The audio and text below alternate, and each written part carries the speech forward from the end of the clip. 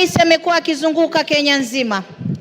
Na akizungumza, mimi kwanza nilikuwa nauliza, Mheshimiwa Spika, naibu wa rais amesahau dawa zake kumeza ama kuna shida, Mheshimiwa Spika? Kwa sababu Mheshimiwa Spika, naibu wa rais alikuwa akizunguka kila mahali, anazungumzia mambo ya ukabila, anazungumza mambo ya shares. Mimi najiuliza, Mombasa County, Mheshimiwa Spika, sisi ndio tulikusanya ushuru zaidi tukawa nambari 1, Mheshimiwa Spika. Lakini naibu wa rais akizungumza, anazungumza mambo ya shares, mambo ya mlima, mambo ya nini. Na Mheshimiwa Spika, ukiona naibu wa rais anaweza kumkosoa rais mbele ya wananchi, Mheshimiwa Spika. Mheshimiwa Spika, ni Honorable Wamchomba, hold Mama Zamzam, hold her time. Yes, Honorable Wamchomba.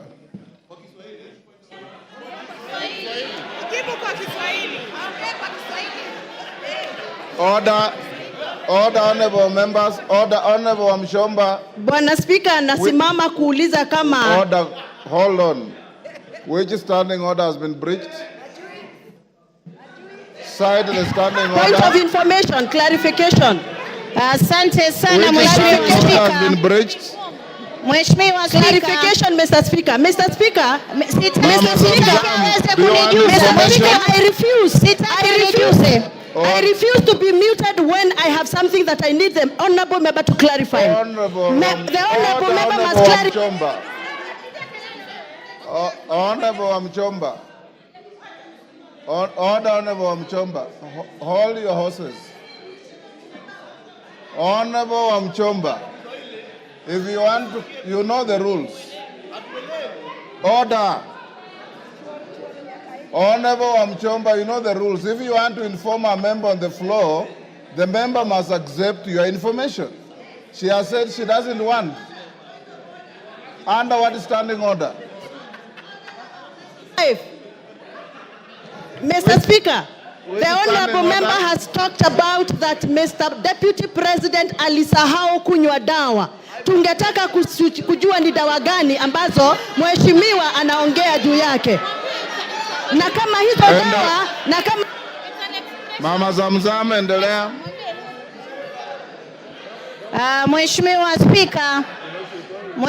Spika, wajua ndio makosa ya kupatia mabubu kuzungumza, Mheshimiwa Spika.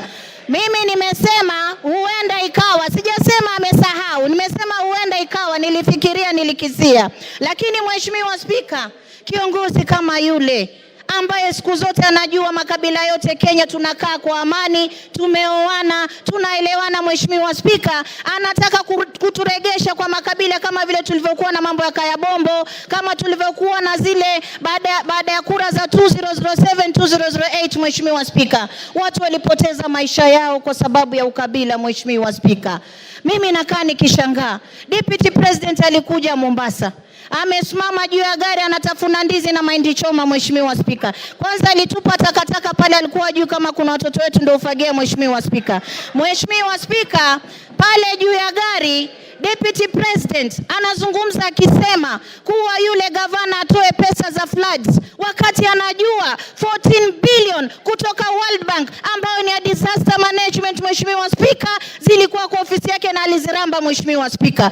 Alikuwa anajua 6 billion tuliweka hapa katika bajeti, Mheshimiwa Spika, hakuzileta Mombasa, Mheshimiwa Spika. Yule ni kiongozi wa kugonganisha watu, Mheshimiwa Spika. Na ndio maana anajiuliza, kwa miaka miwili kampuni 22, Mheshimiwa Spika, hata mimi moja sina. Miaka miwili kampuni 22 na zote zina 5.7 billion ya mtoto, ya mke, ya nani, kisha bado unaenda kuchukua mali ya ndugu yako, unaacha mayatima, unaacha mjane, unamtesa, kisha utatuambia nini katika taifa la Kenya, Mheshimiwa Spika? Mimi leo nasema angatuliwe, nasema kwa kutesa mjane, Gachagua must go. Kwa kukula pesa za mahindi, Gachagua must go. Kwa kutesa ukabila na Kenya, Gachagua must go. Asante sana Mheshimiwa Spika. Ngogoyo.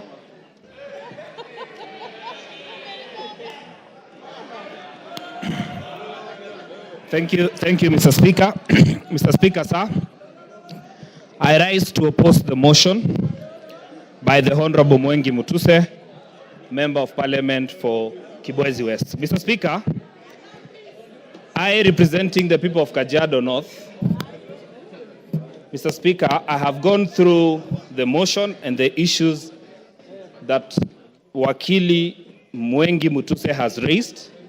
And Mr. Speaker, I pick on a number of issues that I would want to draw the attention of this House to. Number one, Mwengi Mutuse says that all we need to do is to just believe the things he has tabled here are true. We cannot believe what he says is true. We have to cross-examine. We have to look at them properly. Mr. Speaker, I have gone through the evidence that he has provided on some of the issues. And Mr. Speaker, having 21 companies, according to Mwengi Mutuse, is an intention for the Deputy President to launder money, and therefore he should be impeached. Mr. Speaker, he did not say money has been laundered, but it is an intention. And he says it is enough for this House to just believe and therefore impeach. Mr. Speaker, I say no to that impeachment. Number two, Mwengi Mutuse, former Chief of Staff in Machakos County Government and the current Member of Parliament, is giving hearsay that he has heard. Mr. Speaker, he has said in his submission that they were officers who were coerced to write to change in the Ministry of Lands without tabling any evidence from the document that he has provided. Mr. Speaker, this House cannot go with hearsay. It is not possible for you to make a decision out of hearsay. Mr. Speaker, in his accusations, he says that the Deputy President is a Mount Kenya person, makes issues based on Mount Kenya. I am the Member of Parliament for Kajiado North.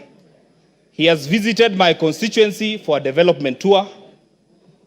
The executive, through the State Department for Education, Mr. Speaker, constructed classes, courtesy of his visit in Enoma Tasiani Girls Secondary School, a school that rescues girls, specifically from asylum.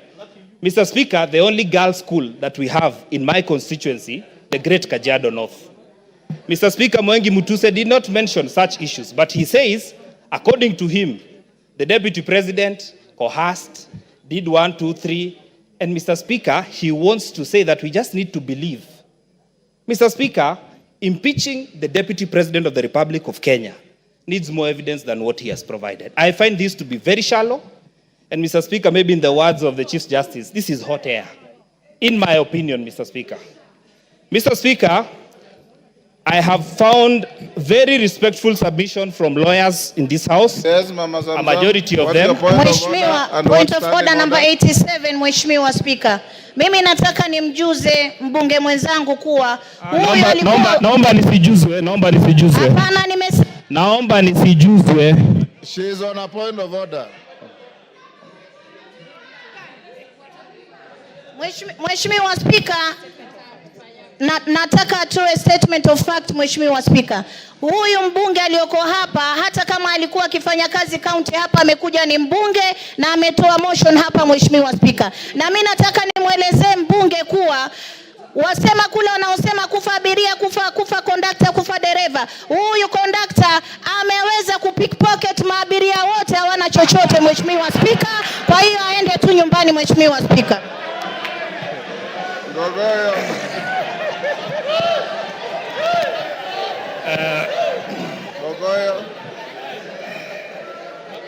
Thank you. Thank you, Mr. Speaker. Yes. I choose to stick to content. Your time I is choose up. to stick to matter. Go on. I choose to ignore the honorable member. Mr. Speaker, I therefore want to submit to this House that, Mr. Speaker, when a whole deputy speaker of this assembly goes to a public function in Nandi and says that I will oversee the impeachment of the deputy president, and comes to this House and is expected to vote, do you expect fairness?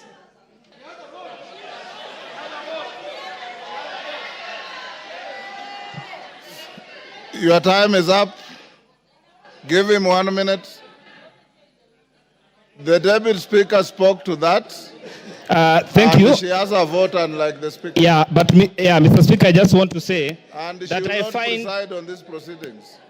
Okay, because I respect you, Mr. Speaker, I will not engage on that matter. Therefore, Mr. Speaker, I want to submit that Ngogoyo Onesmus Nguro, Member of Parliament for Kajiado North, says no to the impeachment of the Deputy President of the Republic of Kenya.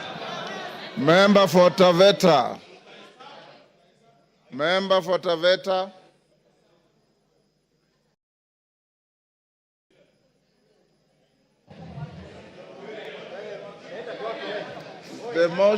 The mic is there. Can I have this one? Is this it one working? Is short. There you are. Thank you, Mr. Speaker.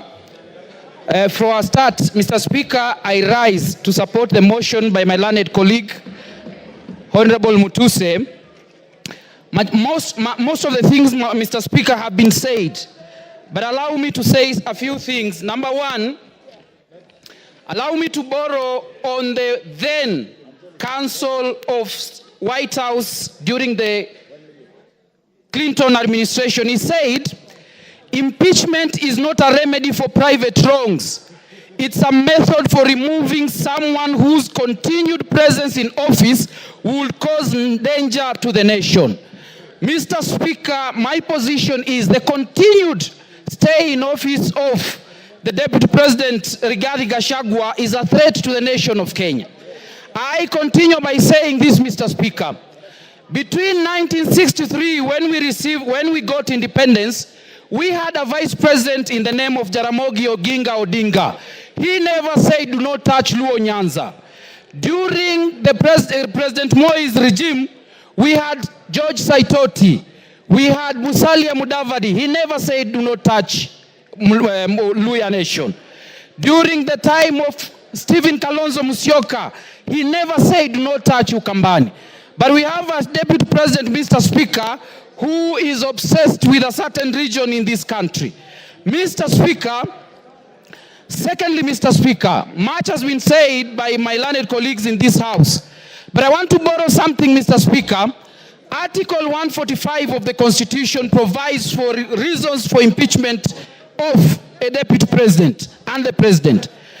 The case of this during Sonko's impeachment, the Supreme Court laid certain guidelines and said that the question as to whether or not there is a violation of a constitution should be guided by certain principles. Number one, whether there is interference with the constitutional functions of the legislature and the judiciary.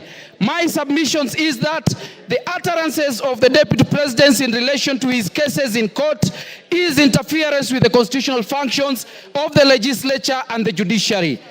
Another ground that has been given in determination as to whether or not there is a violation of the constitution is whether there is an abuse of the code of conduct. Mr. Speaker, my argument is the constant pronunciation by the deputy president that divides the country in terms of regions and tribe is an abuse of code of conduct and is a ground for impeachment. Another criteria given is the disregard and breach of fundamental rights of the Constitution. Mr. Speaker, I want to say this. In Taveta, where I come from, there are two minority tribes. There is the Taveta tribe and there is the Pare tribe, with the minority tribes in Kenya. Article 56 of the Constitution says that the state should do everything within its means to ensure that marginalized tribes in Kenya are protected. Mr. Speaker, the pronouncement of the deputy president about a certain region without considering the Tavetas of Taveta, or the Pares of Taveta, is a violation of fundamental rights and freedom as guaranteed by Article 56 and is a ground for impeachment. Very lastly, Mr. Speaker, I want to say this. Even in Taveta, there are Kikuyus. So if we constantly obsessed of Mount Kenya, who will speak for the Kikuyus who live in Tavetas? And that is why I'm saying, Mr. Speaker, because of the obsession of Mount Kenya, because of obsession of a certain region, Rigathi Gachagua must go.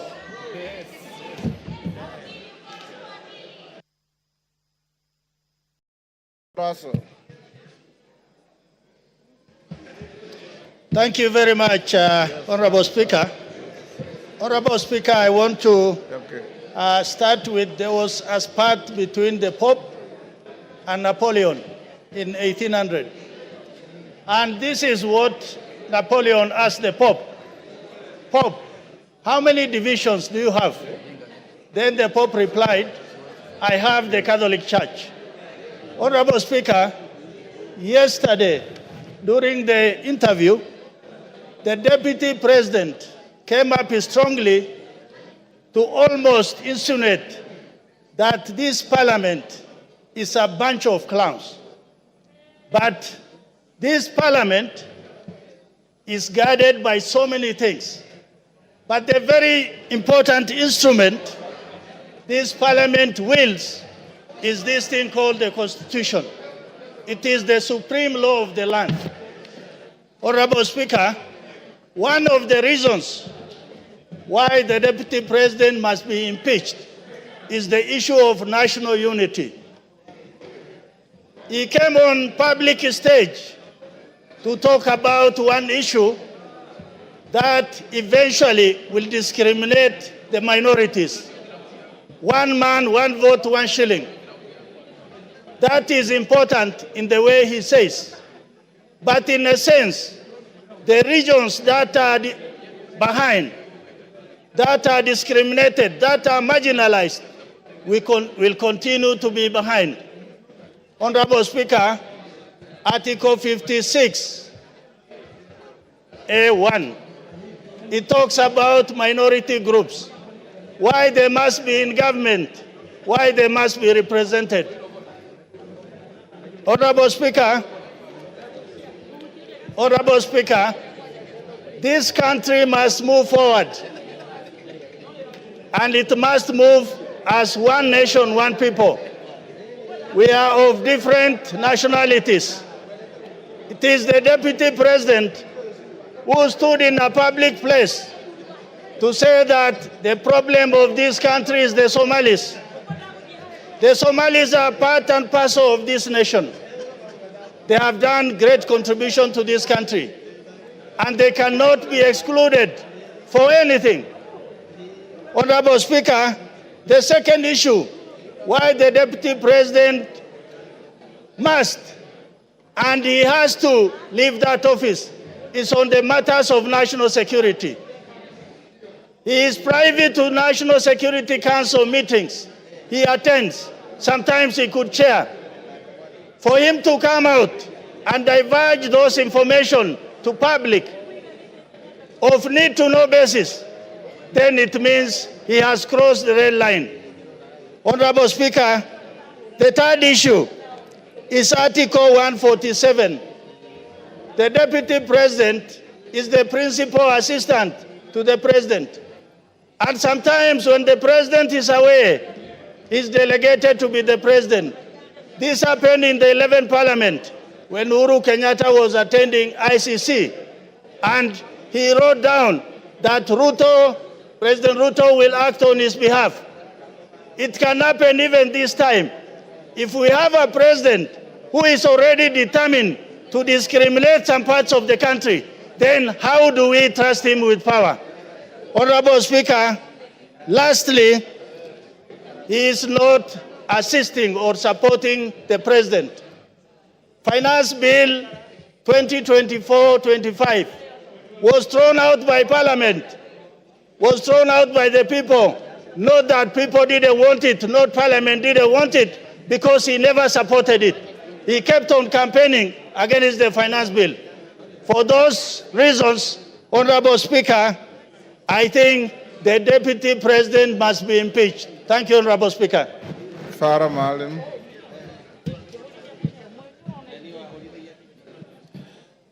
Mr. Speaker, I want to weigh on this motion. Mr. Speaker, we are not trying to reinvent the wheel again. We have had Deputy President, before that we have had Vice Presidents. One, Andrei Gromyko of Russia, was one time asked why he has remained as the deputy president for so long. And somebody else said, to be a deputy president, you have to have the capacity to sit on a block of ice with your pants down and make a green. A deputy president is no more than a personal assistant to the president. And that's how it's provided for in all constitutions, all over. I haven't seen one in which certain executive authority is given to the deputy president.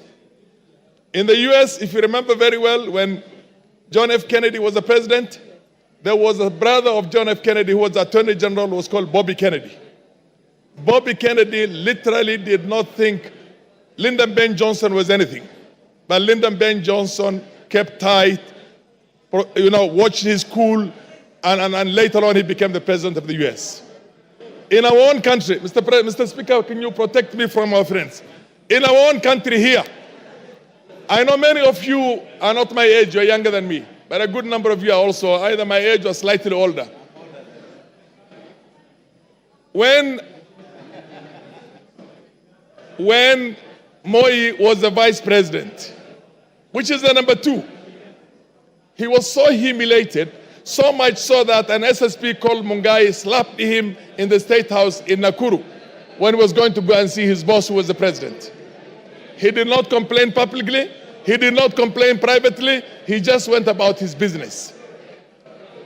If you remember very well, when Kibaki was the deputy vice president of this country, which is number 2, he was dropped from being the number 2 and appointed a minister for health in the Moi government. He went to the president, thanked him for giving him the opportunity to be his vice for 11 years. Mr. Speaker, can you protect the House? It's too much sound. Let's go on. He thanked him for giving him an opportunity to serve as his assistant or as the vice president for 11 years, and took up his job as the minister for health with a gusto, and did a fantastic job as one of the best health ministers we have had in this country. Mr. Speaker, many people have been deputy presidents or vice presidents or number 2 in the executive here. I am glad I have been vindicated, because about a year ago, I had said that Rigathi Gachagua is the worst number 2 in the history of this country. And I'm sure now I'm being vindicated. Order. Order, members. Order, member. Is that Masara? Yes. Maintain your silence. Carry on. I said exactly 1 year ago, Rigathi Gachagua is the worst number 2 in the history of this country, whether a vice president or a deputy president. I'm glad I'm vindicated today.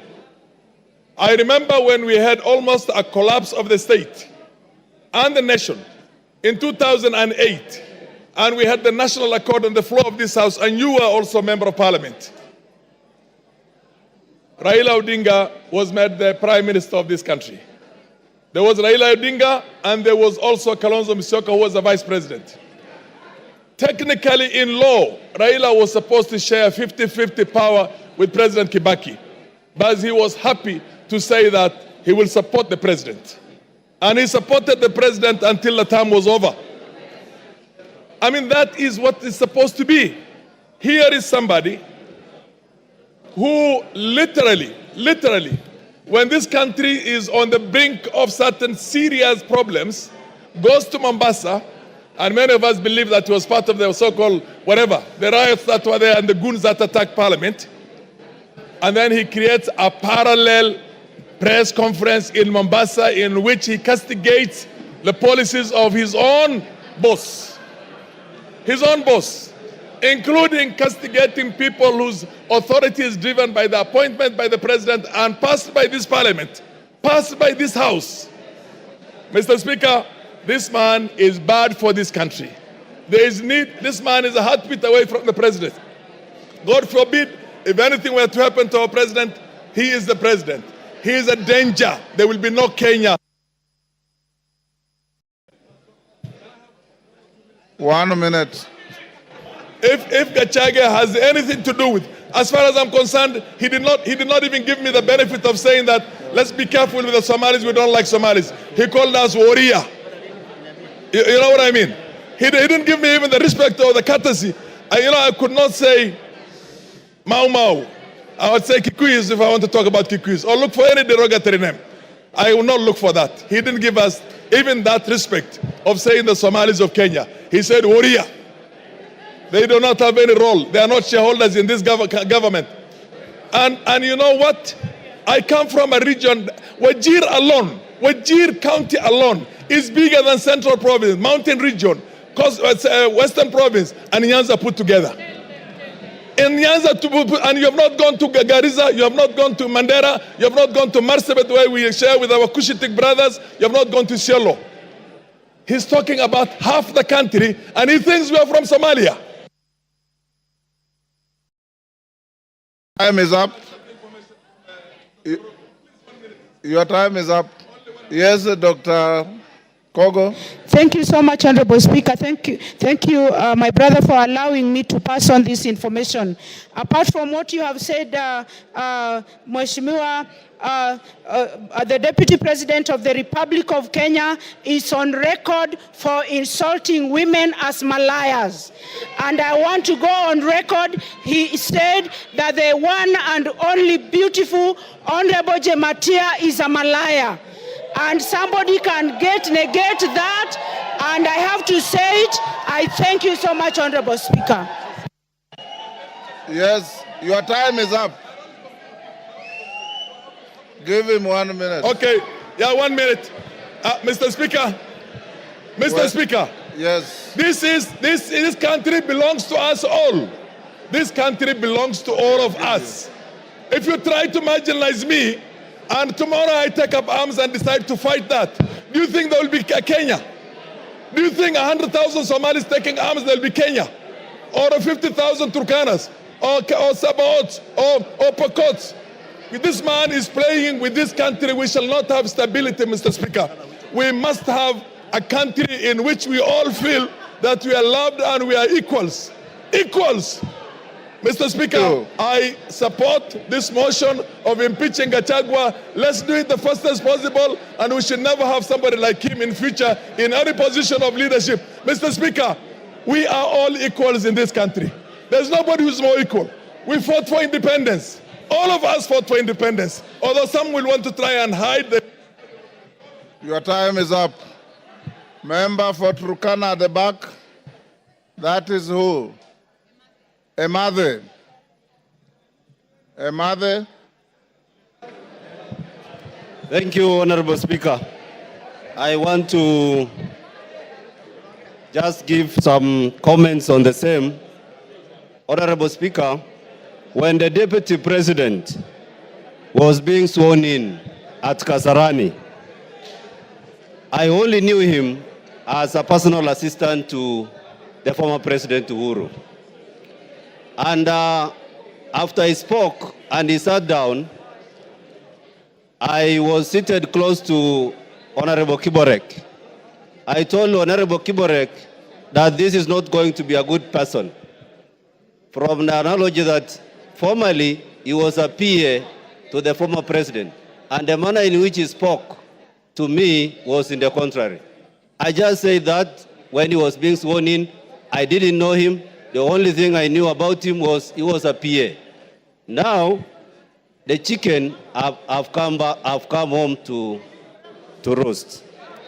And Honorable Speaker, I want to say that I support his impeachment the same manner in which over 92% of my constituents in Turkana Central have agreed that we do the impeachment.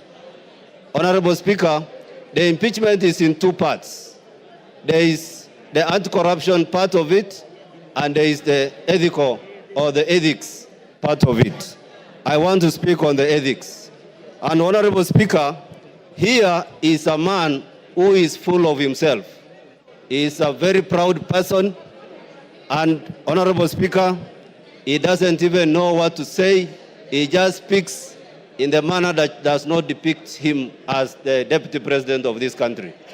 Honorable Speaker, the Bible in the book of James brings out the bad part of the tongue. It says the tongue is this part of the body that is a world of evil. it is a fire. Honorable Speaker, the tongue corrupts the whole body. That is what the Bible says in the book of James.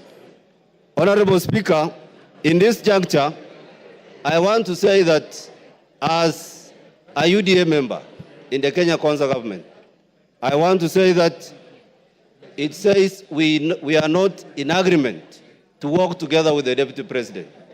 I am not in agreement as a member who was ascribed to the party that I may not be able to work with the Deputy President because we have to agree. And what we are processing today here, Honorable Speaker, is a divorce. We are processing a divorce because under Article 56, this is a man who will not be able to speak for the minorities. He is a man who will not speak for the marginalized. Honorable Speaker.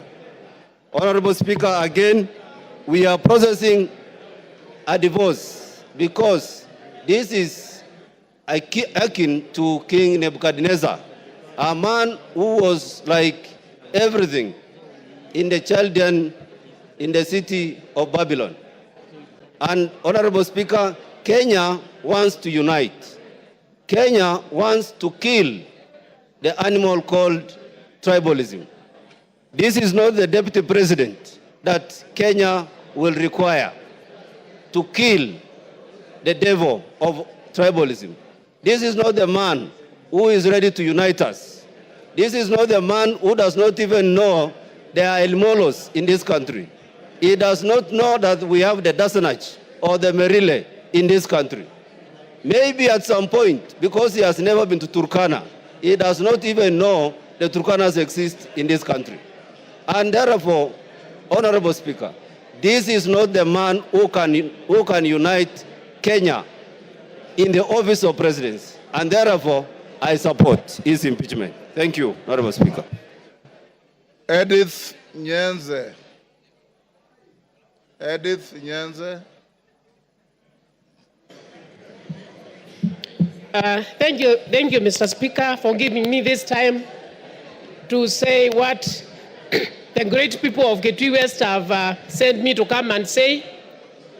I know that the Bible has been quoted from the two divines in several ways, but I'm also going to quote the Bible, and I'm going to quote from John, from chapter 8, from 7 to 11. And actually, these were teachers and of law and Pharisees who brought a woman to Jesus, and they said that they found the woman in the act. And then they said, according to the law of Moses, such a woman was found in adultery, and she was supposed to be stoned to death. But what Jesus told them, he told them that if they do not have sin amongst themselves, they should be the first ones to cast the stones. But what these people did, they just looked and ran away. So, Mr. Speaker, I'm saying this scripture actually highlights the importance of forgiveness and mercy, and challenges the self-righteousness and hypocrisy.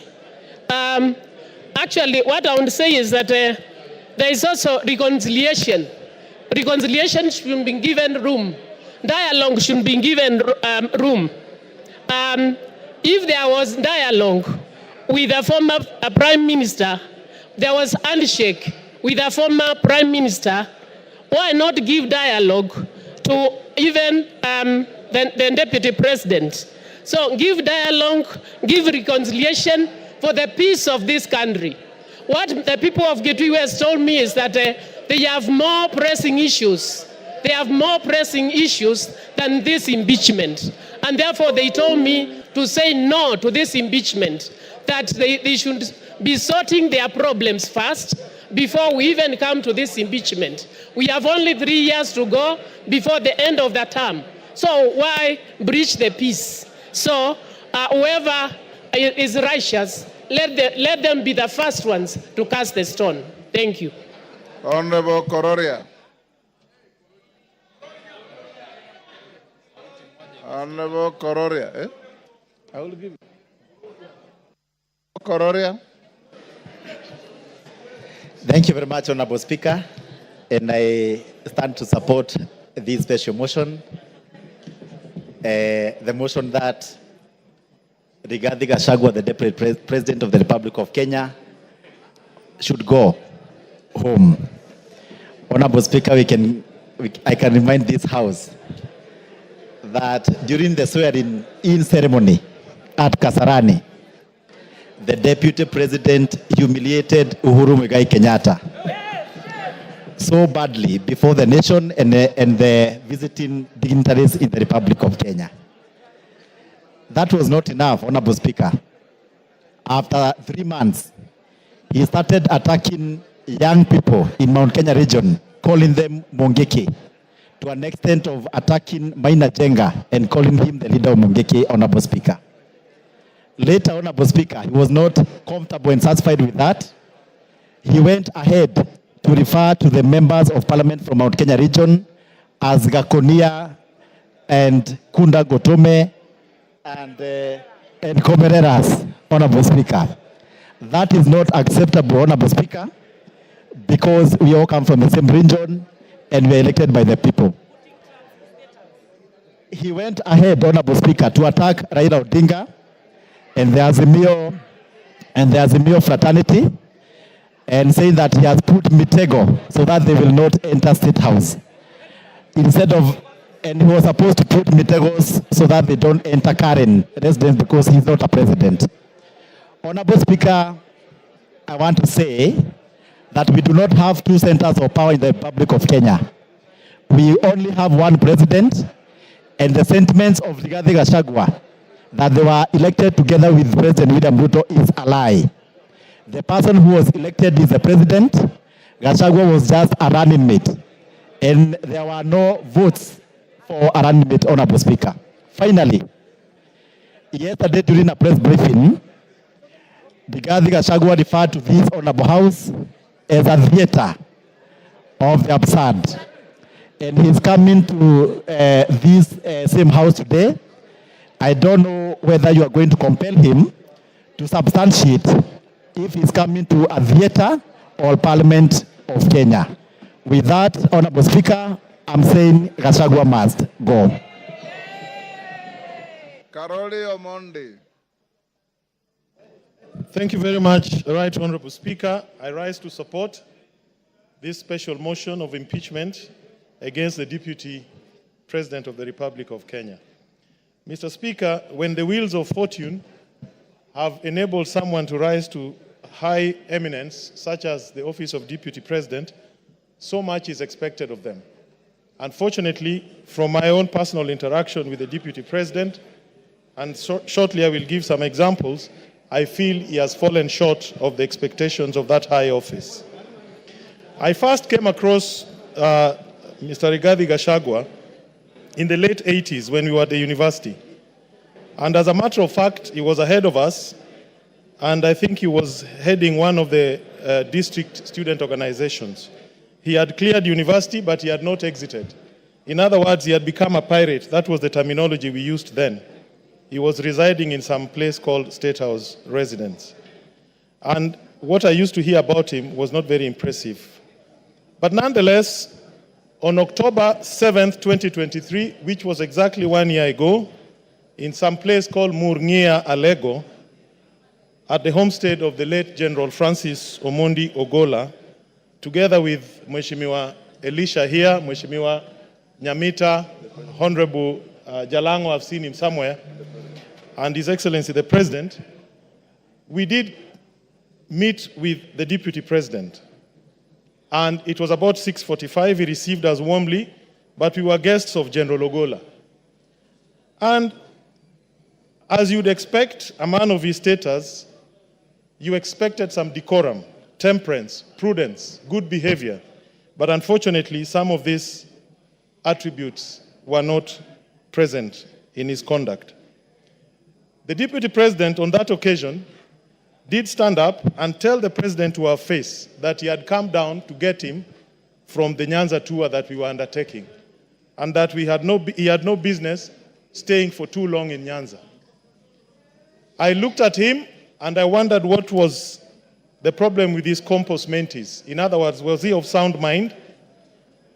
And then I asked myself, we were the guests of the late general, why would he want us to exit the homestead of General Ogola?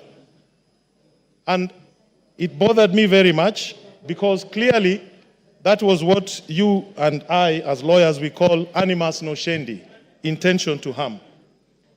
Why would he insist that the president has no business being in Nyanza? He said it to our face 3 times, interrupting General Ogola when we were being briefed about the attack that had just been conducted by Hamas on Israel.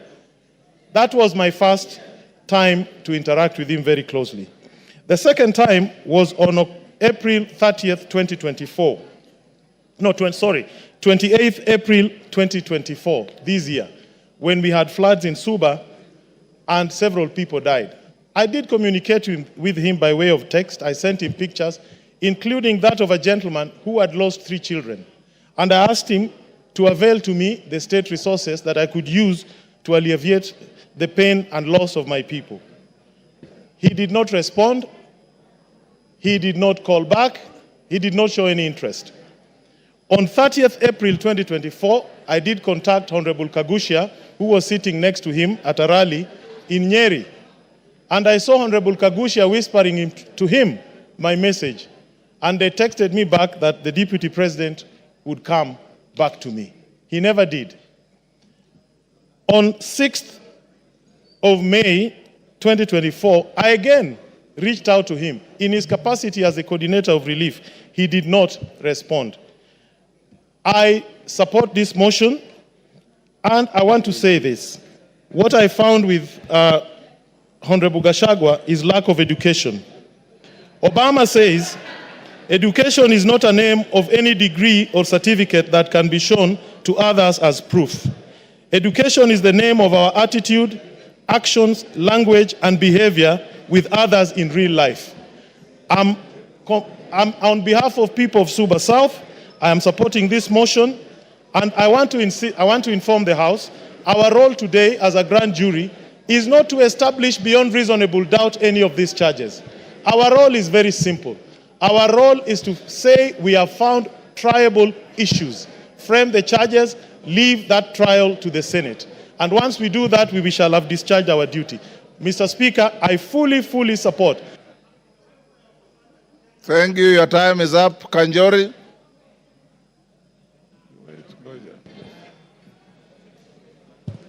Thank you, Honorable Speaker, for giving me this opportunity. And Honorable Speaker, let me also add my voice to this very important motion. And let me start by saying I support the motion to impeach the Deputy President. Honorable Speaker, it should be understood that this is a motion that this House is making an attempt to save this country from a bad, divisive leader. Honorable Speaker, and allow me to thank the mover of this motion, Honorable Mutuse, for the courage that he has shown, and the 291 members who have signed this motion. Honorable Speaker, I say the courage because, Honorable Speaker, for a very long time, Kenyans have been watching helplessly, including the President of this country. They've been watching helplessly the Deputy President moving around this country, dividing this country into shares and dividing this country in tribal lines. Honorable Speaker, let me say my reasons for supporting this motion. First reason, Honorable Speaker, in 2022, the country suffered a very bad drought. And the government responded by giving relief to the pastoral communities whose families, most families were left without able to feed their families. Honorable Speaker, the Deputy President took most of that relief food to areas that were not affected by drought. Honorable Speaker, Kenyans should understand that this is not a motion or an impeachment against a tribe. It is a motion to impeach an individual who has shown, to use the majority leader's word, a black man with a black hat. This is a man who has shown that he does not care about the country, but his interest is in a small region. But it is actually interest that is driven by self-interest. It is not that he loves that region. We have seen that what he has amassed wealth for himself and not for the region. So, Honorable Speaker, I support. Thank you. Wamshomba.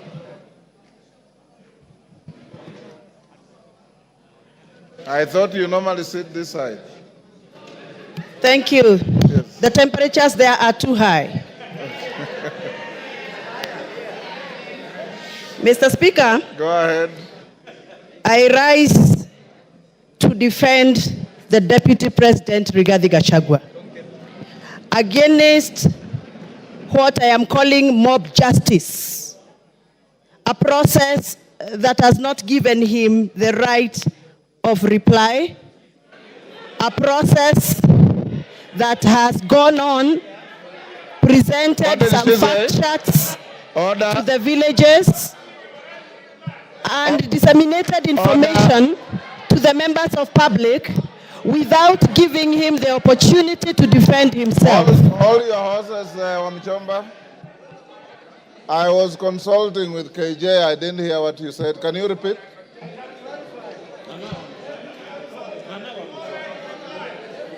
Can you repeat what you said? I can't hear you, Mr. Speaker.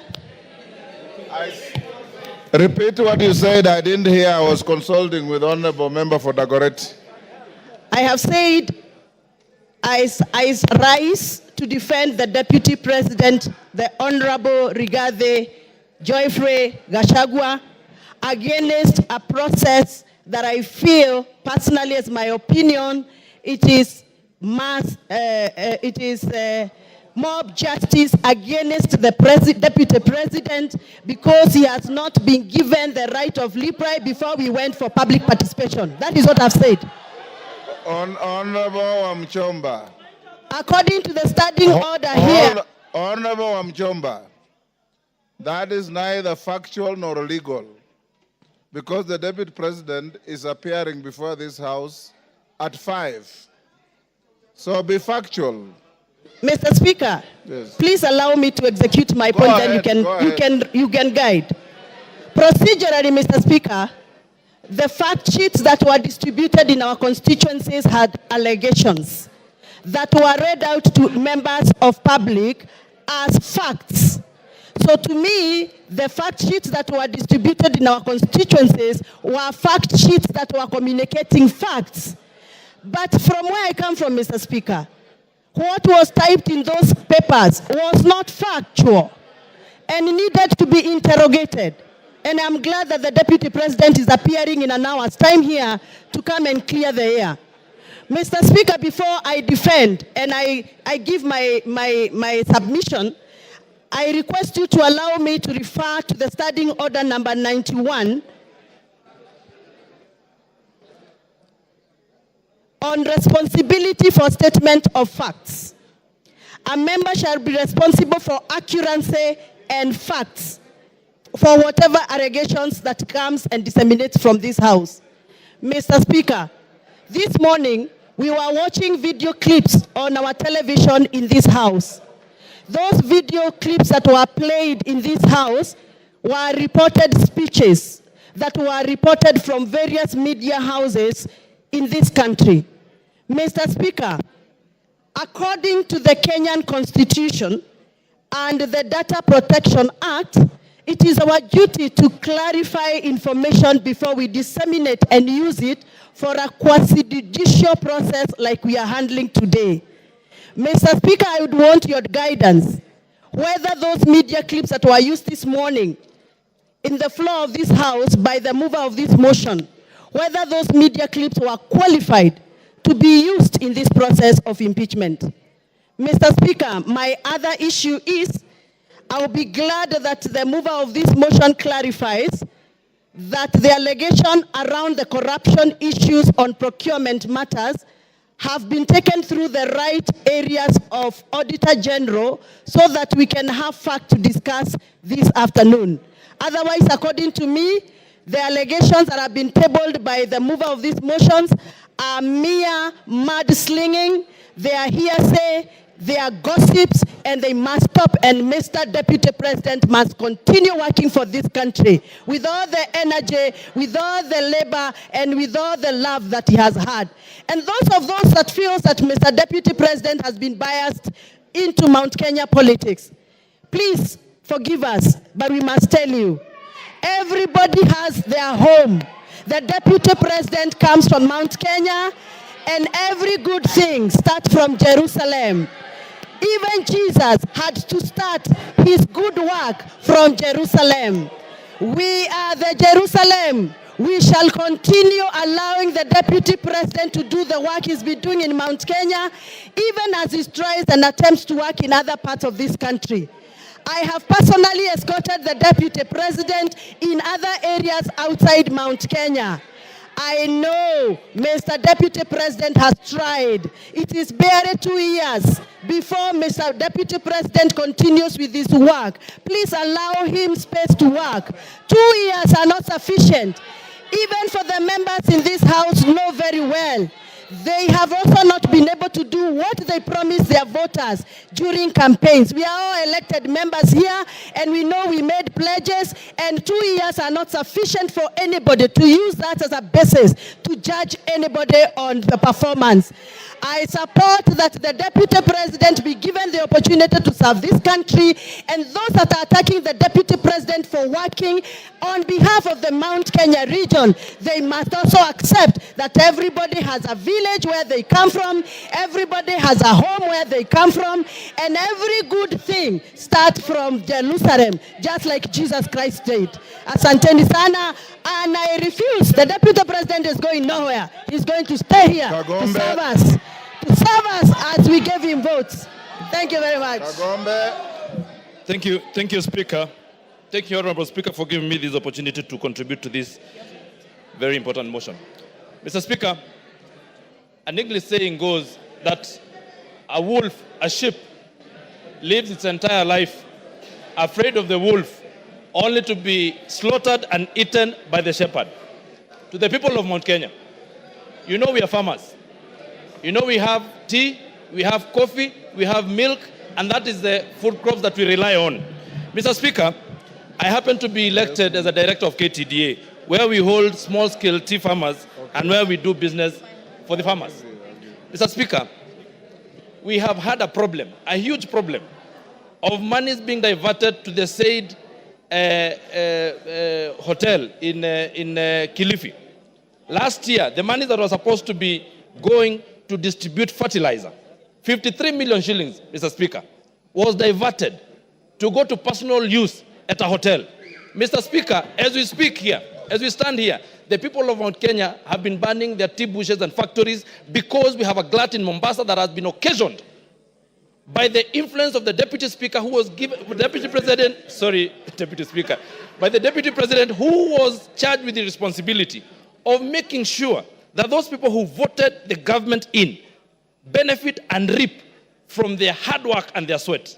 Mr. Speaker, they will not see the hard-earned money that was supposed to go to their pockets because the Deputy President of the Republic of Kenya, after being charged with the responsibility of making sure that we have guaranteed minimum returns for those farmers, he continued to go and give guaranteed minimum returns to himself and to his family, to his children, to his spouse, and to his colleagues that we have seen they share companies with. Mr. Speaker, as we stand here, we have lost our milk industry. We have lost our coffee industry. You have seen that we have cooperatives where farmers are now stuck with their coffee. Because, again, the person who was charged with the responsibility of making sure that the sheep is safe is the one who went, took a knife, and ate the same sheep. Mr. Speaker, I know there might be some tension and people from the mountain feeling like everybody has been talking about the mountain, but even the mountain people are suffering, even us, because there's someone who just hides under the pretext that he's an honest man, he's a truthful man, but he's a truthful liar, Mr. Speaker. Therefore, I want to say this. The seat of the presidency is a symbol of unity in this country. And when the deputy president stands and accuses the NIS, like he did in Mombasa. You know, we live in a community, and even the people who are in the intelligence sector live in a community. There is a community, a world community of intelligence. When you disparage such an office, such a high office that is supposed to make sure that you protect and give us protection in this country, Mr. Speaker, that to me is gross misconduct and it is impeachable. Mr. Speaker, when you go to State House and you say that you have put traps for some people not to access State House, yet they are members of this republic, yet there are people that we respect like Raila Odinga, Honorable Raila Odinga. Mr. Speaker, we say that we cannot continue like that because we had lived a very good life before this campaign started. From 2022, when people say that we are going to vote not anymore along the tribal lines. But we have seen that we have someone who has been given position of power and he has decided to use it for his own personal aggrandizement. Mr. Speaker, the people who are watching the interview yesterday, they sat and asked, how is it that the people who are of age and people who've been doing business have not been able to access 600 million shillings in a bank? How many business people here have accessed 600 million shillings and what is their collateral? Mr. Speaker, you have had the deputy president lying in front of the television, saying that he has gotten this wealth from his brother, yet we know his brother has his heirs who are his sons and his widow, and those people are crying in Nyeri. The same way, people who are my members of parliament, my constituents like Uhuru Muigai Kenyatta, is crying. His goats were eaten the other day in Ruiru. And he's the one who sanctioned the eating of his goats. In fact, he then comes and lies to us that he has apologized to the president, to the former president, who is not in the country. Your time is up. Ken Chonga. Ken Chonga. Asante mstahiki Spika kwa kunipatia nafasi hii nichangie mswada huu ambao uko mbele ya bunge. Mstahiki Spika, mimi sijaokoka na nimesikia wenzangu kila wakichangia hapa wanataja sehemu fulani za Biblia ambazo kwamba zinaambatana na matamshi ambayo wanataka huko yazungumza, lakini kwa kwamba kweli kuna mbinguni na kuna hera, nafikiria Rigathi Gachagua atakuwa kuni za kuchoma ambao watachomwa. Na kisa na sababu mstahiki Spika ni uongo ambao kwamba Deputy President ameujaza katika matamshi yake. Jana jioni nilichukua muda wangu mstahiki Spika kumsikiza hoja ile ambayo kwamba alikuwa anaizungumzia. Ninashukuru kunipa nafasi hii kwa sababu mmoja kati ambaye aliguswa pale ni mimi. Mimi nikiwa mbunge wa Kilifi South ama Kilifi Kusini, ile hoteli ya Gachagua pale mahali imejengwa iko eneo bunge langu mimi.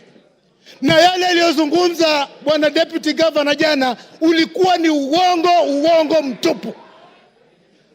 Sorry, deputy president. Kitu cha kwanza mstahiki Speaker, wakati King Charles III alipokuja ndio aende atembelee kule chini Kuruwitu, alikuwa amekuja kwa mwaliko wa Kuruwitu Conservancy CBO. Na wakati alipofika kwa Kuruwitu Conservancy CBO, mkutano ule haukuchukua zaidi ya dakika 30, akaenda Vipingo Ridge. Ile barabara ambayo kwamba aliomba kwamba itengenezwe kwa sababu angetaka kuhifadhi Vipingo Kuruwitu Conservancy, ile barabara haipitiki. Lakini Deputy President akaona amepata nafasi nzuri sana ile barabara, baada ya kwamba iende kwa Kuruwitu Conservancy, akachukua ile barabara akaijenga, akiipeleka kwake hotelini, imeshia pale kwa hoteli yake. Na ninaongea kwa sababu mimi pia nimejenga hapo.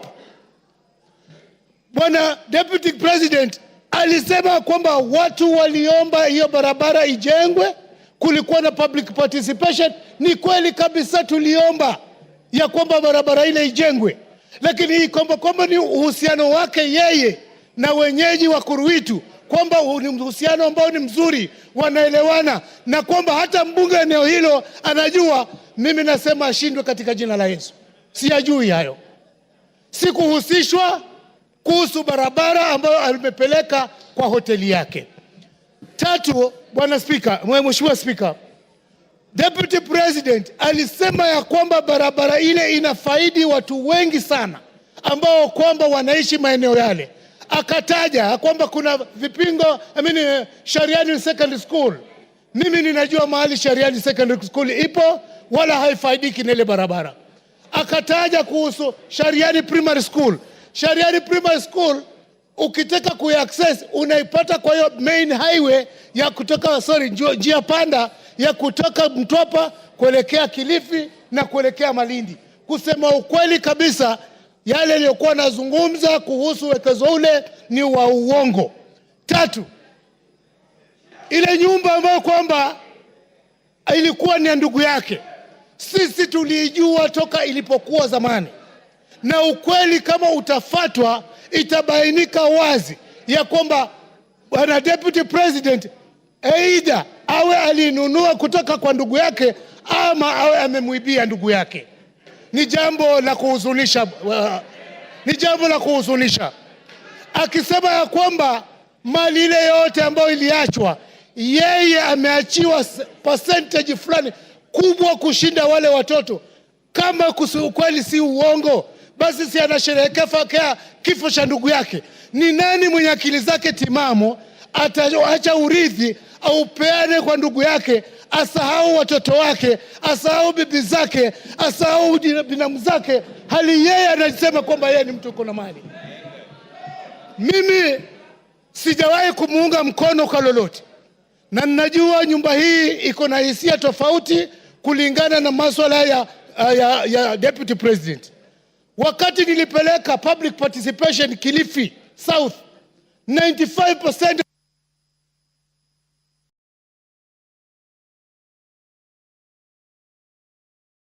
Give him 1 minute. Na asante sana Mstahiki Spika. Na asije akasema ya kwamba yeye alichaguliwa na watu sijui milioni 7, na ukweli wa mambo ni kwamba sisi ambao tuko hapa kama wabunge, sisi ndio tuna represent wale watu ambao walitualika pale. Kwa hivyo asiseme kwamba sisi hatuna uwezo wa kutoa amri au mamlaka ya kwamba yeye agatuliwe mamlakani. Langu ninasihi, wakati umefika.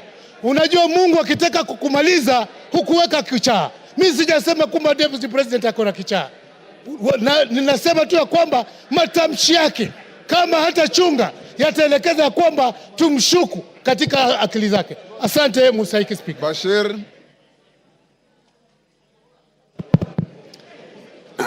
Thank you, Honorable Speaker. Honorable Speaker, from the onset, I want to make it clear that I support this special motion by Honorable Mutuse. Honorable Speaker, there are 11 counts as contained in this special motion.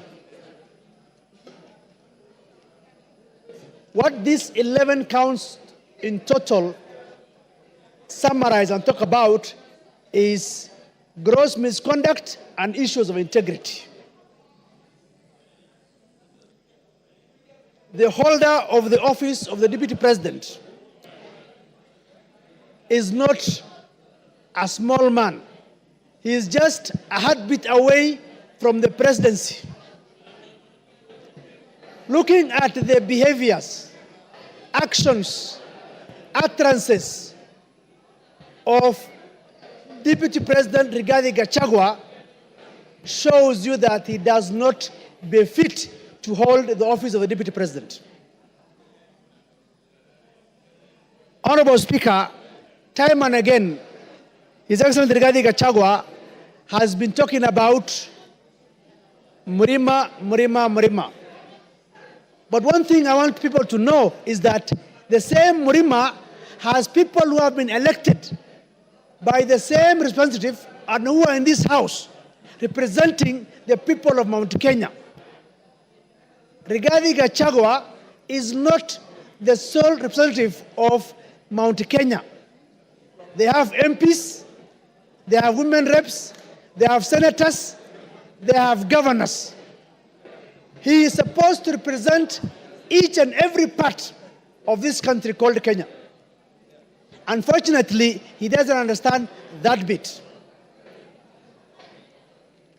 Sometimes in July, in a well-attended press conference in Mombasa, intelligence services, and especially in the person of Director General.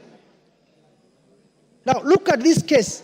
The Deputy President is a member of NSAC, the National Security Advisory Council.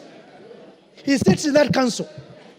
If there are issues that he has with individuals running those institutions, the best place will have been that council. Now, you've been the Deputy President of the country. Instead of addressing matters in a perfect and constitutional manner, you address the press and taint the images of such officers, critical officers of security. That itself is quite unfortunate. Honorable Speaker, I listened to the press conference last night.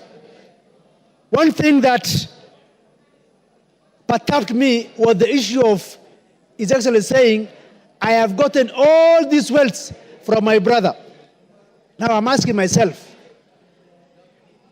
he doesn't have wealth of his own that he can tell the people? How come he is the one who gets more of the shares than the widows and the orphans?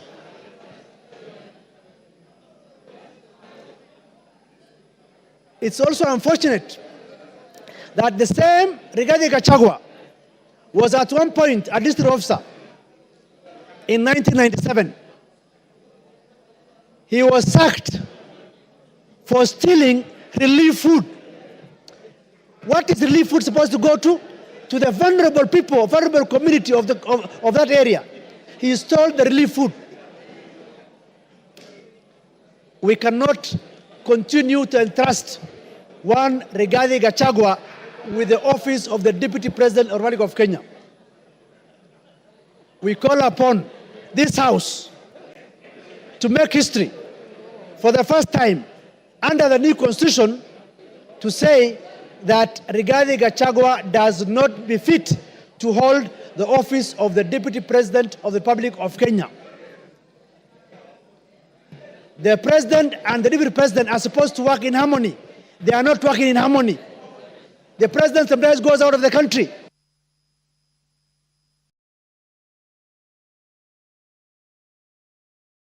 Sorry. Ruth Odinga.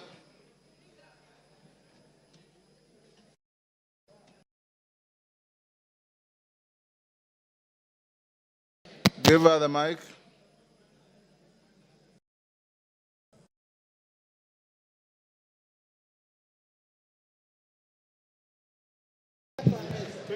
Thank you, Mr. Speaker, for giving me this opportunity. I rise today not just as a member of this esteemed House, but as a daughter, a sister, and a proud descendant of those who fought tirelessly for the freedom we hold dear. I urge us to reflect on the values upon which our great nation was built as we consider the impeachment of the Deputy President. I want to take you back to the times before independence. Jaramogi Oginga Odinga is one of the people who fought for independence. And the colonialists actually offered him to be to become the president of Kenya. He declined and left that for Jomo Kenyatta to become the president. And in 1964, Jaramogi became the first vice president of the Republic of Kenya. Exactly 2 years down the line, like the 2 years we now have with the deputy president, Jaramogi decided that due to the ideologies that he was holding, which differed from the president, he decided to step down and leave the position of vice president, not for his own good, but for the greater good of the Republic of Kenya. He actually stepped down. I would like, in my own statement, to ask the Deputy President that Kenya is larger than you. Kenya is a big country that we need to protect. If I were you, Mr. Deputy President, please take the honorable route that some of your predecessors had taken, like Jaramogi, and step down from this position of presidency. Don't take Kenya through the valley of the abyss you want, the dark abyss you want Kenya to go through. Secondly, I would like to say something. I was not one of the people who was actually wanting this impeachment of the Deputy President. I felt that the Deputy President's impeachment was not the main problems that we were having in Kenya, and that we had other issues. But having heard how the President spoke last night, I am completely convinced from that statement that the Deputy President must go, and he must go as soon as possible. One of the reasons why I say that is that we are not here for our personal grandiose and our personal wealth. Kenya, if the Deputy President is mourning because his father is going to turn in his grave because of the wealth that is being accused of, I wonder what the people like Bildad Kagia, Jaramogi Oginga Odinga, and all those who fought for us to get through this, to get to where we are, through multi-party. Oginga Odinga and all went through house arrest, detention, to make sure that we get the multi-party that we are enjoying in this country, the democracy that we are enjoying. How are they feeling in their grave when now the Deputy President is talking about making Kenya a company? What company are you talking about, and shareholders? When Kenya is a country that we have a sovereign country in Kenya. Mr. Deputy President, I was a bit on your side, but you have hanged yourself with your own rope. Whoever informed you to go to the TV yesterday did you a very big disservice. And for that, I support the motion. Mbura Aburi.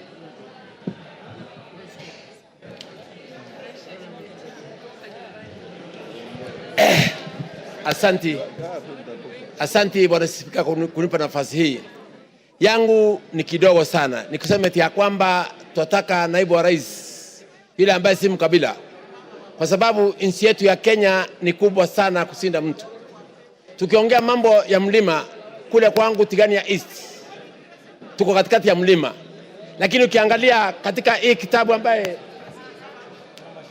ukiangalia haya mashtaka yaliyo katika kitabu hii, ukiangalia ile mashtaka katika kitabu hii, ile zile kampani zote ziko hapa ni za Gachagua, bibi yake na watoto wake. Hakuna Mutigania, hakuna Mwegembe, hakuna Muimenti, hakuna Mluya. That means yeye mwenyewe alikuwa anatetea tumbo yake. Ndipo mimi niko hapa kusema eti ya kwamba sisi hatupembelezani. Sisi tunasema kwamba lazima aende nyumbani kwa sababu amekataa kuangalia mambo ya wananchi wa Kenya, na Kenya ni kubwa. Ingine ni hii. Mimi nimekaa kule East Africa Community kipindi ya miaka 5. Nilikuwa na Jematia ambaye ni dada yangu. Katika kipindi ya miaka 5 sijawahi kusikia Jematia akiwa no malaya, lakini naibu wa rais alisimama akasema kwamba Jematia ni malaya. Ya kwamba mimi nikiwa Mporo Mtwabori na support naibu wa rais aende nyumbani. Asante sana. Thank you. Women Rep Busia.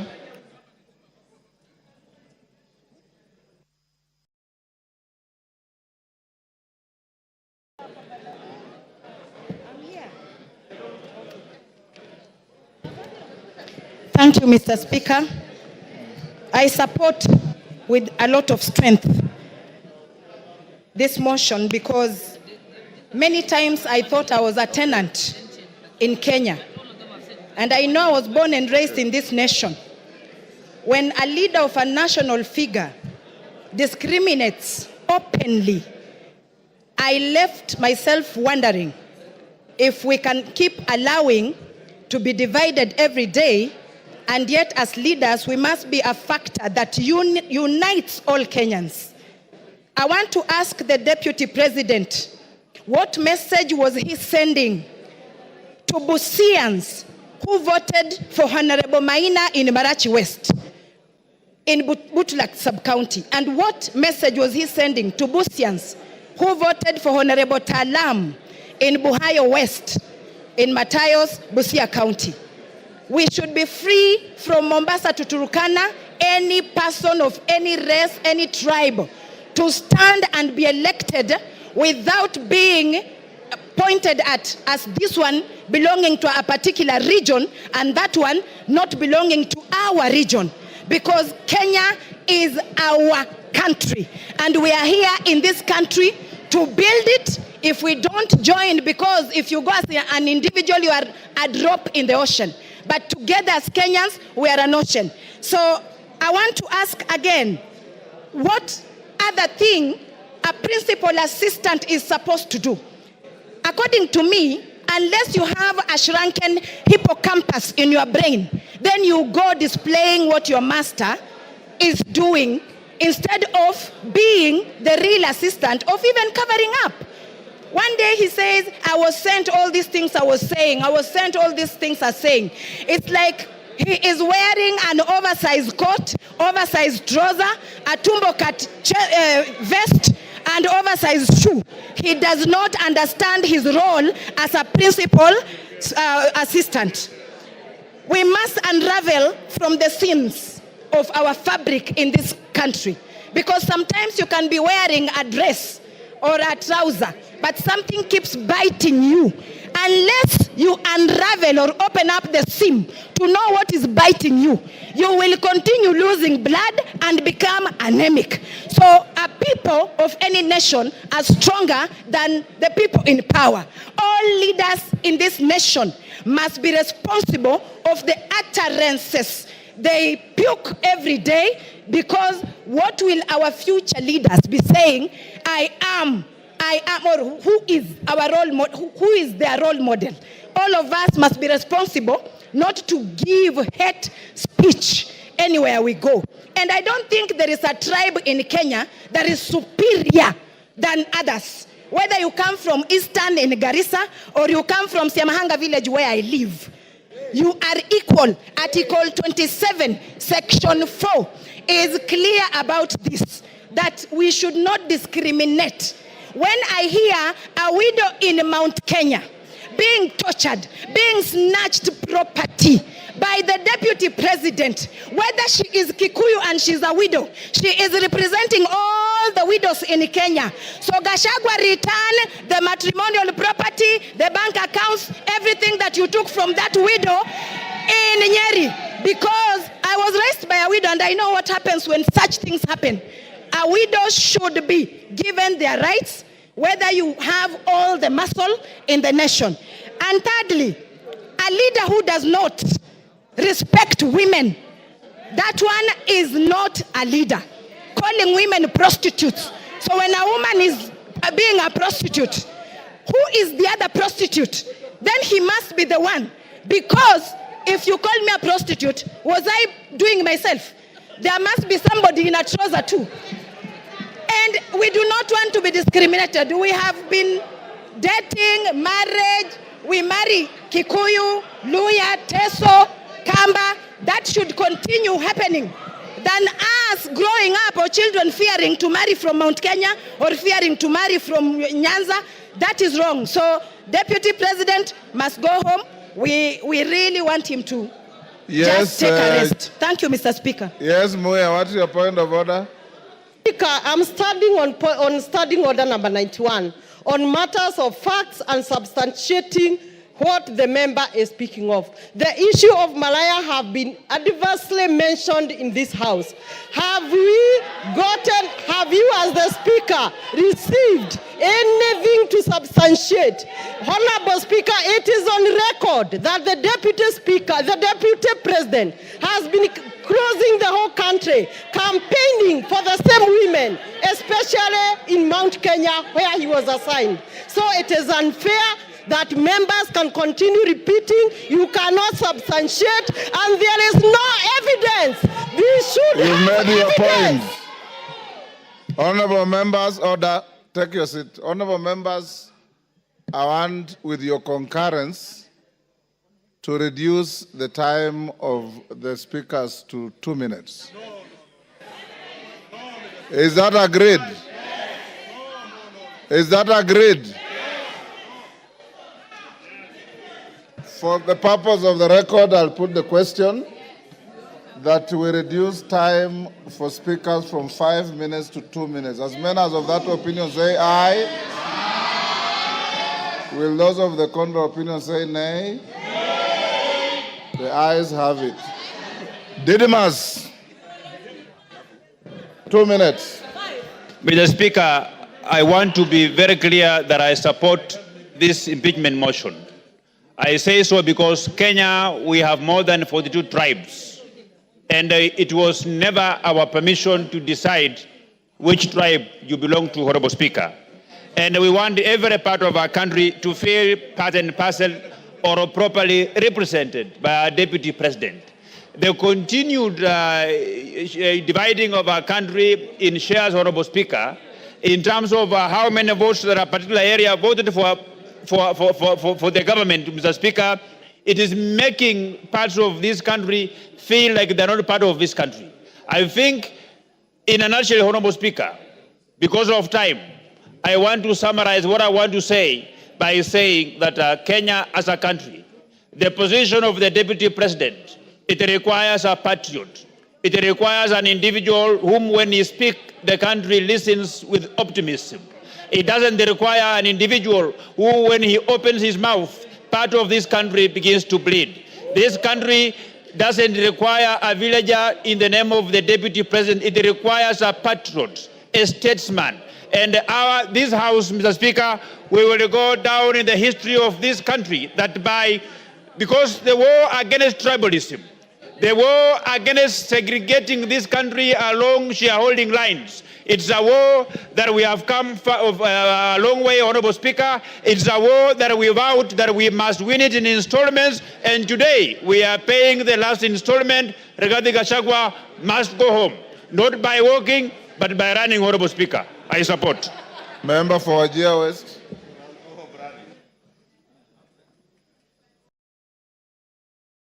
Please here. Thank you, Mr. Speaker, for giving me this opportunity. First, I rise, Mr. Speaker, reluctantly but firmly in support of all the articles of this motion. Mr. Speaker, I say reluctantly because of the following reasons.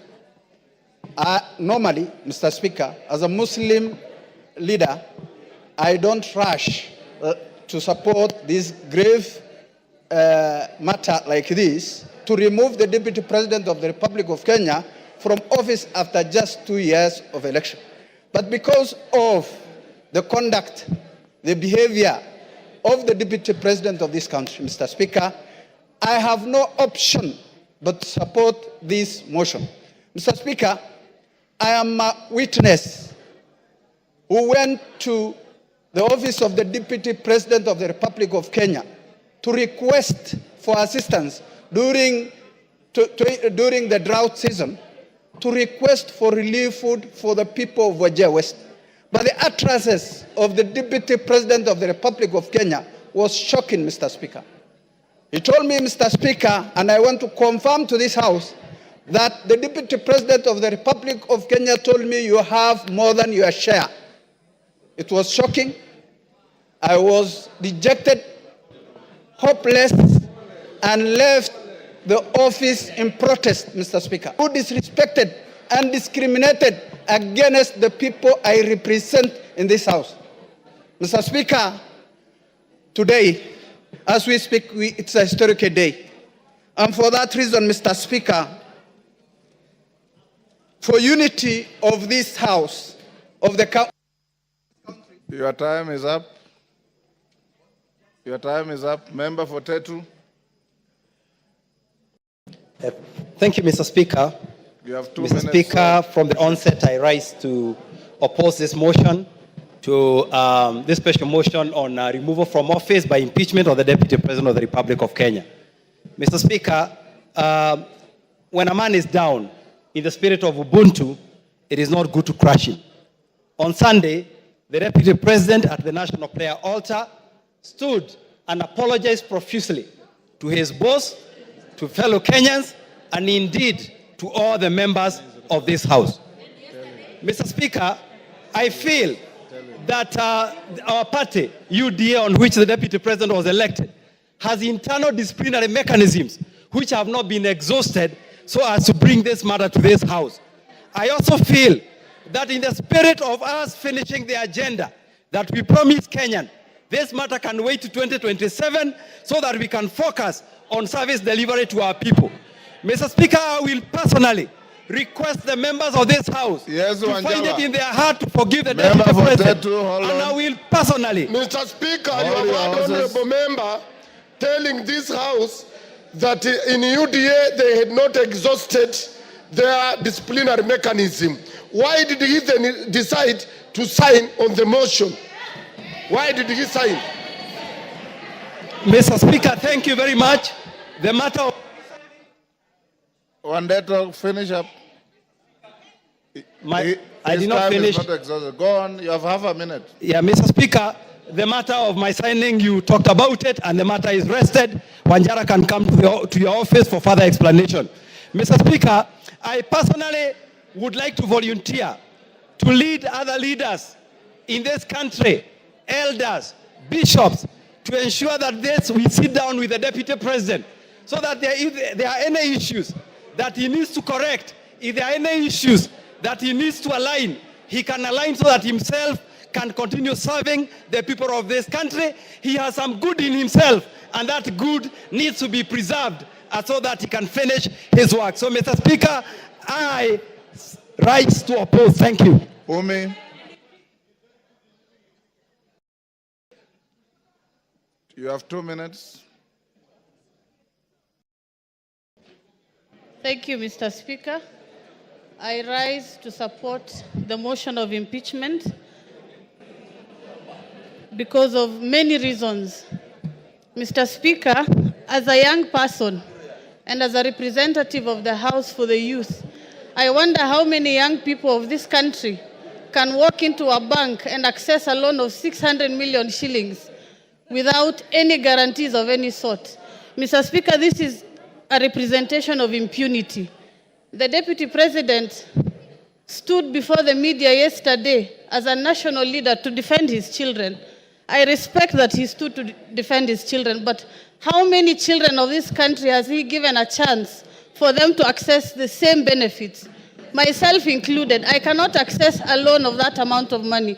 Mr. Speaker, this impeachment motion is not just an impeachment because of difference of ideology, but it will be a symbol of democracy for our country, that people who abuse their powers can go home, regardless of whatever position they hold. Mr. Speaker, I come from Garissa County. We lost residents from my county at an accident as they were accessing to cross a river because of the flood scandal. Mr. Speaker, out of the 10 billion shillings that he had under his pocket, he only gave us 48 million shillings and disappeared and never showed up again. Mr. Speaker, what can 48 million shillings do for people who are suffering? Mr. Speaker, he did not even step in Wajir and Mandera. This is a deputy president of the whole country. I support the impeachment. He must go home and create a room for other people to get that position. Maybe it's time for other regions to be deputies so that we can get the same benefits. Mr. Speaker, I can even do a good job myself. Mr. Speaker. Your time is up, Jen Kagiri.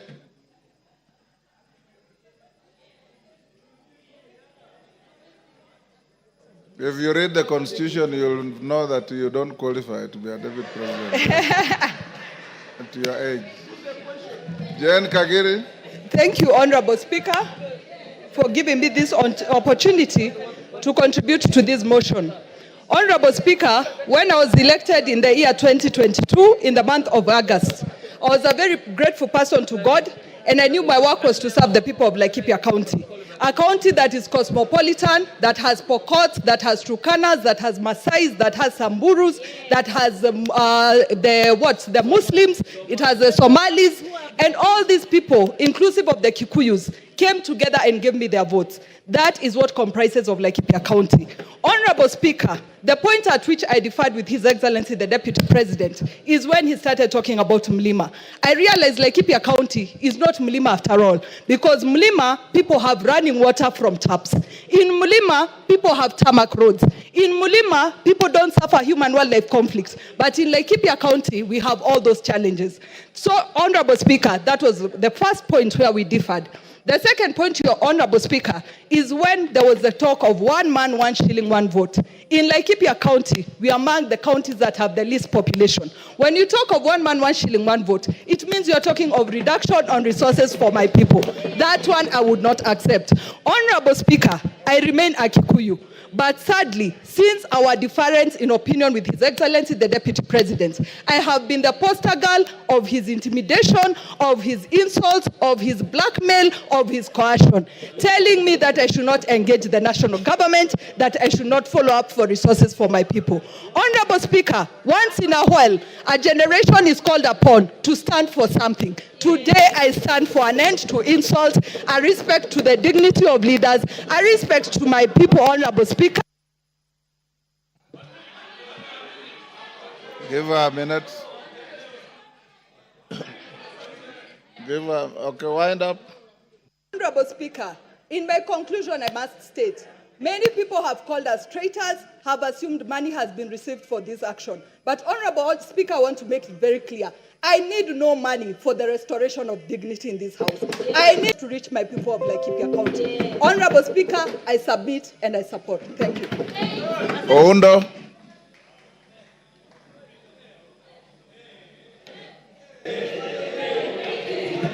Honorable Speaker, thank you for this opportunity. Honorable Speaker, my attention is drawn to Article 125 of the Constitution. And Article 125 of the Constitution makes reference to the effect that any matter before that the Parliament has got the same powers as High Court. Out of that, Honorable Speaker, then I'm left to look at the evidence presented by my good friend Honorable Mutuse and wonder, does it really meet the threshold of any form of evidence as required at the High Court? Honorable Speaker, I have looked at the various options or breaches that constitute impeachment: gross violation, crime, gross misconduct, and so many other things, Honorable Speaker. I'm at pain, Honorable Speaker, going through this to find anything that has been proved beyond reasonable doubt to move this House, Honorable Speaker, to take such a drastic action. Considering, Honorable Speaker, these are people elected under Article 148, and the framers of the new Constitution, Honorable Speaker, deliberately inserted Article 148 to avoid the kind of abuse that had been there in the past. Honorable Speaker, if we get to this level, Honorable Speaker, if we get to this level, everybody will be left wondering, what is the role of Parliament in protecting the Constitution? Honorable Speaker, and I want to rephrase Luke 23, verse 4. I find no case against this. Roku. He didn't ask for it. Roku. He didn't ask for any addition. Thank you, Mr. Speaker. Thank you, Mr. Speaker. Mr. Speaker, from onset, I rise to support this motion. Mr. Speaker, when I'm standing here, I'm thinking about the children of the most remote places in the Republic of Kenya. I'm thinking about the children in the remote places in Turkana, in Mandera, in Bere, very remote places, Mr. Speaker. It reminds me on Article 10 of our Constitution, which talks about the national values and principles of governance. And one of the principles which is enshrined in our Constitution, Mr. Speaker, is protection of the marginalized. We have seen the Deputy President of the Republic of Kenya, who in many occasions has forgotten that he represents even the most marginalized places, corners of our country. That the numbers of these small communities in the Republic, they have the right, just like any other big community in our Republic. We have seen the smirk, the arrogance, the contempt which the Deputy President of the Republic has to the minority groups in the Republic of Kenya. And coming from a marginalized community, a community which has been marginalized from 1963, Mr. Speaker, I want to state here and now that it's high time we sanitize the office of the Deputy President. Mr. Speaker, last week on Sunday, I was in... Your time is up. In Nairobi. Your time is up. Irene Mayaka. Thank you, Honorable Speaker. Honorable Speaker, I also stand to support the motion by my good brother, the Honorable Mutuse, in impeaching the person of the Deputy President of Kenya.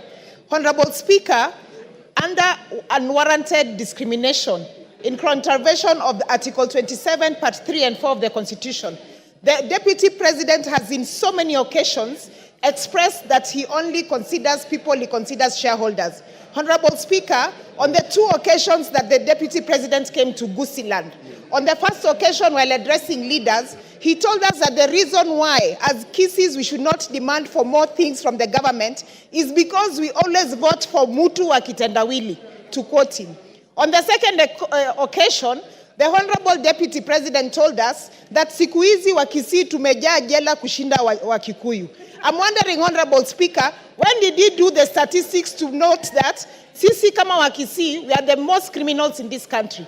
And Honorable Speaker, as I finish, I just want to remind the Deputy President. Yesterday, he spent a lot of time reminding us that he is an orphan. And yet he forgot that there is one orphan that the Deputy President kept saying that he has put for him mitego in State House. The Honorable Deputy President forgets that even the Right Honorable Raila Amolo Odinga is an orphan. Why did he forget that he was putting for him mitego? I just want to tell the Deputy President that because of the utterances that you make against people of Kenya, you must go, and you will go home. I thank you. Malolo Njendi. Thank you, Mr. Speaker. I arise to support this motion strongly. Mr. Speaker, this country has once suffered tribal clashes. Mr. Speaker, the Deputy President has been always talking about Central Kenya, Mlima, etc., etc. Mr. Speaker, whipping up the tribal feelings. Mr. Speaker, if we allow the Deputy President to continue holding that particular position in the country, Mr. Speaker, what will happen in this country is that most of these other tribes will feel domination of this particular community, will feel intimidation by this community, and they will rise up, gang up against the community of Central Kenya, not because they are liking it, but because of his sentiments and because of what he speaks. Mr. Speaker, this person has been in office for 2 years, but he appears not to have had the conscience to know the kind of office he's holding, and that's why he speaks the way he speaks of regions. Mr. Speaker, I wonder how. Order, honorable members, order. I wonder how a person holding that kind of office can keep on talking of Kuweka Miteko State House for people who did not vote for this government, not to enter, not to access. Mr. Speaker, because of Kuweka Miteko, kila mahali kwa kona State House has affected some of us when he was still very active in State House, blocking us from accessing State House. Mr. Speaker, the whole issue of shares, I want to tell people from Western Kenya, we are suffering from this because of his input and insisting, embarrassing the president. When he wants to help persons from West Kenya, he says those people don't deserve to have the share they're having in the government. Thank you, Mr. Speaker, I support. Robert Mbui. Robert Mbui. Yeah, thank you, Mr. Speaker. Being in leadership, I'll give you 5 minutes. Thank you very much, Mr. Speaker. Thank you very much.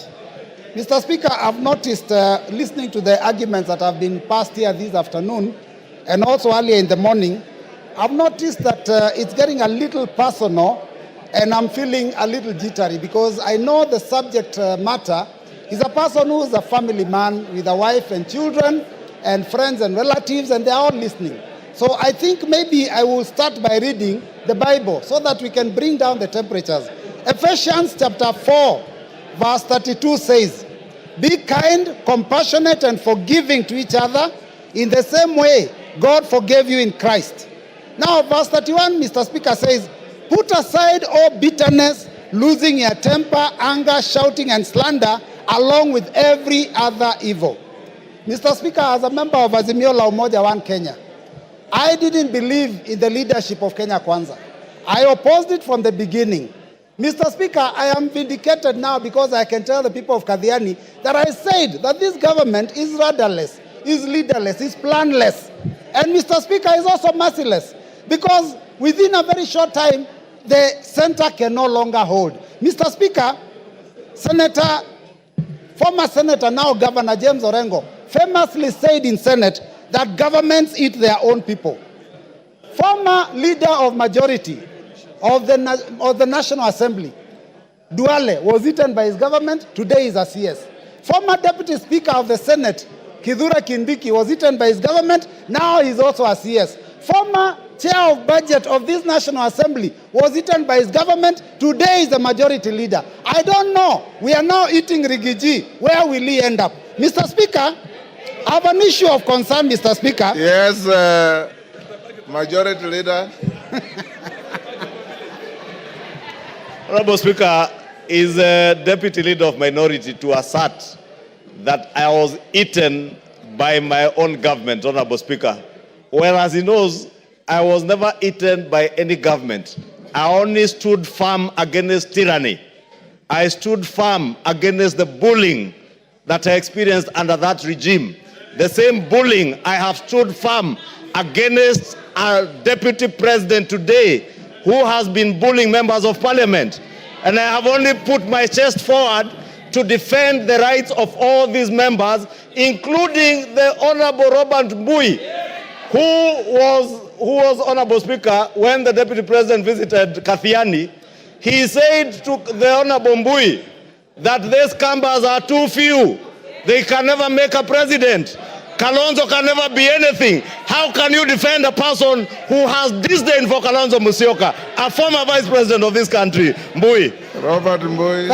Thank you, Mr. Speaker. You know, I love the passion and the humor in the majority leader. But Mr. Speaker, I'm also impressed by the energy that I've seen in this house, the vigor, the passion from morning. I mean, it is a first bill, or rather it's a first motion, where this house has gone up to public participation in the constituencies. Mr. Speaker, I only wish that the energy that we are expending here to send a question to all Kenyans about one individual was being used to fight the issues that are failing us in our education, in our health sector. People here, the cost of living has gone too high. People have no jobs. Mr. Speaker, those are the things that this House should passionately deal with. But Mr. Speaker, for a whole day, and from, I don't know, even the last week or 2 weeks, to deal with one matter, Mr. Speaker, I think that we are losing direction. And it is important, Mr. Speaker, that we deal with the things that are affecting our people. Because, Mr. Speaker, if you look at the education sector, I talked about it here the other day. We don't even have classes for grade 9 going into JSS. Mr. Speaker, the funding model for university has failed. Mr. Speaker, the insurance sector, NHIF, is having a problem, Mr. Speaker. How then do we spend taxpayers' money and time to come and deal with a matter of one single individual, Mr. Speaker? Now we are told that this person, Mr. Speaker, is a tribalist. But Mr. Speaker, those comments that he made, yesterday he made it very clear. And I was shocked. I was very shocked, Mr. Speaker, yesterday, to realize that in fact Kenya Kwanza was actually a company that is limited by shares, and that people negotiated shares for themselves. The mover of the motion is a member of MCCP. MCCP shares for Lower Eastern. Mr. Speaker, because we had 2 cabinet secretaries in this government. Now, Mr. Speaker, we only have 1. And I'm telling you, Mr. Speaker, actions speak louder than words. The Deputy President may have said that he is a shareholder and there are issues about his community, but if you look at the appointments that are being made in Kenya, then you will realize that the person of the President himself is the one who is the biggest tribalist, Mr. Speaker, because he's appointing people from his own community for every provision. Mr. Speaker, if we have to find a situation where a school has failed, you do not fire the deputy principal. You get rid of the principal. Our problem is not the deputy. It is the head himself. Thank you, Mr. Yes, Farah. Mr. Speaker, I was standing. Mr. Speaker. Order. Mr. Speaker. Robert Mbui, you are normally more decent than that. This is a house of... Oh, Mr. Speaker, protect me. Mr. Speaker, my point of order is this. This is a house of rules. This is a law-making body. This is the place where our constitution itself was passed. You cannot bring, talk about a president or even any other head of state of a friendly country without bringing a substantive motion. So you cannot discuss the conduct of the president. And by the way, I want to correct you. You might... Point is out of order. Your point of saying that governments eat their... Take your seat is out of order. Kahangara? Yes, use my...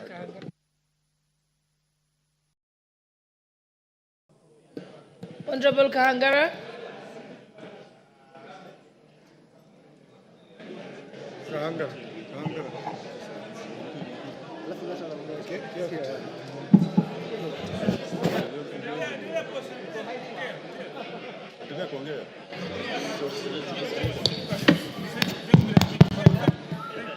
Thank you, Madam Speaker.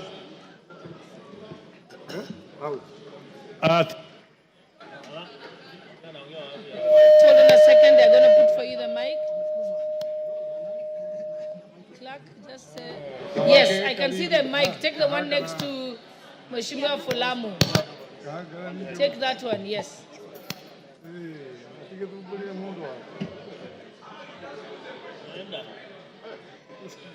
He's gone to the one you had given him.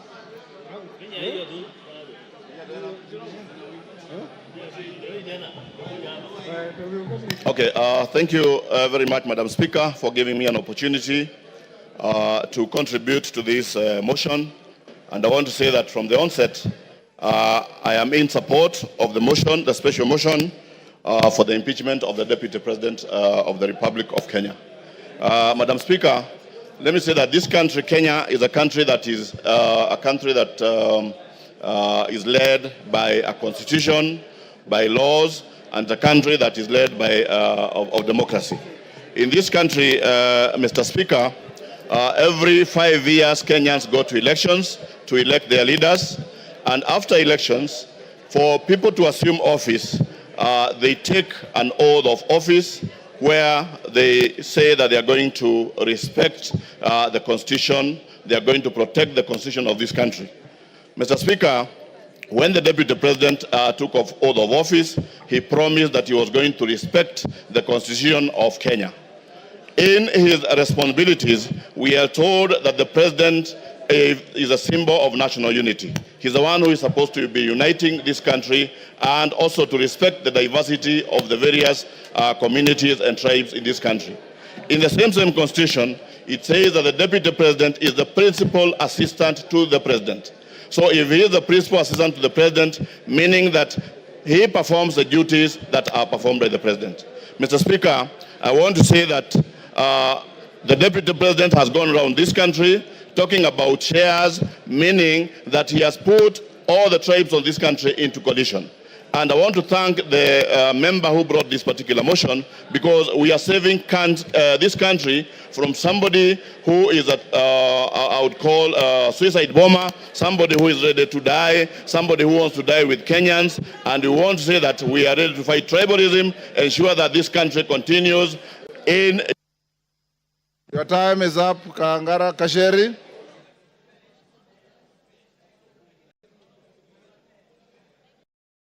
Give Honorable Njeri the mic.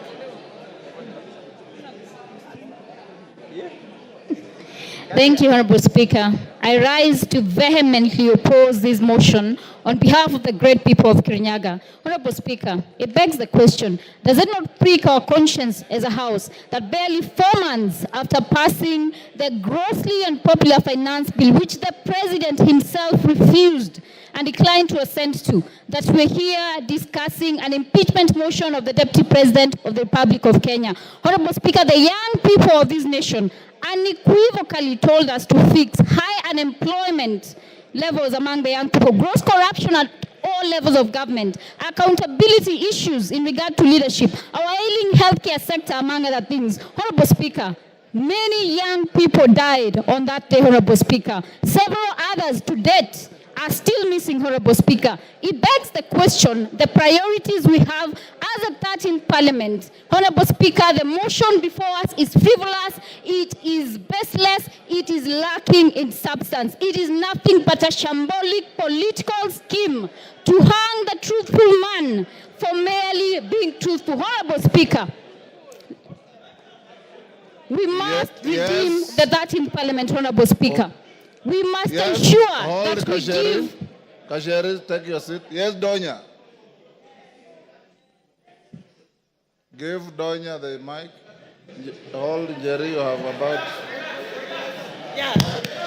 Thank you, Mr. Speaker.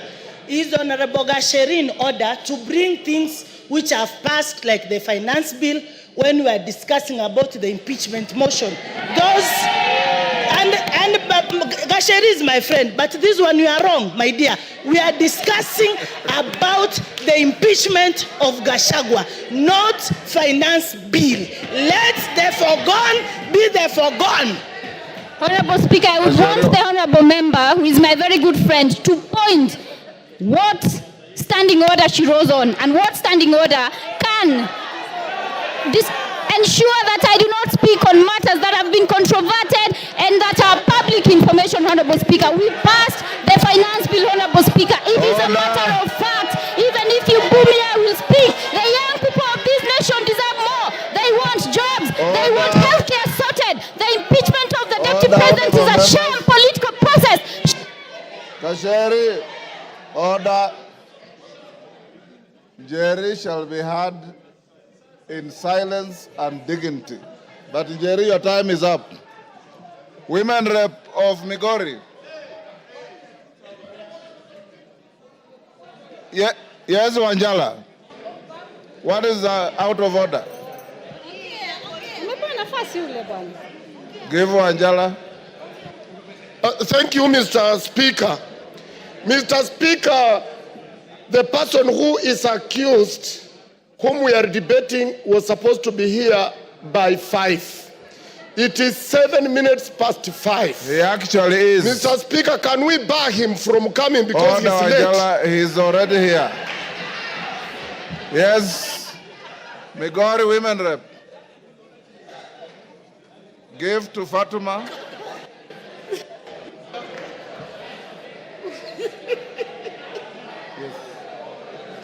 I look for you to speak. You had gone out. Thank you, Honorable Speaker. Thank you, Honorable Speaker. Kindly protect me, Mr. Speaker. I can't be heard, Mr. Speaker. Order. Thank you, Mr. Speaker. Order. Excuse me, Honorable Member. Please give me time to speak. Mr. Speaker, thank you for the opportunity you have given me. And as I stand here as a Muslim, I don't know when I'll die. In case I die before the impeachment time, I vote yes, Gachagua must go. Mr. Speaker, I will take you to the Bible, Proverbs 23:10, verse 11. And it says, please keep quiet. And it says, don't move an old stone that marks a border, and don't take fields that belong to the orphans. God, their defender, is strong. He will take their side against you.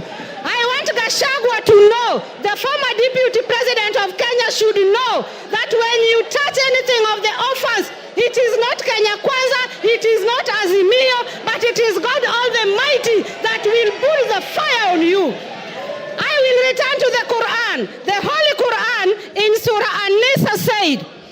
surely those who eat up property of the orphans unjustly, they only eat fire into their bellies, and soon they will enter a blazing fire. I am telling the former Deputy President of Kenya that you have eaten fire into your belly, and the fire will surely burn you. Mr. Speaker, as I finish, Mr. Speaker, I have heard that the Deputy President has 21 lawyers. How much does the Deputy President earn to have 21 lawyers? And I understand each lawyer is paid 10 million. And I'm telling Kenyans, it is your taxpayers' money. Your time is up. Rueda. Honorable members, we are coming to an end. Order, honorable members. I've given the floor to member for Lamu East. Asante Bwana Spika. Bwana Spika, umoja wa taifa ni muhimu sana, na vile ilivyofanyika na naibu wa rais ilionekana kwamba hakuna umoja. Nataka ieleweke kwamba watu wa mlima wanaishi sehemu zingine. Kule kwangu Kiunga niko na watu wa mlima, na kile wanachoona zaidi ni sand dunes. Hawaoni mlima, wanaona bahari. Nataka niseme ile kuzungumzia kuhusu NIS ilikuwa ni grave mistake. Wamekosea sana. Afadhali angetaja Nurdin kama ako na shida naye kuliko institution ya NIS. Ni kutufanya sisi tukae dhaifu katika maadui zetu. Kwa mfano Al-Shabaab wataona vipi sisi kama tuko weak. Ingine nasema, ukiwa unatukana mwanamke, na tena hii ikuwe kwa mtu yoyote, yule anatukana mwanamke ajue mwanamume yote anatukana mwanamke, mashimo yako 7 kwa kila mtu alioumbwa. Wanaume wanayo, wanawake wanayo. Kama ni malaya basi ni wote wanaweza kutumia kwa malaya. Hii jina ya malaya nimechoka kusikia. Ingine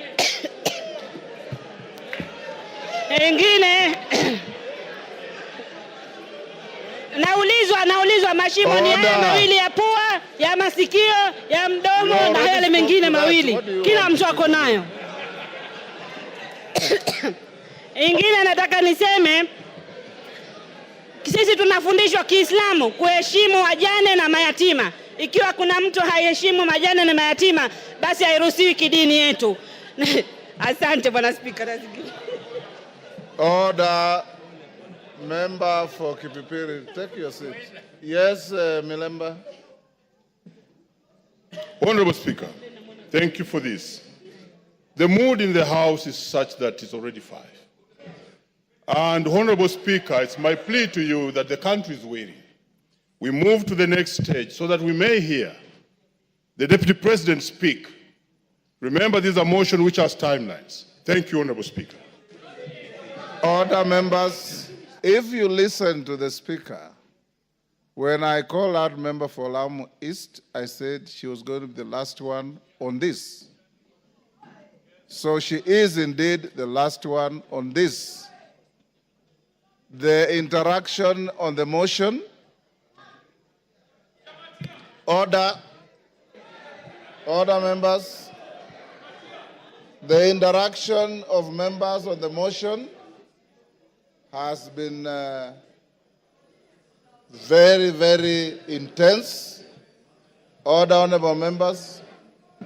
Member for Machakos, keep your cool, Mami. Keep your cool. Yes, keep your cool. The members who have spoken are many. It is not possible for each and every one of us to speak on the same motion. For those who have spoken, I appreciate you for your tremendous industry for and against the motion. Now, His Excellency the Deputy President is in the chamber, and he is accompanied, I believe, by his legal team or assistants. We will now move to the next stage. You remember I had advised the House. Order. Joyce Kamene.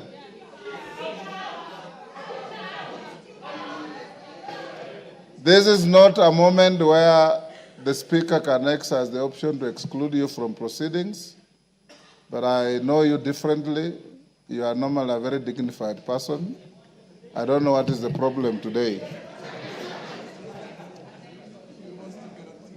I want to urge the House that as we move to this stage, you remember we said at 5, the Deputy President had been assigned 2 hours in accordance with the standing orders. The standing orders say not more than 2 hours. So he may exercise to spend the 2 hours or less as he wishes.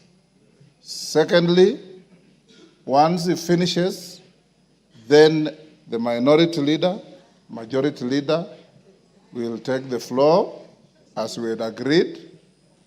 After that, then the mover will be invited to reply. And after that, you will go into a voting session.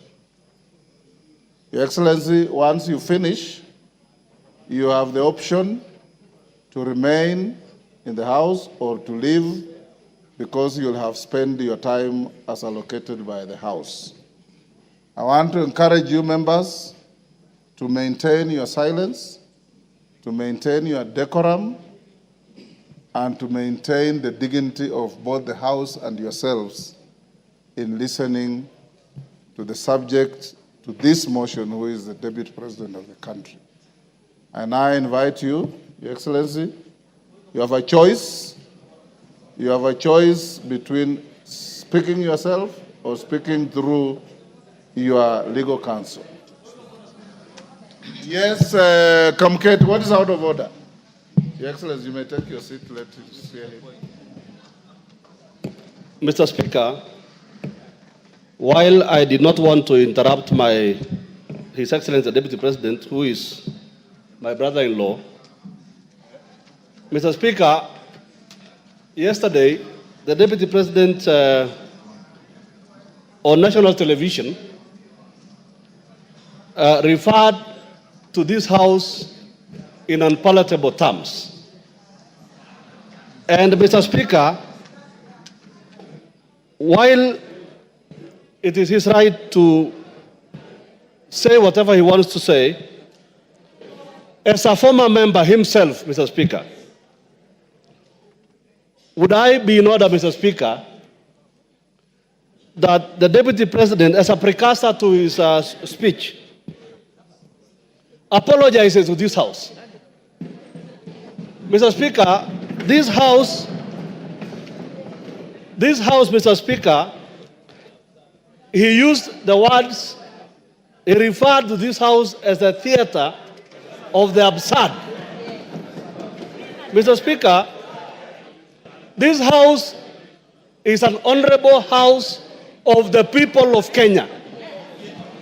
These are elected members of Parliament, Mr. Speaker.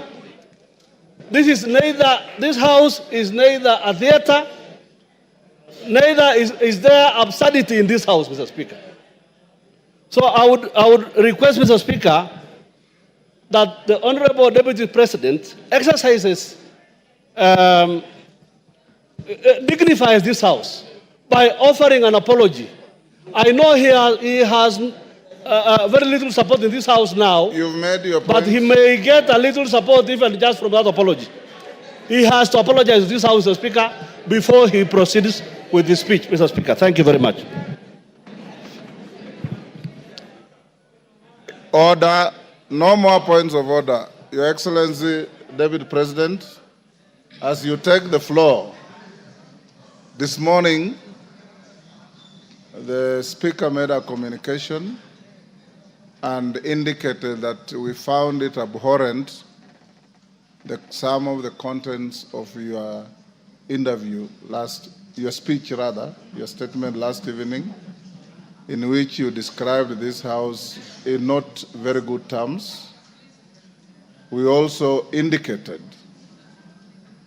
that the rules of this House preclude matters pending before the House from being canvassed in other fora, particularly by members of the House, and to an extent of broad interpretation of the standing orders a person who is subject to the motion going on in the House. It is spilled milk, it's water under the bridge. You said what you said, but it is only fair that being an immediate former member of this House, that you exercise your conscience to hold as to whether this is a theater of the absurd or is an honorable National Assembly of the Republic of Kenya. You may start by addressing that. Thank you very much, Honorable Speaker. And thank you, the honorable members present, for according me this opportunity to prosecute the matter before us. Mr. Speaker, sir, I have tremendous respect for this great institution.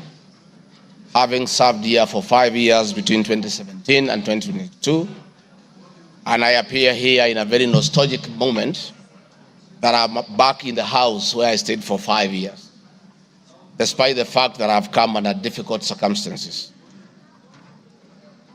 Mr. Speaker,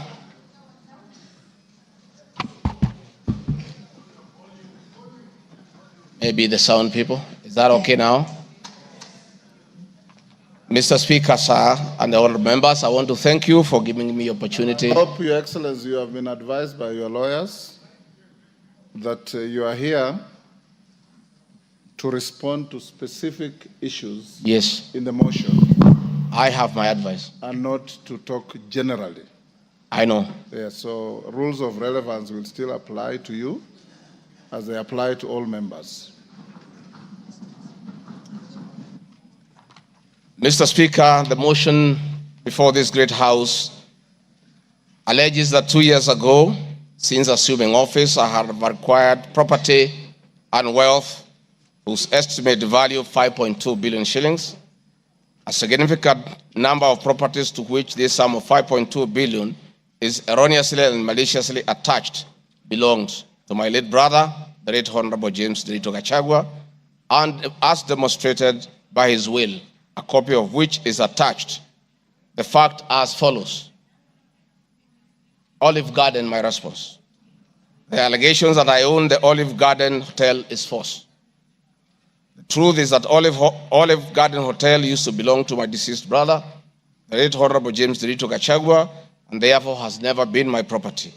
This is information that most of you may be aware, as it is in public domain. Upon his demise, my late brother left a will in which, in his recognition that I can take care of his family, he appointed me as one of the executors of his estate. In the said will, my late brother directed that the hotel should be sold, among other properties, and proceeds distributed as per the will. I'm also listed as a beneficiary together with other persons named therein. In accordance with these instructions, the hotel was sold by the executors to a third party. Owing to the above, I do not own the hotel and have never owned it contrary to accusation in the motion. For the benefit of this august House and the general public, I have annexed to this response copies of the following supporting documents. My late brother's will, sale agreement dated 17th May 2023, an official search for Olive Garden Hotel Limited. Mr. Speaker, Vipingo Beach Resort, just as in Olive Garden, above this allegation is also false. Vipingo Beach Resort belongs to the estate of the late James Gachagua. For the benefit of this House and the general public, I have attached annexed to this response copy of the official search for Vipingo Beach Resort Limited, confirming that the hotel is still in the name of my little brother's estate. Queen's Gate Service Apartments. The allegation is also false, and the property belonged to my late brother.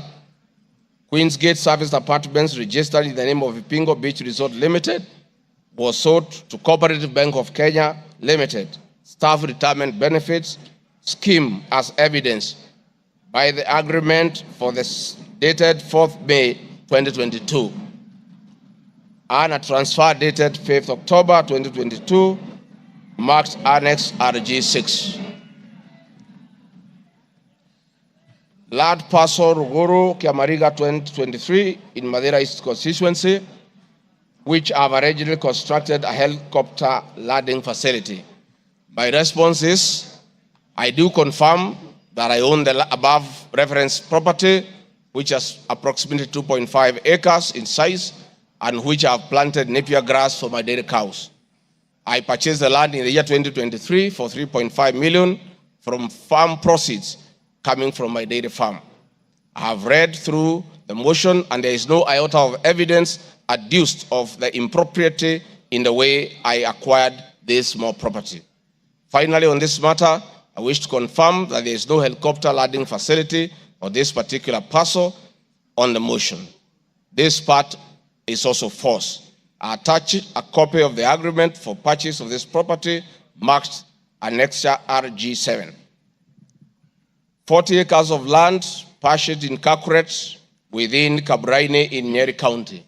My response, I confirm that I own a property, having bought it in 2015, a time when I was not a state officer.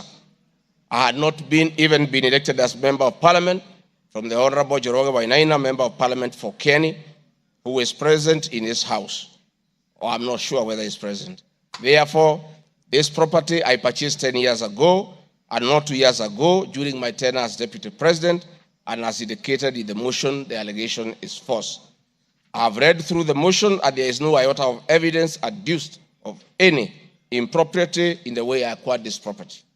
For the benefit of this August House and the general public, I have annexed to this response copy of the agreement for sale and purchase of this property marked as Annexure RG8. 80 acres of land in Meru County. For the record, I wish to confirm that I do not own 80 acres of land in Meru. This allegation is false. However, in the spirit of full disclosure, I would like to confirm that I have purchased 29 acres of land in Meru, the land of my mother, which I bought on around 9 February 2024 through a loan granted to me by Solution Circle Limited, which I am a member. This said circle has a charge registered against the title, which it continues to hold as security until I fully repay the loan.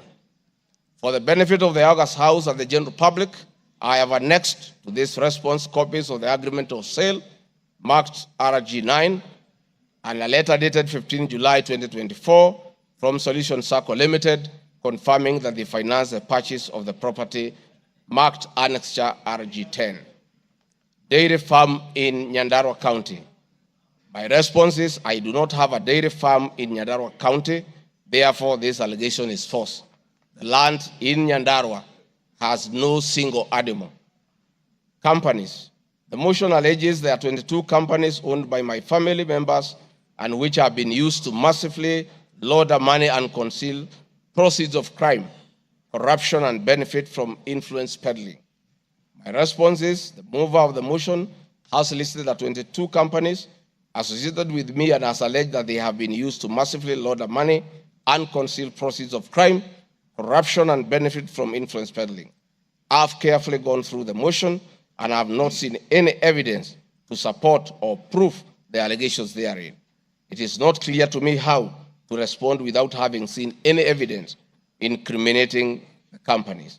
I would like to be clear that these companies have not been involved in any illegal activities, and I believe that is why the mover of the motion has not tabled any evidence of impropriety with respect to the companies. It does appear to me that the mover of the motion was so meticulous to get all the companies associated with me and my family, and I believe that he also had evidence of illegalities committed by the companies, he would have shared or tabled that for the record.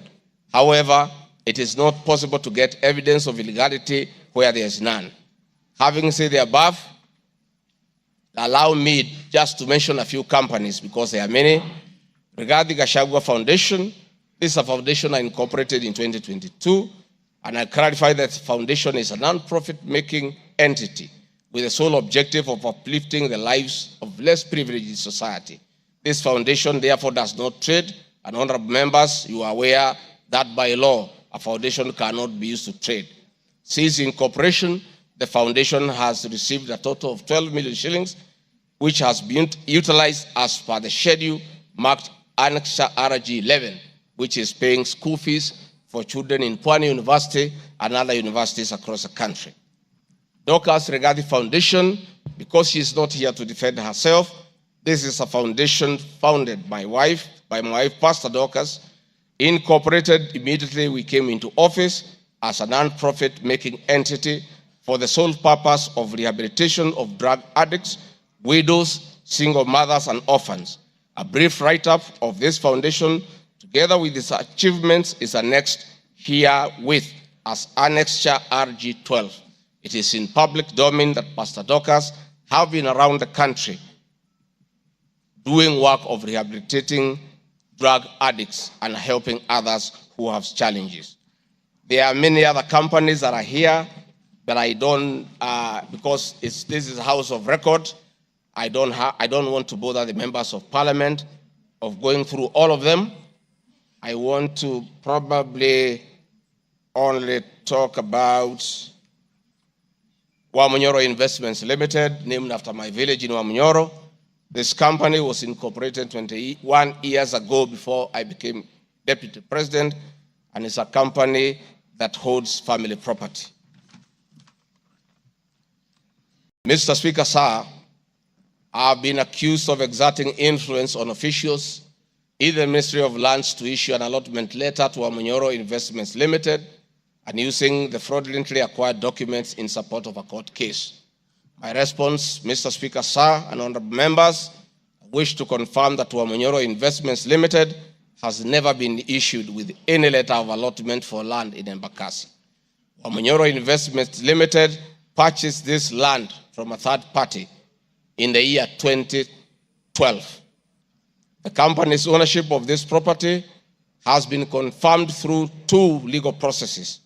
One, a case was filed before the National Land Commission in the year 2016, adjudicated, and a determination was made that this property belongs to Wamunyoro Investments Limited.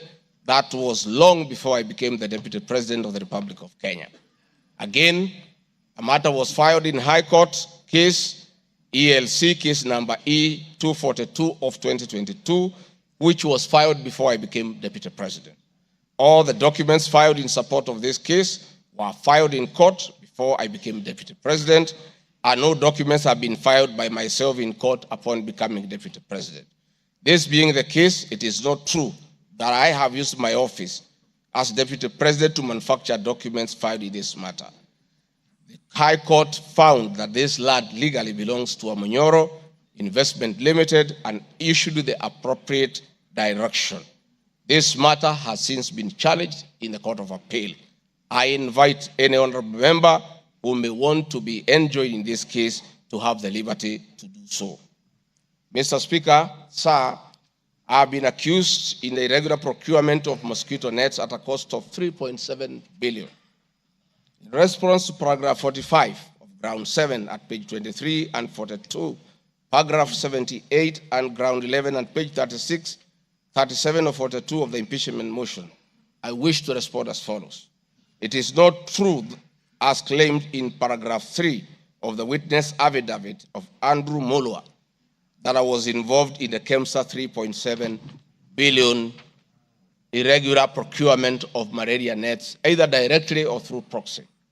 Further, Shobika Impacts Limited was not awarded the subject tender as the acting director of procurement, Dr. Justice Kinoti, by letter 5th May 2023, formally notified Shobika Impacts Limited that its bid was unsuccessful because its tender security was not paginated and the tender was hence non-responsive.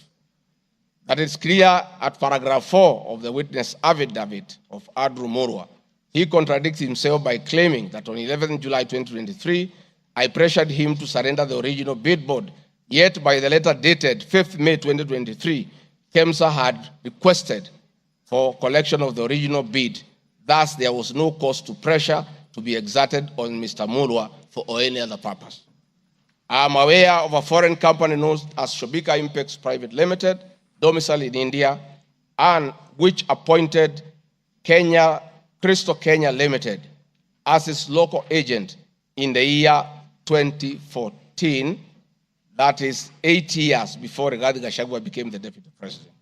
To date, Crystal Kenya Limited has complied with the agency terms between itself and Shobika Impex Private Limited, annexed hereto and marked as Annex RG18 in an appointment agency letter by Shobika Impex Limited in the year 2014. Sometime in 2023, Kenya Medical Supplies Authority advertised tender number GF-ATM Mall NFM 2022-2023 for supply of long-lasting insecticidal nets using the international open tendering method of procurement on behalf of the Global Fund. The monies for supply of the nets, as per my understanding, was a pure grant from the Global Fund. I am aware that Shobika Impex Limited still participates in doing business with and has not been debarred by the Global Fund to date. I believe being technically qualified to provide and deliver the goods subject of the tender document, having the financial ability to do so, and without their participation or assistance from Crystal Kenya Limited, Shobika Impex Private Limited independently participated and submitted in its bid in response to the subject tender pursuant to an invitation by KEMSA. Having not participated in the subject tender, Crystal Kenya Limited did not submit any of the documents in response to the subject tender. Specifically, Crystal Kenya Limited did not submit a bid board or tender security in its name in response to the subject tender. It is therefore not true that Crystal Kenya submitted a fake bid board with an intention to fraudulently acquire public property. It is also not true that with my sons I used Crystal Kenya to massively launder money, conceal proceeds of crime, engage in corruption, and benefit from influence peddling. Subsequently, by the letter 5th May 2023, KEMSA notified Shobika Impex Limited that it was not successful because the tender security was not paginated, and requested Shobika Impex Private Limited to collect its bid security from the procurement office immediately. Annexed hereto and marked Annex RG19 is a said letter by KEMSA dated 5th May 2023. However, EACC commenced investigations of the subject tender, and on conclusion of the investigation by EACC and the Senate on the subject tender, KEMSA CEO Terry Ramadhani, who had been suspended on this issue, was appointed Kenya's Deputy High Commissioner in New Delhi, India by President William Ruto. Thereafter, Crystal Kenya Limited, as Shobika Impex Limited agent in Kenya, followed up in the release of Shobika Impex Private Limited's bid board tender security on behalf of Shobika.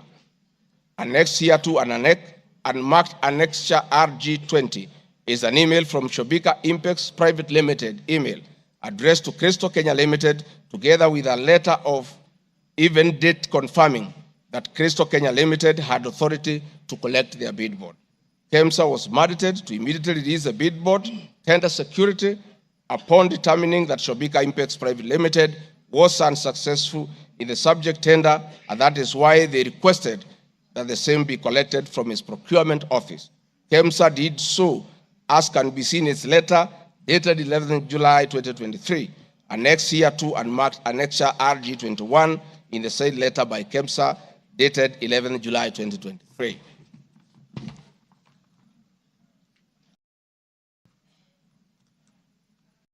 Mr. Speaker, noting that Shobika Impex Private Limited was not successful, it did not supply any goods and it did not receive any public funds in payment thereof with respect to the subject tender. Accordingly, I have not committed any crime under Section 45(1), 46, 47(a)(3), and 48(1) of the Anti-Corruption and Economic Crimes Act, and Section 2, 3, 4, and 5 of the Proceeds of Crime and Money Laundering Act. Further, I have not breached Section 34 of the Leadership and Integrity Act, for I did not bully any state or public officer with respect to the subject tender, and specifically, no evidence has been tendered to support the allegation at paragraph 78C of ground 11 at page 37 of 42 of the motion, which alleges that I summoned procurement officers in ministries and institutions, instructing them to direct procurement of goods and services in a specific manner.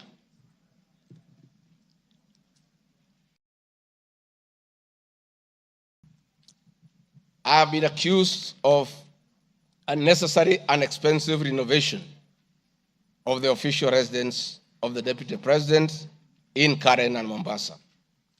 Mr. Speaker, firstly, I would like to state that funds for the renovation of the official residence were approved and allocated by this Honorable House based on the fact that the premises had been neglected for a very long time when Dr. William Ruto was Deputy President.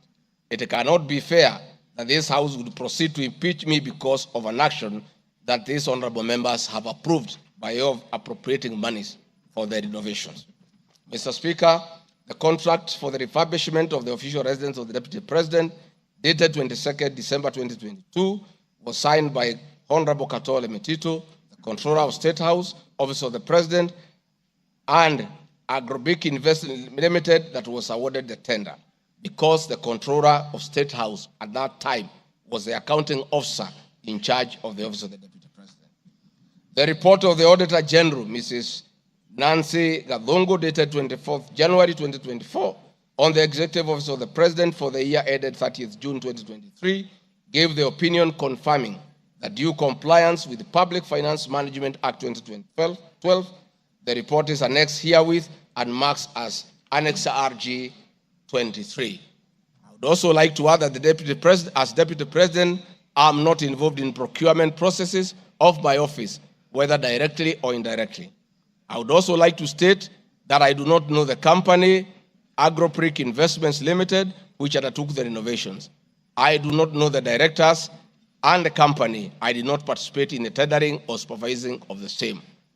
The motion dated 26 September 2024 alleges that on 29 January 2023, 45 million Kenya shillings was transferred to Bayani Enterprises Limited, which is alleged to be a special purpose vehicle used by me to siphon public funds. No evidence whatsoever is contained in the motion showing that the said company is in any way connected to me or that I have any beneficial interest in the said company, which I am neither a director or a shareholder. I categorically refute the allegation, which is false and unfounded. Mr. Speaker, I would also like to confirm that I'm not a director or a shareholder, directly or indirectly, of the company called Agrobrick Investments Limited, and I do not know its shareholders or its directors. Mr. Speaker, there is an allegation of dubiously acquiring substantial portion of the sum of 100 million paid to Lusona Events Limited. My response, Mr. Speaker, is just like in the above other matter. I have read the motion and I would like to state that there is no evidence that this company is linked to me. I wish to categorically state that I have no beneficial interest in the said company, and neither am I affiliated in any way to the directors and shareholders of the said company. I would also like to state that I'm not a director or a shareholder of the company and do not know its shareholders or its directors. I do not sit in a tendering committee. I am not the accounting officer of the Office of the Deputy President. I have also not had any complaints against the manner in which the company undertook the work. I am unable to confirm the allegations on funds withdrawn from the account of the company, since I am not a signatory to its account. I am not associated with the company in any way whatsoever. Mr. Speaker, the motion dated 26 September 2024 claims that I am reasonably suspected to be the principal beneficiary of the dubious transactions. However, Mr. Speaker, no evidence has been adduced or annexed to the motion to give credit to the allegations or suspicion. I categorically refute acquiring or benefiting from any funds paid to Lusona Events Limited, and therefore the allegation is false and unfounded. Mr. Speaker, I have been accused of siphoning money through St. Nicholas Rehabilitation and Industrial Training Institute Limited. My response, Mr. Speaker, is that the motion dated 26 September 2024 makes the claim that a payment of 21 million was made to a company called St. Nicholas Rehabilitation Center and Psychiatric Hospital.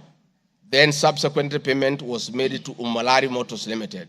The motion claims that it is suspected that the entire transaction was used by me to siphon public funds and the payments typify money laundering transaction. I am not a director or a shareholder of this company, and I've never received any payments from this company. Similarly, I'm not affiliated or related to the shareholders and directors of the two companies. No evidence has been annexed to the motion showing that I was a beneficiary of the funds paid as alleged. I wish to point out that I'm not the accounting officer in the office of the Deputy President, and I'm not aware that the payments made to this company by the office. The allegation is therefore false and unfounded. Mr. Speaker, there is an accusation of alleged sensational but false accusations against the Honorable Lady Justice Esther Maina. My response, Mr. Speaker, it is alleged in the special notice motion on ground 4 on page 14, at a gross violation of the Constitution, that I publicly attacked the Honorable Lady Justice Esther Maina and forcefully threatened to bring action against her. First, Article 160, Subarticle 5 of the Constitution provides that the judge cannot be found liable in a court of law for actions taken in good faith in lawful performance of their work. This provision is not a bar on freedom of expression guaranteed under Article 33 of the Constitution, nor a bar of the right to seek redress for legal wrongs simply because a wrong is committed by a judge. The exit multiple legal fora in which to take action against a judge for any actions that are not lawful. My statements were protected speech consequent to a decision by the learned judge in a matter involving my personal assets, which I disagreed with and found to be wholly unfair. The matter having been concluded at that stage, my criticism of the decision was not sub judice, nor in any manner prohibited by law. While I respected the ruling of the learned judge, I was in absolute disagreement with it. Contrary to the assertions in the special motion, I did not falsely threaten to bring action against the learned judge. I took actual legal action available to every citizen of Kenya under Article 160B, subsection 2 of the Constitution, which allows any person to petition the Judicial Service Commission for removal of any judge, and filed a legal complaint before the Judicial Service Commission, JSC, in March 2024. The complaint being live before JSC, discussion of the conduct of the learned judge in the said manner here would be sub judice. A copy of the complaint is annexed herewith and marked Annexure RG 24.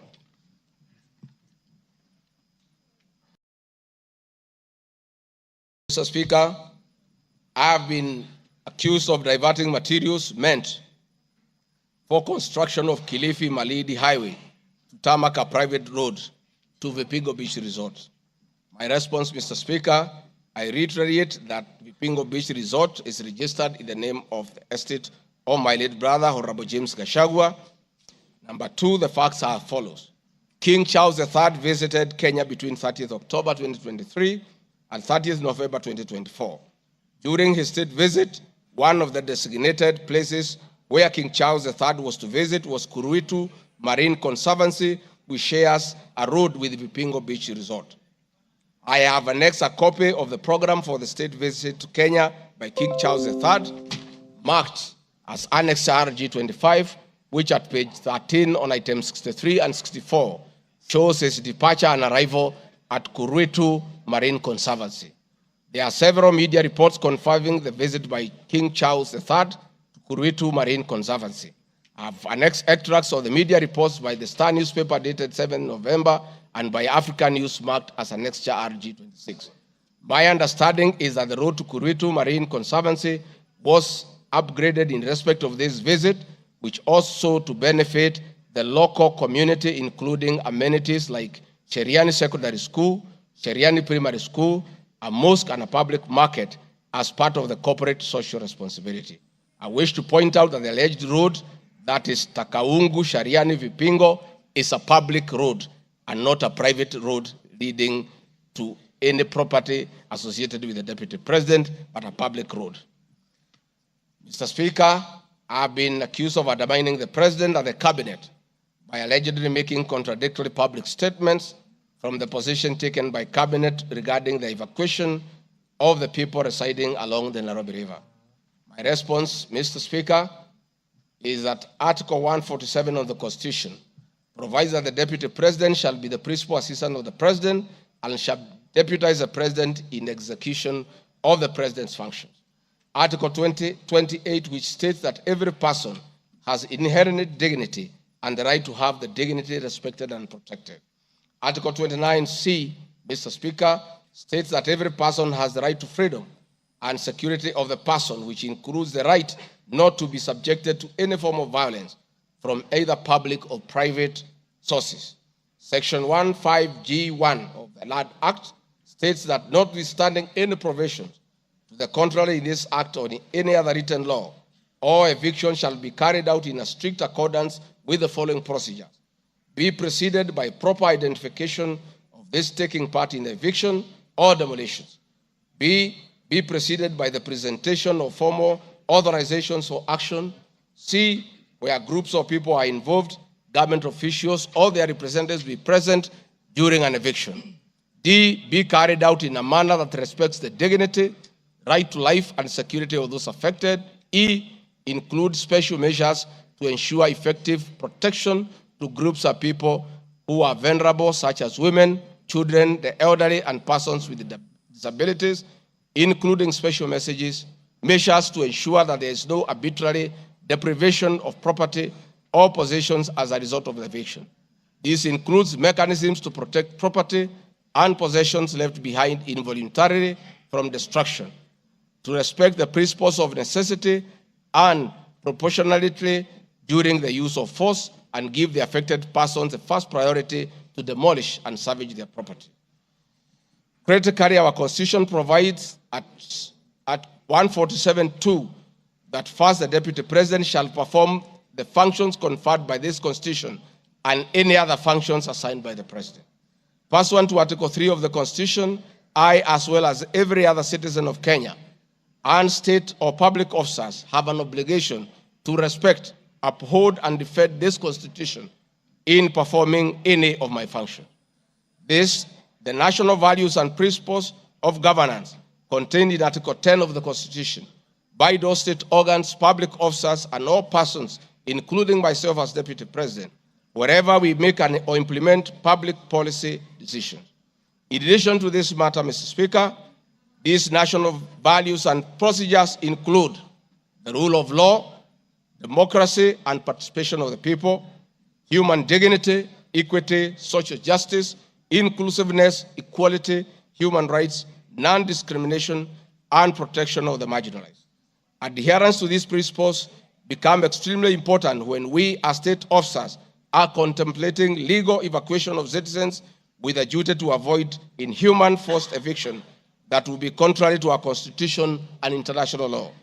While campaigning with President William Ruto, and subsequently when I was sworn in as Deputy President, the President and I promised as a key pillar of the Kenya Kwanza government that there will be no forced or unlawful evictions and that all evictions will be human and entail legal compensation.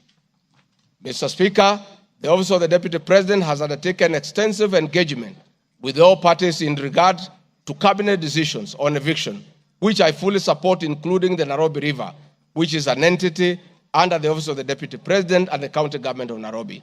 Adherence to these principles become extremely important when we, as state officers, are contemplating legal evacuation of citizens with a duty to avoid inhuman forced evictions that will be contrary to our Constitution and international law. Guideline number 6 of the United Nations General Assembly Guidelines for the implementation of the rights to adequate housing prohibits forced evictions, and that the state should ensure that any eviction under domestic law are fully compliant with international law. The guidelines further require meaningful engagement with communities to ensure that the rights of residents are implemented cooperatively without the need for eviction procedures or police enforcement.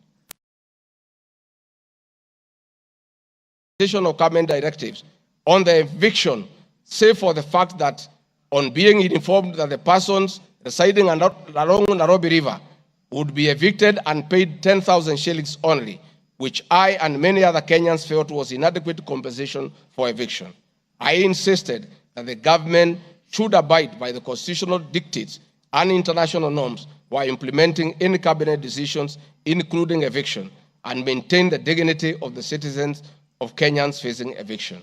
My statements did not and cannot be construed to undermine the president by insisting that people should not be evicted inhumanly and without adequate compensation. Mr. Speaker, I've been accused of undermining devolution by allegedly holding a meeting in Nairobi, Wakulima Market. The motion alleges that on 28 September 2024, I unlawfully interfered with the running of the Nairobi City County government by holding a public rally where I allegedly incited citizens against lawful directives of the county government on planning and allocation of markets. My response, Mr. Speaker, is that the motion alleges that on 20 September 2024, I unlawfully interfered with the running of the Nairobi City County government by allegedly inciting citizens against lawful directives. Article 6(2) of the Constitution provides that the government at national and county levels are distinct and interdependent and shall conduct their mutual relations on the basis of consultation and cooperation.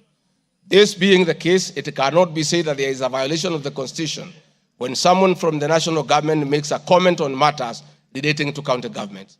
The traders had sought me out to intervene and request the governor on their behalf to dialogue with them and seek a solution to the grievances with regard to the relocation of markets. I request that a video, annexed RG video 3, be played for the benefit of members to say what I said.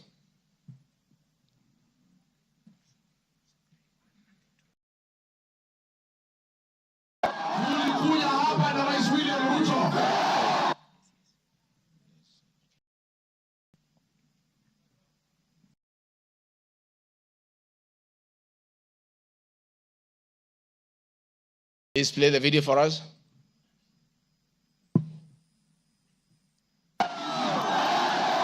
Tulikuja hapa na Rais William Ruto, mkatupatia kura, na rais na mimi tukaahidi nyinyi ya kwamba tukipata serikali hakuna siku mtahangaika. Na kwa hivyo mimi nasikitika sana nikisikia serikali ya kaunti inanyanyasa nyinyi.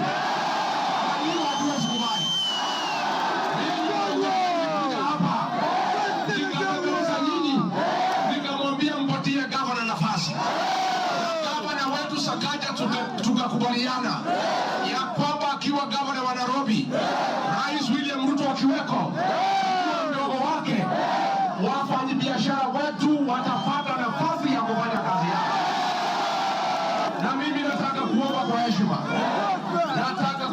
heshima, wale wote ambaye tumepatiwa nafasi ya uongozi na Wakenya, tukumbuke ya kwamba tulipata nafasi ya kuongoza kupitia kwa kura ya wananchi. Tukumbuke ya kwamba wakubwa wetu, wadosi wetu ni Wakenya, na hakuna siku tutaweza geuka Wakenya sababu ndio walitupatia nafasi ya uongozi. Si nyinyi mlituandika kazi? Kwa hivyo mimi niseme ya kwamba niliuliza gavana mketi chini, kuwe na mazungumzo, kuwe na maelewano. Watu ni wananchi na wananchi ni watu ya kusikizwa. Mimi niko hapa kumhakikishia ya kwamba nimemuuliza gavana kwa heshima, na mimi sina kiburi. Mimi namuomba akiwa kiongozi wetu hapa Nairobi, asikuwe mtu ya kugeuka watu walimchagua. Mimi nimeomba na nimemwambia yeye akubali aketi chini na kamati hii soko ime... Thank you. Mr. Speaker, my counsel has just drawn my attention that in my earlier explanation on Nairobi River, I have a video 1 and 2 that I would like you to play so that I buttress my point on what I meant. Please, video 1 and 2. People of Kenya to work hard. We don't have a choice. Once we try to fix this economy and create a good working environment where we don't criminalize enterprise, where ordinary Kenyans are allowed to work, where businessmen are not harassed by KRA,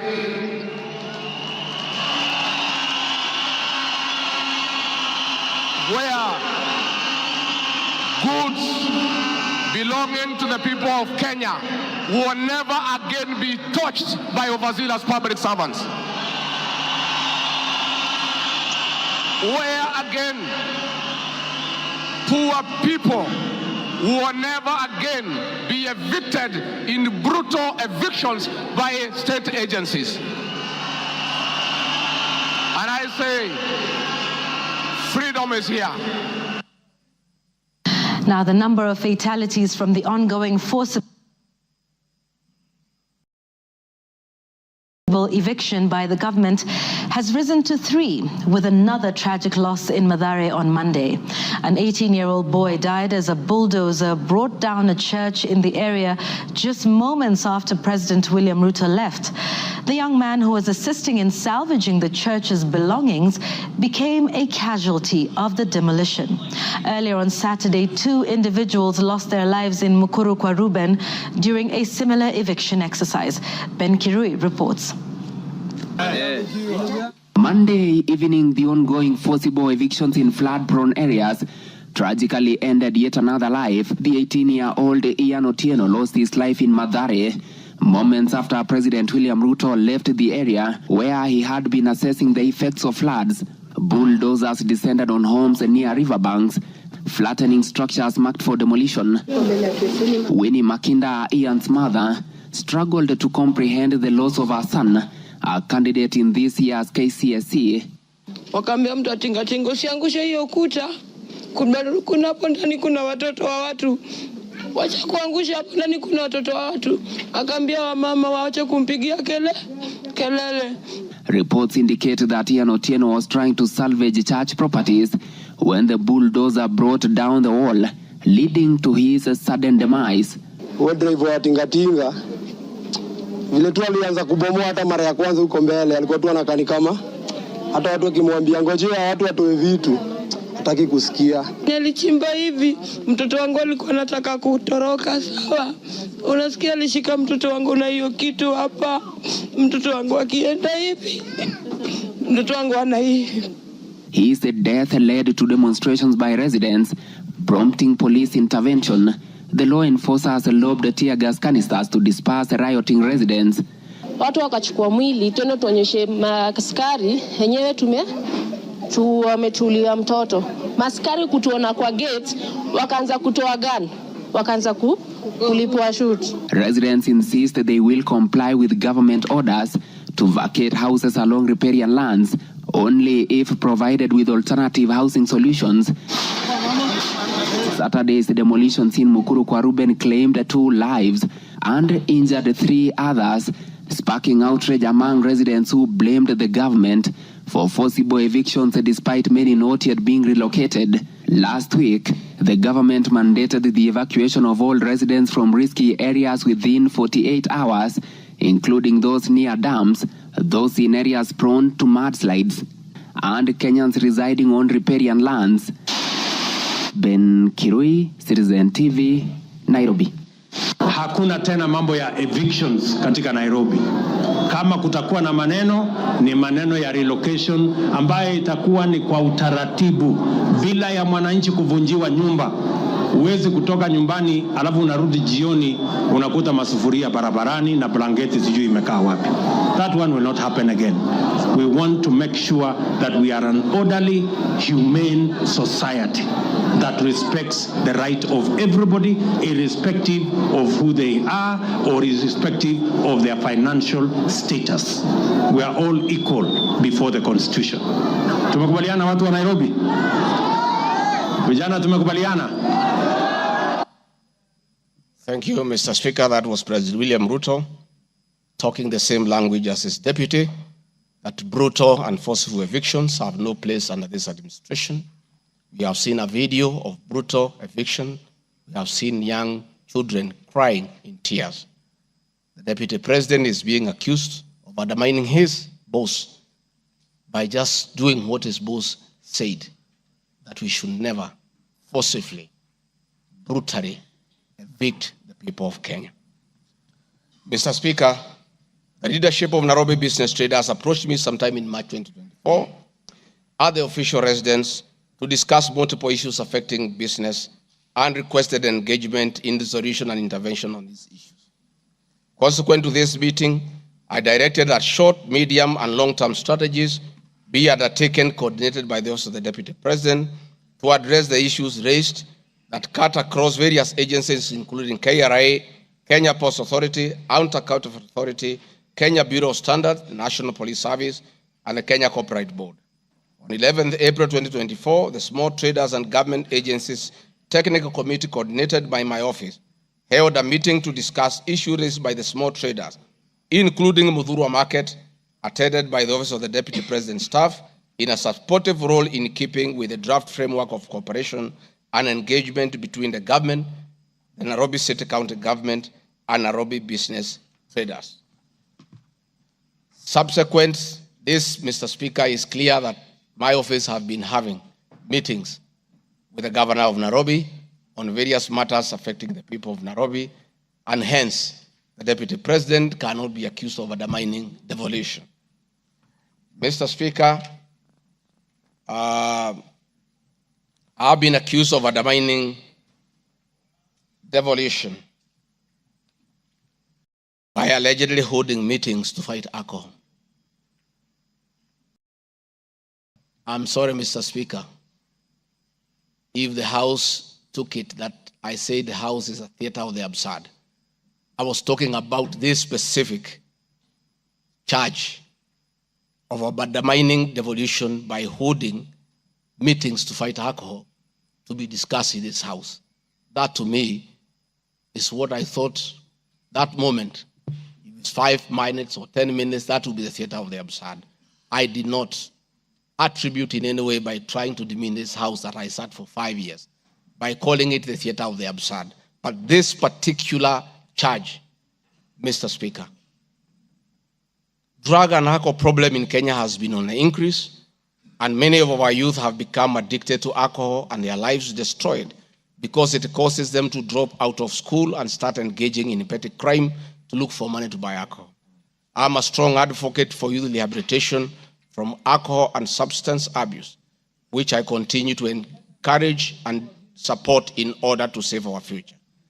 With regard to alcohol control and regulation, I wish to state that I have held several meetings with the governors in Meru, Chuka, in Mombasa, in Nakuru, in Nyeri, and the efforts that President William Ruto asked me to lead in eradication of illicit brew has been very successful, and we have been working with the governors and county assemblies who have been developing legislation on the control of licensing of alcoholic drinks.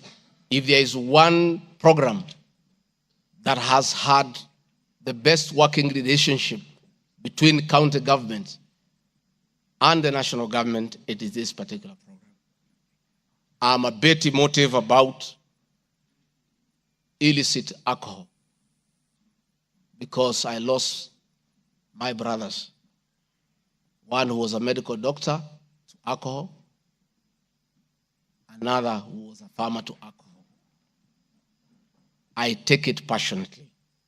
I don't know who complained about this particular charge.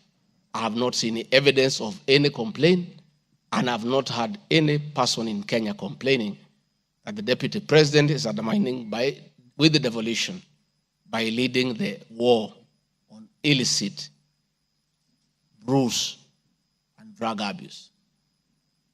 Whatever this House decides tonight and the other subsequent House, whatever happens to Rigathi Gachagua, whether he's in or out of office, this war must continue and must be won for the sake of our children.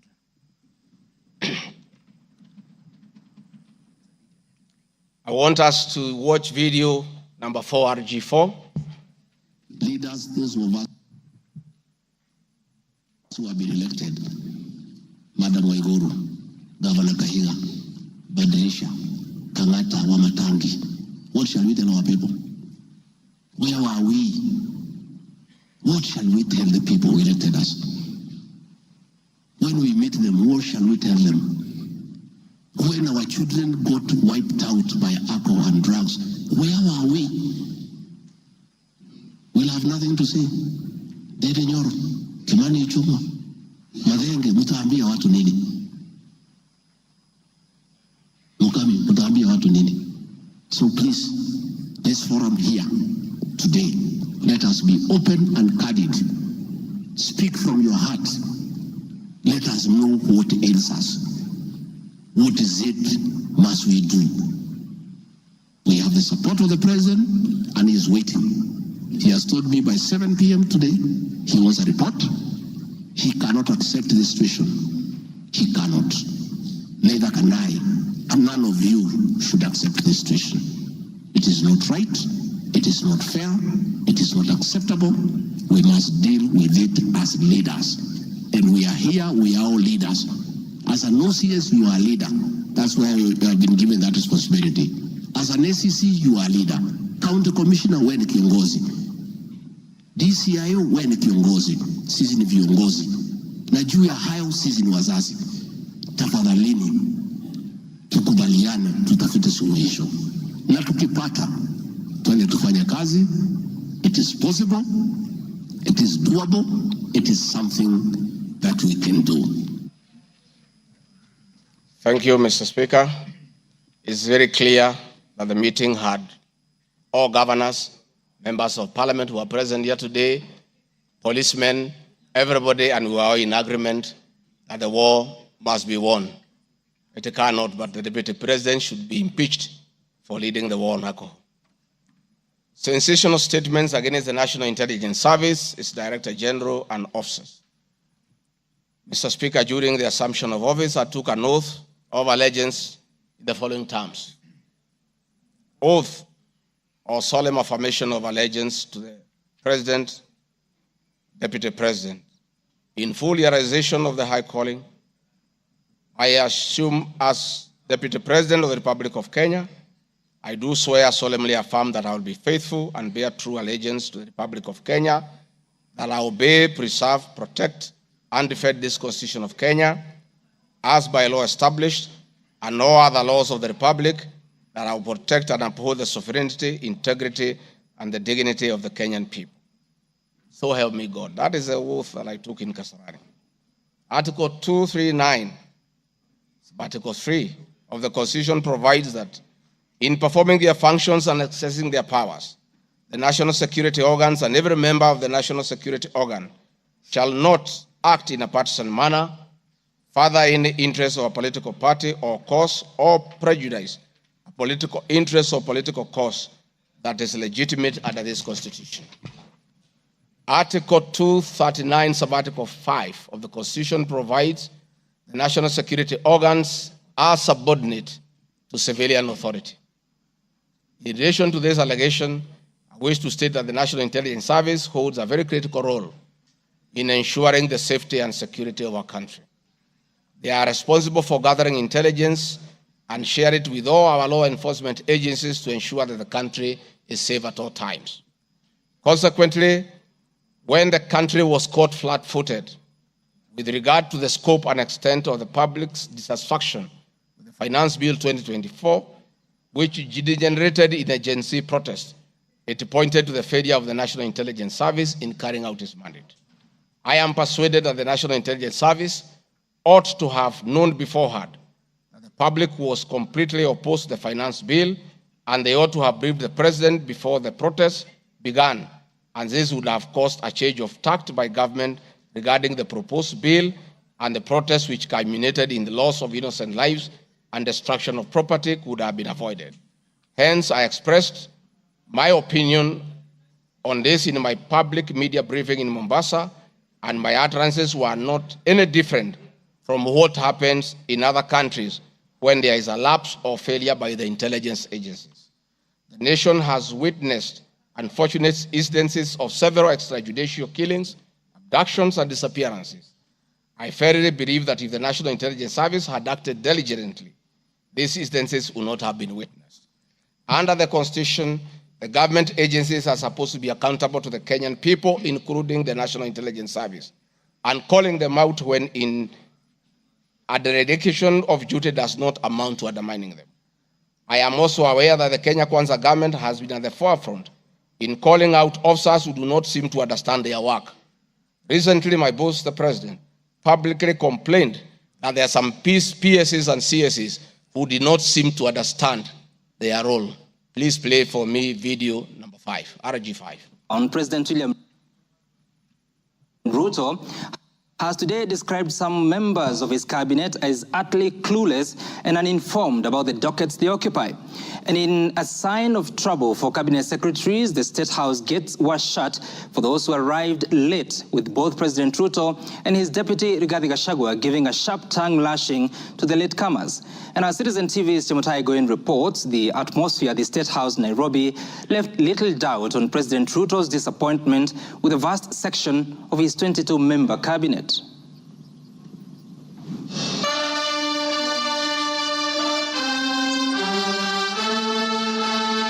A cold morning in Nairobi, but the seats on the State House grounds came ultra-heated, particularly for cabinet secretaries.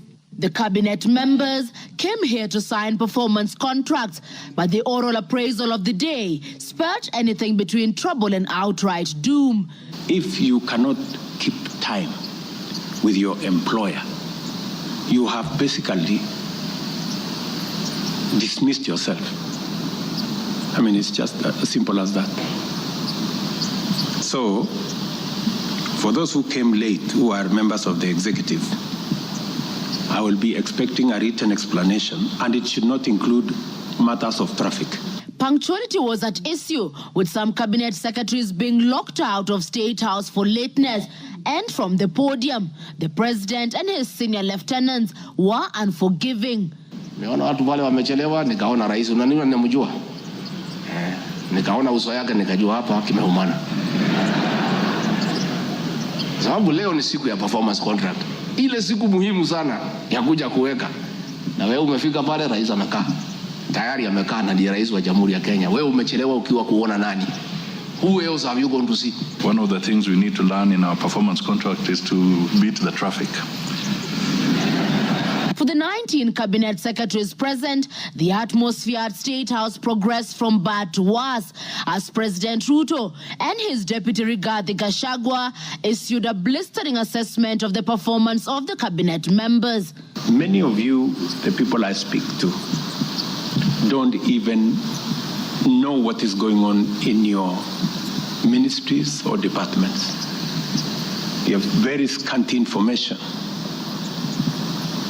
The moment I know more than you in your ministry, then you must begin to understand that something is very wrong.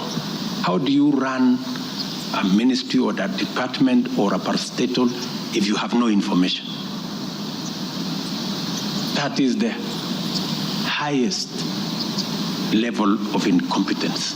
Those of us who came with the president from the political space and who are his friends, and we assisted him to become president. Once he gives us a job, that is the termination of that friendship. The friendship with the president will be based on nothing but performance. From travel habits to basic work ethic and even media appearances, it was a brutal ground zero appraisal for the cabinet. Why do you have to honor every invitation that you have been given to every country? Your Excellency, at times we have tried to hold cabinet committees, we can't. 5, 6, 7, 8 ministers are out of the country. Some change clothes at the airport from one country to another. That is the truth. Why can't you regulate yourself? If the president was to travel and honor every invitation, he will be out of this country the whole year. You just have to decide what is useful and other things you can leave to our ambassadors out of the country. So when you hear my deputy saying, find time, travel, but travel and see the people who have hired us, you know, go to different parts of Kenya so that you can get feedback from the public. We have done so much as an administration, but the information is not out there. Our ministers are quiet. They are called for TV interviews, they don't show up to say what they have done. And then the media have a few days because nobody talks for government. I would rather we spend more time explaining to the people of Kenya what we have done in our respective dockets as opposed to travel. And if we have to travel, let's travel up country to where our wananchi are and explain what we are doing. And I remember I called CS Chelugui. I didn't find him, so I called his PS. And I found her, and I explained to her, I told her, look, the public is not understanding this. Did I call you or not on Sunday? You know, I told you this is what the public is saying. Please do more sensitization on Hustler Fund Phase 2. With a very public expression of disappointment in his cabinet, President Ruto has triggered speculation on changes in government as his administration approaches the end of its first year in office. From punctuality to work ethic and general performance, the proverbial axe could well fall somewhere. With the performance contracts expected to foster a culture of high performance in the public service and also ensure that public resources are properly utilized, it is also set to offer a framework for President William Ruto to reward performers and also institute sanctions on non-performers. Chamutai Goin, Citizen TV. Mr. Speaker, President William Ruto, my boss, and I have been calling out senior government officials when they fall short of expectations. The Director General of the National Intelligence Service is no exception. He's not above the law. He's accountable to the people of Kenya for his performance. And I have had an argument that we should not call out those in the security sector. I would like you to play next video. We have the most incompetent Inspector General of Police, I think, in the world. The most incompetent in the whole world. His incompetence may not necessarily play out when things are working, but when things get to a head and you need some decisions to be made, I can tell you for sure, the gentleman we have as an IG cannot make any decision. Nataka tumwambie ule mtu wa sinema mingi anaitwa nani ule mtu? Ule sijui anaitwa DCI, ule anaitwa nini? Ule mtu anaitwa Kinoti. Awache ujinga. Huyo bwana Kiboti awache ujinga. Sio kama tunaelewana. Huyo Kinoti hakuna kitu amefanya kwa hii Kenya ya kisiasa. Yeye ni mtu ya sinema. Anaendesha makesi kwa magazeti. Anatuandikia barua, sijui barua ya kilomita ngapi. Mr. Kinoti, please save your time. Stop writing to us long letters. Leave matters of elections to IEBC. You have no business in IEBC. You have failed as DCI. We don't want you to fail our elections. Tunaelewana? Huyo bwana Kinoti awache hiyo ujinga yake anaendesha pale, kwa sababu anatukasirisha. Huyo bwana Kinoti tunataka tumwambie awachane na watu wa IEBC wafanye hiyo uchaguzi. Alipatiwa kazi ya kufanya criminal investigation. He has never done anything. Ile kesi yote anafanya kesi kwa magazeti. Akiambiwa apeleke evidence kule kotini ameshindwa. So bwana Kinoti, wacha sinema. You have failed and wait for August so that you can. Honorable members, that was President William Ruto as Deputy President criticizing IG Mutiabai, DCI Kinoti. Regarding Gachagua has learned his job from his boss, that public officers must be called to order when they fell short of expectation. And I never saw anybody bring William Ruto here for impeachment for criticizing the IG or the DCI. This is a very unfair allegation. Mr. Speaker, it is also reported by media that the IMF has already warned about impending unrest during the people's dissatisfaction with the 2023 and 24 finance bill. Many of you will recall, Mr. Speaker, after the September 11th terrorist attack in the US, The US intelligence agencies were massively criticized, and an inquiry was even opened to investigate why their intelligence agency was not able to detect and thwart the attack. All we are saying is that our National Intelligence Service is accountable to the people of Kenya for its performance. Mr. Speaker, conniving with cartels in the tea sector to block KTDA from implementing guaranteed minimum return, Mr. Speaker, I am yet to see a shred of evidence to that effect, and I have nothing to say. I have seen an allegation that we have not been able to do coffee reforms. Mr. Speaker, out of my work, coordinating coffee reforms, the Cooperative Bill 2023 and the Coffee Bill 2023 is before this House. I request this House, after these impeachment proceedings, to embark on those two bills so that the coffee farmers can realize the full benefit of the coffee reforms that we have initiated. There is another allegation that I have taken control of a local cooperative society in Madeira constituency. I don't know the name of that constituency, of that cooperative. It is false. I am yet to see any evidence. I have nothing to say because there is nothing to be said. On the issue of shareholding, which I think members are interested in listening to, I listened to you this morning, and it was quite emotive.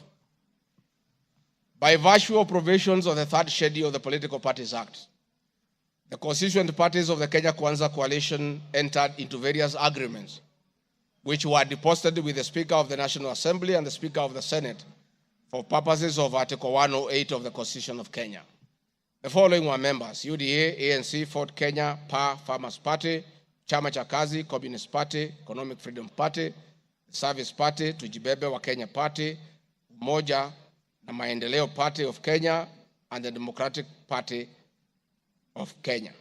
In accordance with the provision of Clause 3, Schedule 3, a power sharing agreement and development agenda for the certain regions of Kenya, I attach copies of these agreements, RG32. All those agreements talked about specific regions. The leaders who appended their signatures canvassed issues of appointments to do with specific regions. Power sharing agreement between UDA and ANC and Ford Kenya, for example, say that the UDA would nominate the coalition president, the presidential and deputy presidential candidates that was honored. The president would guarantee the stature, the dignity, and financial and operational autonomy of the office of the deputy president, which I have been insisting on because it's part of the coalition agreement. The ANC would be allocated the position of the prime cabinet secretary, which has happened. Ford Kenya would be allocated the position of the Speaker of the National Assembly, and that is why Honorable Masika Wetangula sits here today. In accordance with Article 2 of the Power Sharing Agreement, ANC and Ford Kenya would have a 30% share is a word, of the national government positions. This drives my utterances about shareholding. It is embedded in all these agreements that are attached here for you to read. I heard this morning an honorable member saying that the deputy president said the people of Ukabani will not get resources because they did not vote for Kenya Kwanza government. That is not true. The deputy president of the Republic of Kenya does not allocate resources. Resources for the development of the Republic of Kenya are appropriated by the National Assembly of Kenya, where I am today. The deputy president will help the president to oversee the implementation of funds allocated and appropriated by the National Assembly. It is therefore not possible that the Deputy President of the Republic of Kenya has the capacity to deny any part of Kenya resources because of the way they voted. The decisions on how resources will be allocated for the development of the Republic of Kenya are made here by the honorable members. If your area has no development, please don't impeach the Deputy President. Don't accuse him of not giving you resources. You are in this house to make sure that your area where you come from is allocated appropriate resources, because that is your job. The agreements are attached, therefore I don't want to go into them. Let me say my speeches on the shareholder issue were informed by the aforesaid power sharing covenants, which are founded on law, having been deposited with the Registrar of Political Parties, and lessons learned from the well-known disputed 202 NAC power sharing agreement. Further, sharing agreements are a feature of government formation in all democracies in the world that provide for the formation. My pronouncements on the issue, properly understood, are not only anchored in law, but entirely harmless and incapable of being construed as a basis for ethnic animosity, a danger to national cohesion, or a threat to national unity. On the contrary, coalition building has been one of the most important innovations since the disputed 2007 elections in ensuring stability, equitable sharing of political power, national cohesion, and fostering of national unity. Indeed, Kenya Kwanza main opponent in 2022 general election, Azimio la Umoja Coalition, One Kenya Coalition Party, was a political party consisting of 25 political parties who also executed a power sharing agreement based on shares. I'm also aware that the Jubilee Coalition that executed a 50-50 power sharing agreement between TNA Party and URP Party for 2013 general election. I have thus not violated Section 13(1)(a) and 62 of the National Cohesion Integration, nor has this commission summoned me to explain any of my comments and how it can affect cohesion. However, notwithstanding the said power share agreement, upon election as Deputy President, I went out of my way, as required by the Constitution of Kenya, to serve all Kenyans regardless of their political preferences during the election or ethnic origin. I now produce the following video showing some of my speeches all over the country as marked RG Video 7.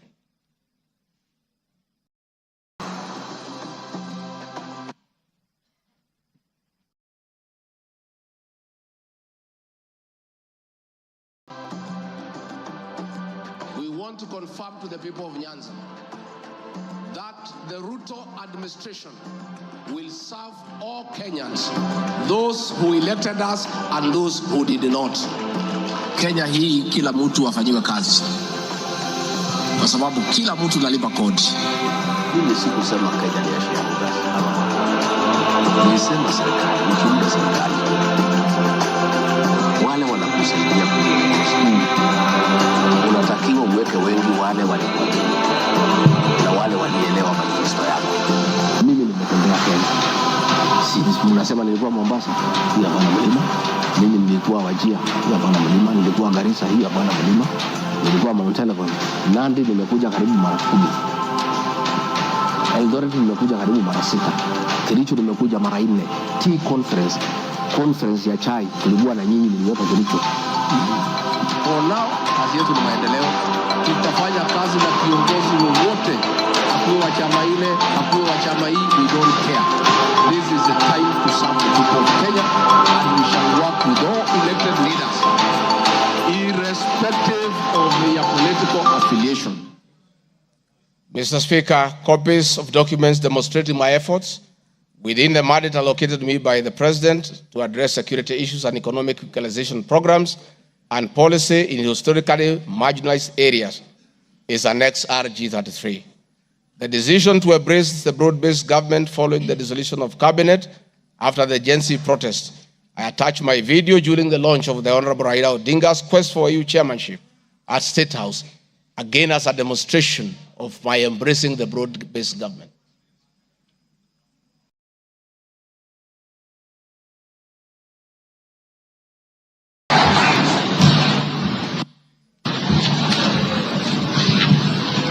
Your Excellency, Dr. William Ruto,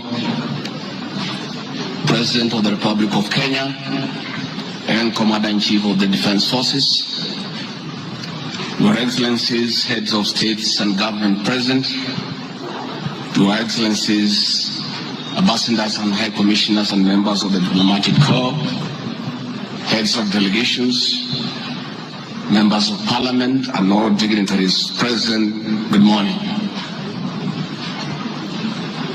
Your Excellency, let me say this is a great moment for our country. What a day, what a moment. We are here, Your Excellency, as a country to unveil Kenya's finest to go and lead Africa. It's a proud moment for this country. And I want to say, Your Excellency, the people of Kenya have been united to a man by the candidature of the Right Honorable Raila Odinga to be the chairperson of the African Union Commission. This is a quest that has brought pride to our nation. And I would like to tell the leaders here from Africa and the representatives that as a country, as we present the Honorable Raila Odinga to be our candidate, it is because Africa, our motherland, deserves the best.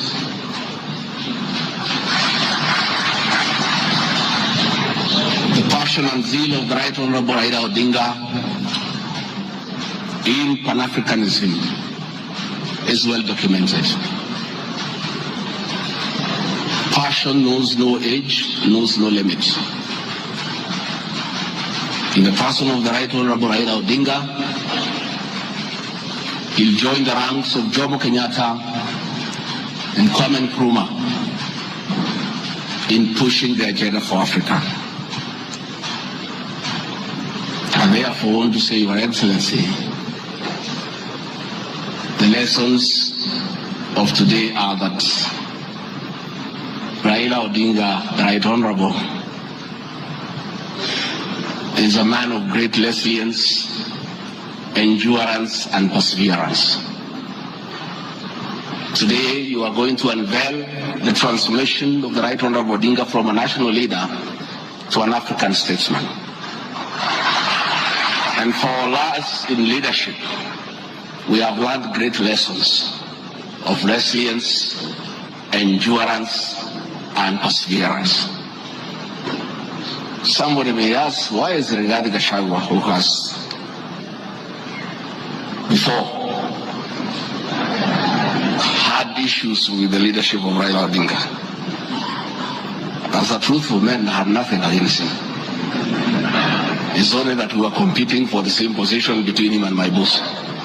Now that he is going for a bigger seat in Africa, all of us, from the president, I, and the rest of Kenya, are behind him.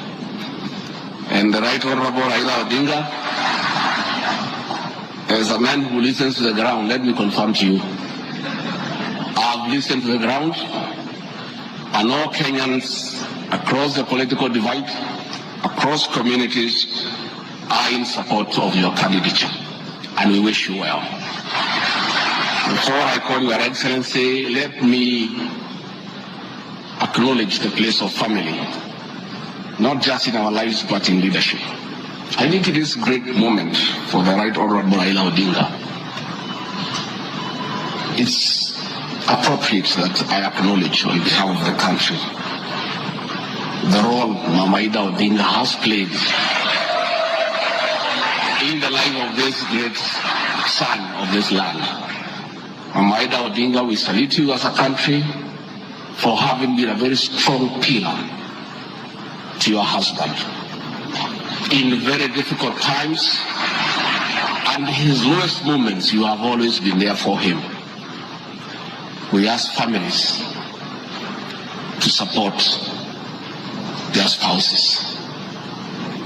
So Mama Ida Odinga, as we wish you happy birthday, it is my hope and prayer that your next birthday will be celebrated at Addis next year, And if you invite President William Ruto to come and he's not able to come, Mr. President, I'll be very happy for you to send me to represent you in that great basket. We therefore want to say as a country, it's a great moment.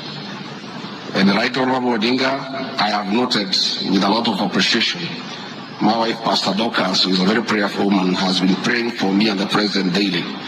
And I noted from yesterday she has added you in her prayer. And because her prayers work, we have no doubt that you will get this seat. Mr. President, it is now my honor to request you to come and anchor Kenya's finest and embark on the journey of transformation of the Right Honorable Raila Odinga from a national leader to a great African statesman. Thank you, Mr. Speaker. President William Ruto has many times appreciated my people issues and has repeatedly pronounced himself. Let me have the video number 9. And speaking of deputies,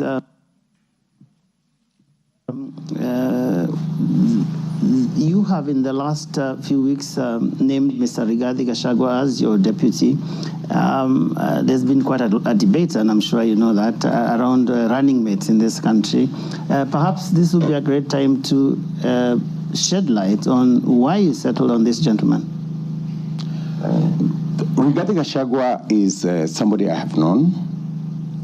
Rigathi Gachagua is a very passionate leader. Rigathi Gachagua is a people's person. He speaks about the things that I speak about. He speaks about ordinary people. He's concerned about matters to do with farmers. He's concerned about the things that are dear to ordinary Kenyans. And the nexus between me and Rigathi Gachagua is the people. He believes in bottom-up the way I do. And that is why I chose Rigathi Gachagua to work with me. Thank you very much. Speaking of deputies... Thank you very much, Mr. Speaker. In addition, and almost in conclusion, I am not the only leader at the national level who has encouraged unity among Kenyans based on shared regional, geographical, and economic and other factors. I have attached several articles. Luya unity is not optional, Moses Wetangula. Ruto puts case for Gema Kalenjin unity.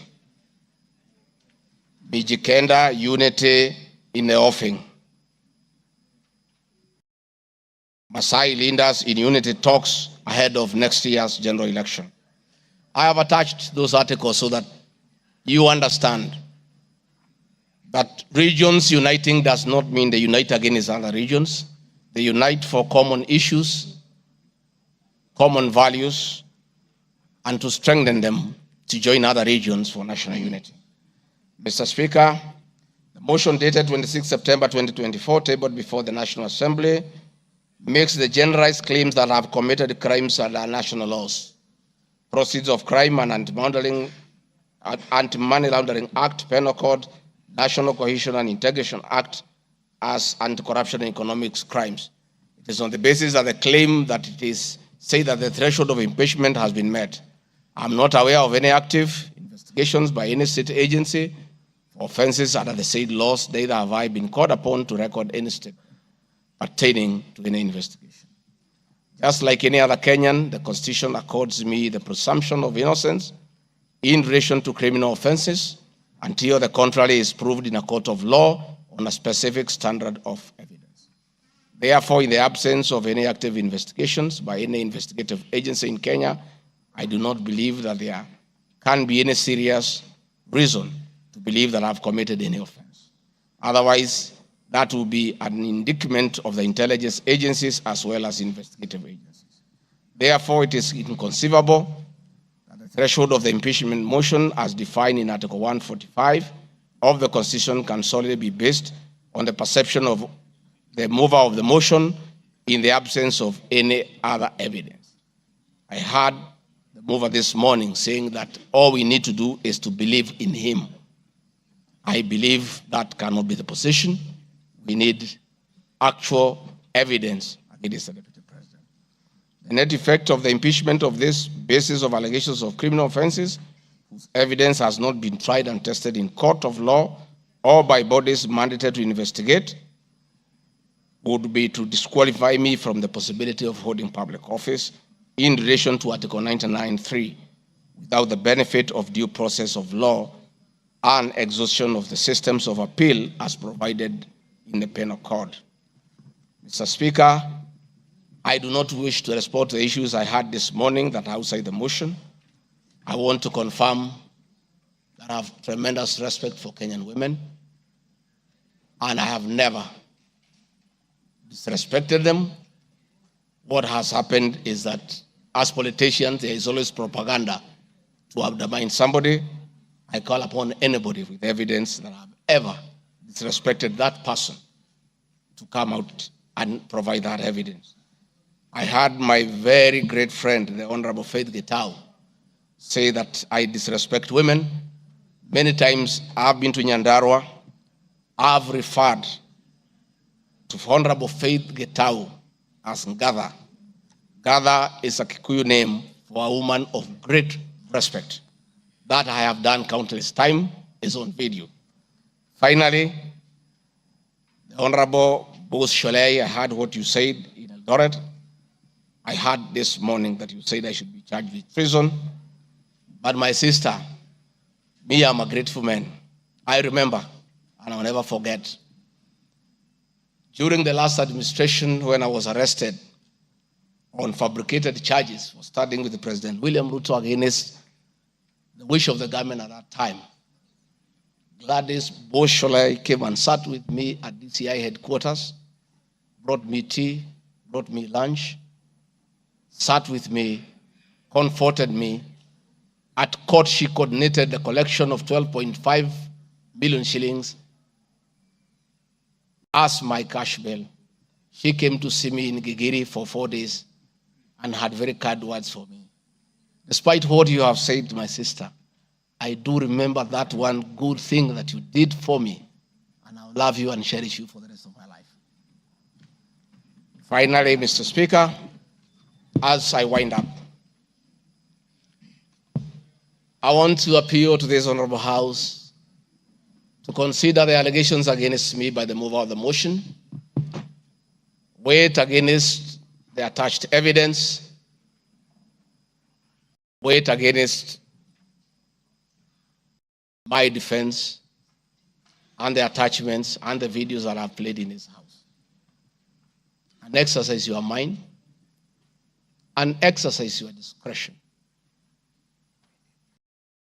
Search your conscience and decide if Rigathi Gachagua is guilty of any of those allegations or is undergoing a political process. If you are so persuaded and you search your conscience without any intimidation or coercion or inducement, and you think is the right thing to do, please go ahead and do so. If you search your conscience and listen to the issues that have been adduced here, and you find that there are no grounds to impeach the Deputy President of the Republic of Kenya, please make the right decision. But as you do so, many members who are in this house remember what President William Ruto as Deputy President went through. And most of us stood with him. Rigathi Gachagua underwent 4 years of persecution. Others were persecuted. But we took a firm stand because we believed we were doing the right thing.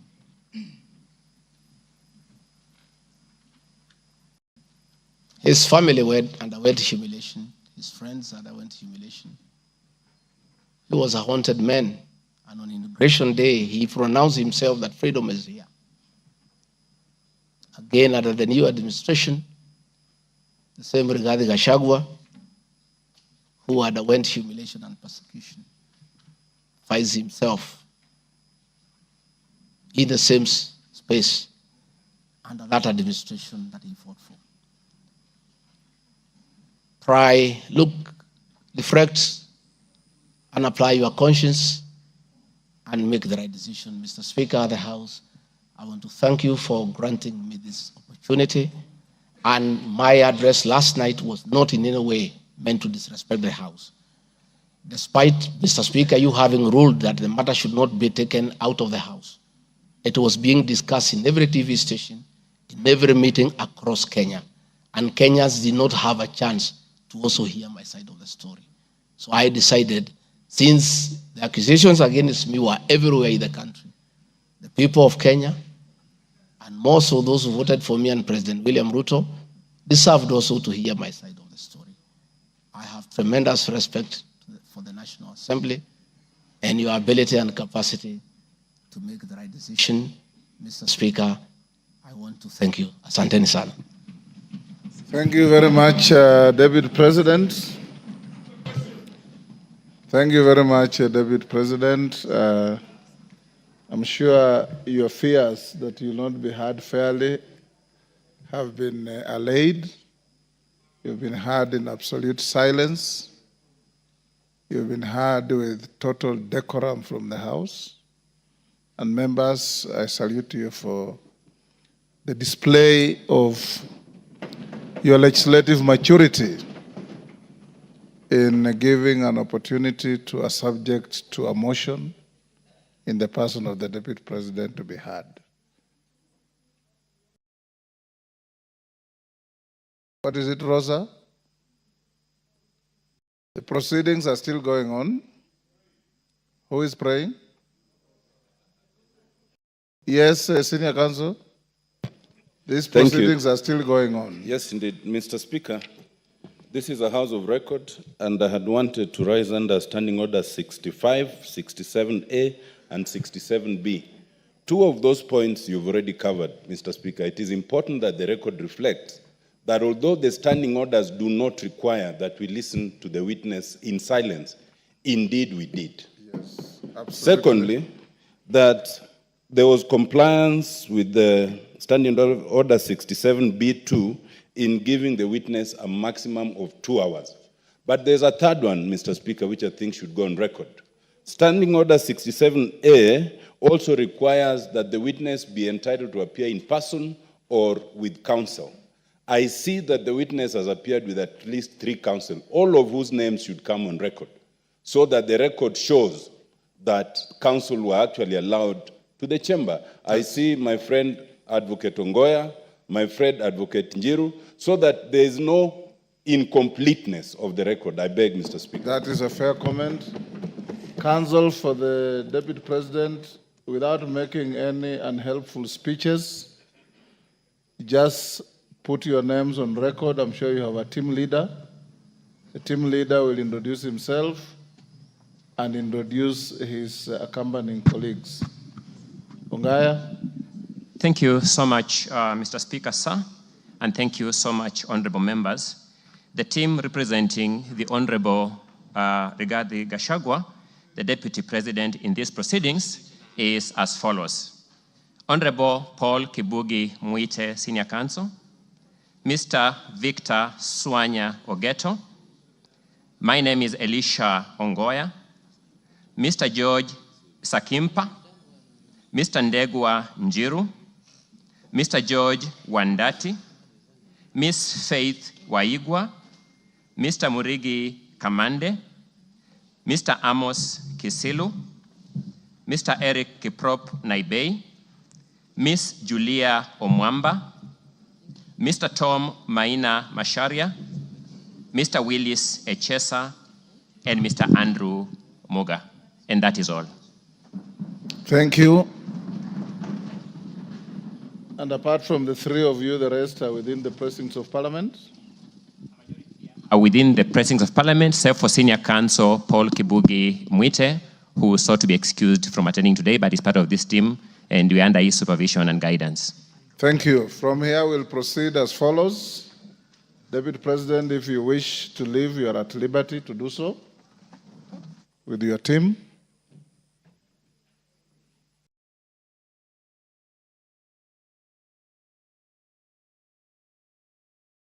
Na mwengi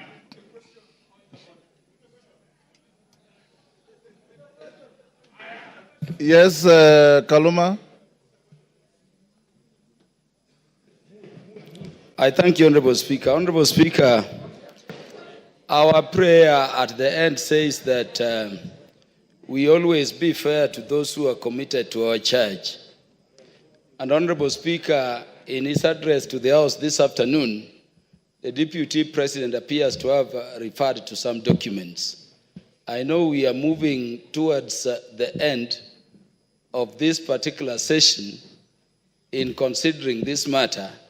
And Honorable Speaker, I want to thank you for upholding Article 47 of the Constitution on the right to fairly and secure procedural fairness to every party as required by our Constitution. I wanted to ask Honorable Speaker that so that we consider what the Deputy President is saying in the documents, would I be in order to request the indulgence of the Speaker within the provisions of Standing Order number 1 to adjourn for at least 10 minutes so that we consider what the Deputy President's documents have and come back and make the decisions we need to make.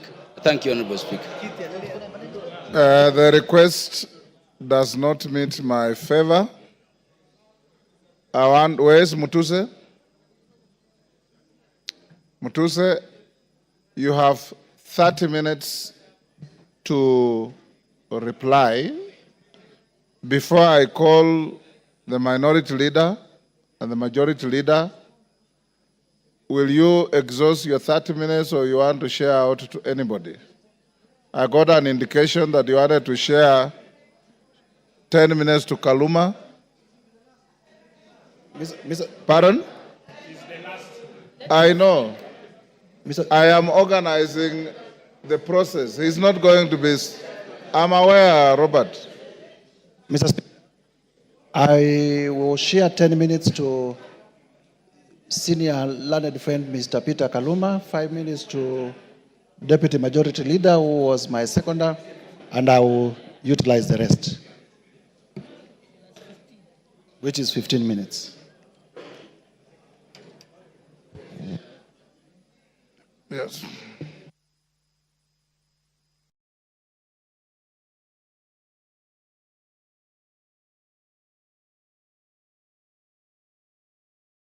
Honorable Mutuse, only you has the right to a second bite to the motion. Your seconder has no right to a second bite. So if you have extra minutes, as I call the minority and majority leader, Kaluma will have 10 minutes if you want to donate to anybody else, but not Owen Bayer. Minority leader, now it's your time. You have 15 minutes. Mr. Speaker. Mr. Speaker, thank you for according me this opportunity. From the onset, Honorable Speaker, the minority supports the motion on removal from office by impeachment of Honorable Rigathi Gachagua because, Mr. Speaker, he is unfit to hold office. In Kenya, and yesterday it was clear to all Kenyans to see for themselves the danger this country is in, Mr. Speaker.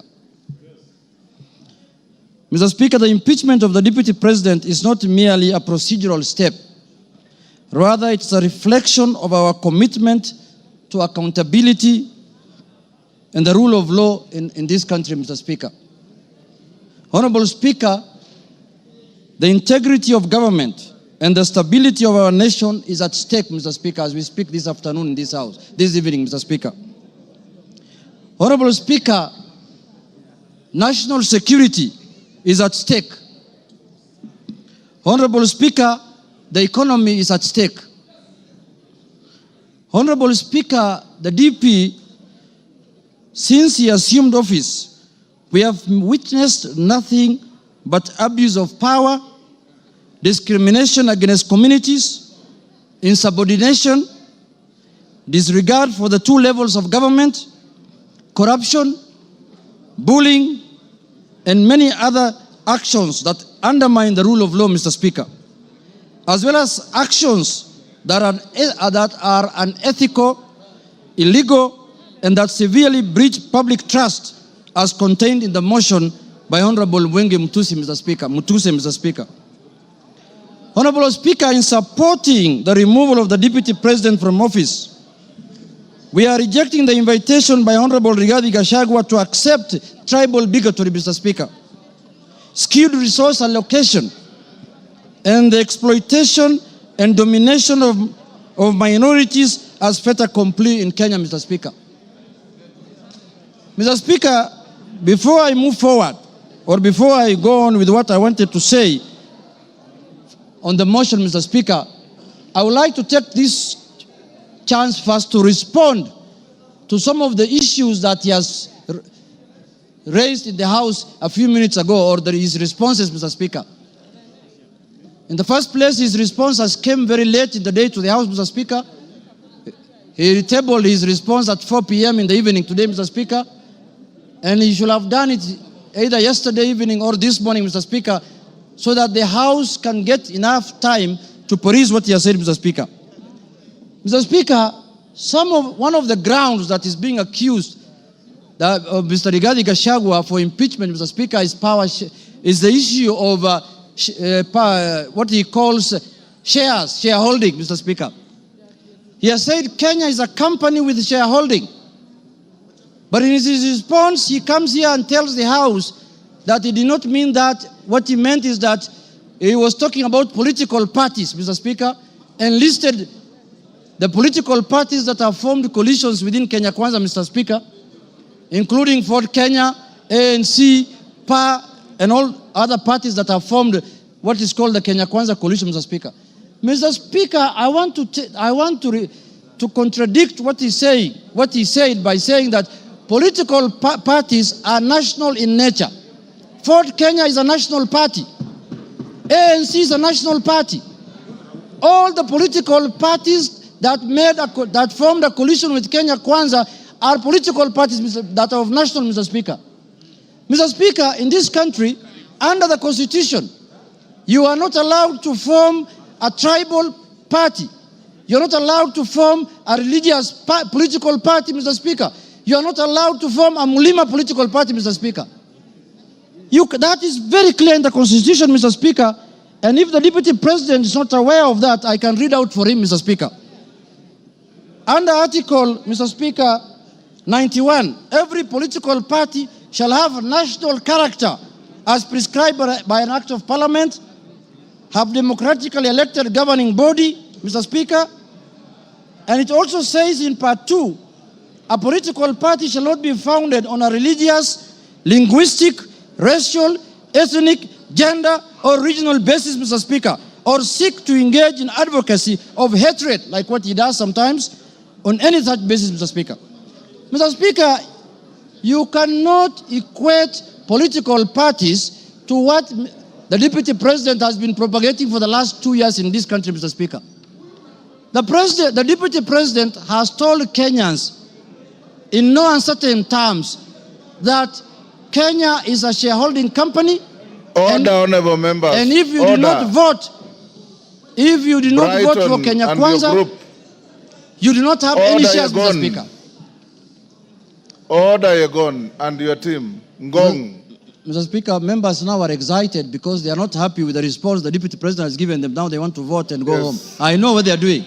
I know, but let's prosecute the matter. We have to respond to the issues he has brought to the House, Mr. Speaker. Mr. Speaker, political parties are not equal to regional and ethnic conglomerations that the deputy president has been advocating for the last 2 years, Mr. Speaker. Mr. Speaker, I want to give him a good example like ODM. ODM has sent the other day 6 experts under the broad-based government, Mr. Speaker. 6 experts. Where are those experts coming from? One is from the coast. Beatrice School is from Turkana. Oparanya is from Western. The Attorney General is from Kisumu.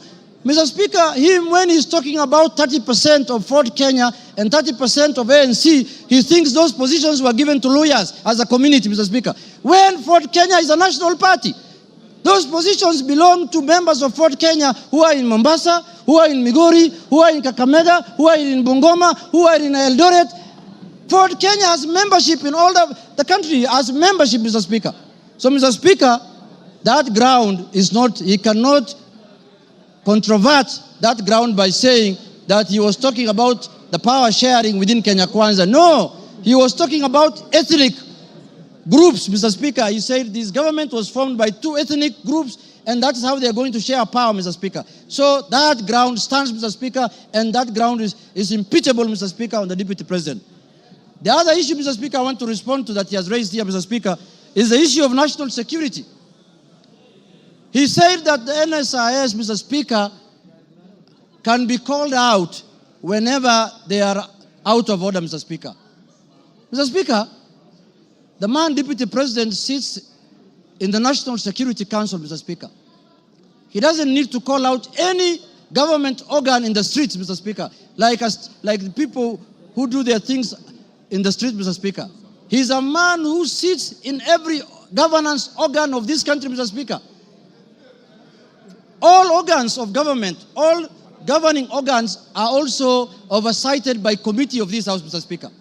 What happens, Mr. Speaker, in this country if every member of parliament goes out there castigating governing bodies and constitutionally created bodies of governance, Mr. Speaker? We are going to have anarchy in this country.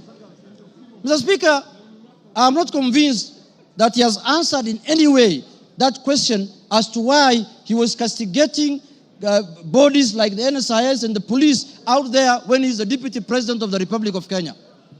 On that ground, Mr. Speaker, I feel he's impeachable on that, Mr. Speaker. He has not given us any sufficient answer to that question, Mr. Speaker. Mr. Speaker, the issue of Justice Maina. He said that he was not attacking her because of the judgments she rendered against him, Mr. Speaker. And he said that he had filed a petition with the Judicial Service Commission, Mr. Speaker. He who wants equity must come with clean hands. You cannot castigate a judge in the rallies, in burials, and then you want JSC to listen to you. You can't have both ways. If he wanted JSC to deal with that matter, if he was unhappy with the way the judge has handled his case, Mr. Speaker, he should not have castigated her in a burial, Mr. Speaker. He should not have talked about her in a very demeaning manner, Mr. Speaker. He should have kept his cool and filed his petition with the Judicial Service Commission, Mr. Speaker.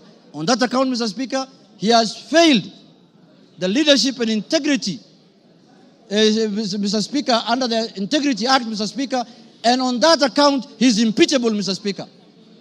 My last point, Mr. Speaker, is the issue of the renovation of his house in Karen, or the official residence of the Deputy President Karen, Mr. Speaker.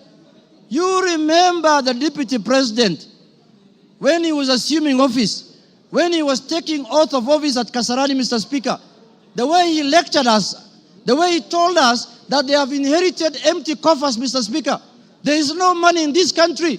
The former regime has looted and gone with everything, and goes ahead after 2 months to renovate his house, his official residence, with over 100 million, 45 million shillings, Mr. Speaker. Imetoka wapi, Mr. Speaker? Where has that money come from? Where has that money come from?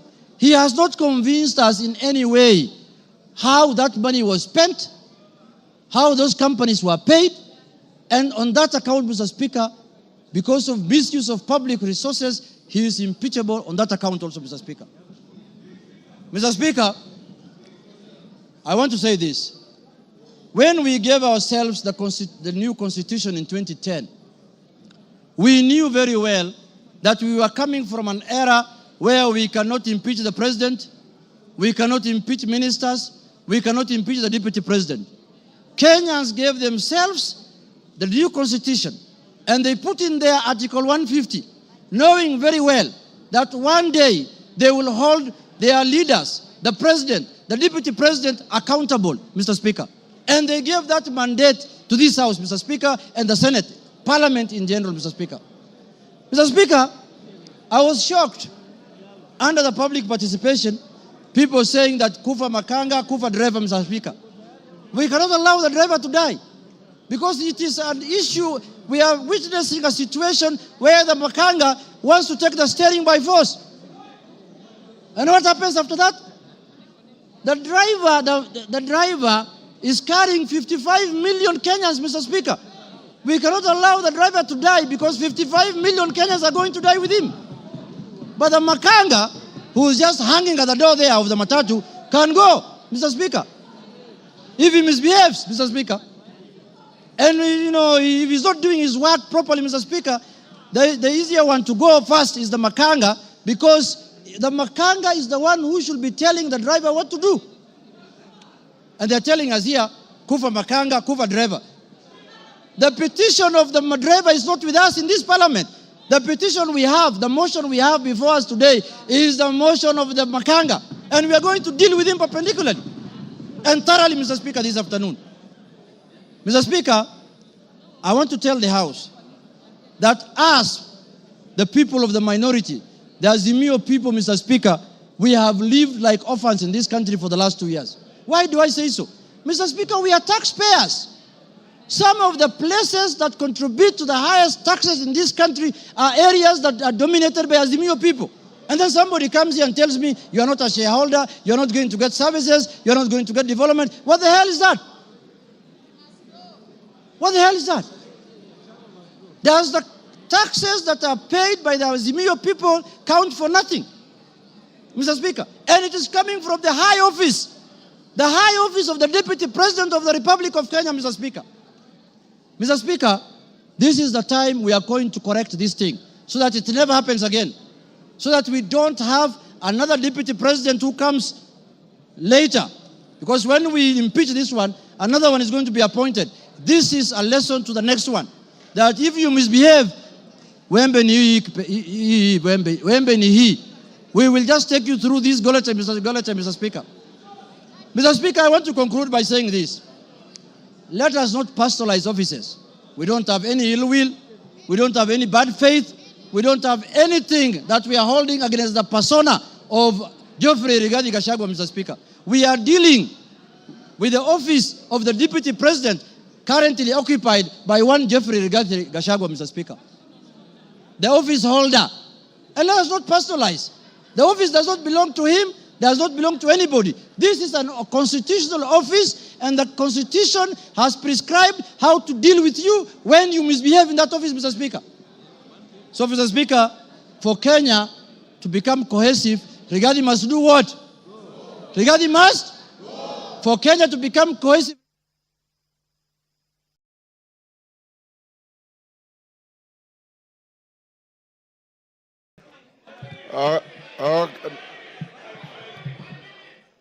Okay, give him 1 minute. Mr. Speaker. Give him 1 minute. Mr. Speaker, I was telling members, for Kenya to unite, Rigathi must. For Kenya to prosper, Rigathi must. For Kenya to have unity, Rigathi must. For shareholding to end in Kenya, Rigathi must. For us to have a peaceful country, Rigathi must. Thank you very much. That is the mood, and that is what how we are going to do. Thank you, Kimani Ichung'wah.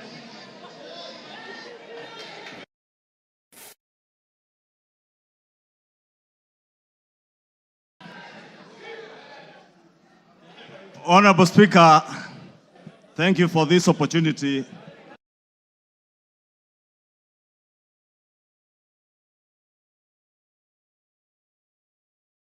Honorable Ekomas Mutuse, the member for Kibwezi West, approached me with the impeachment motion.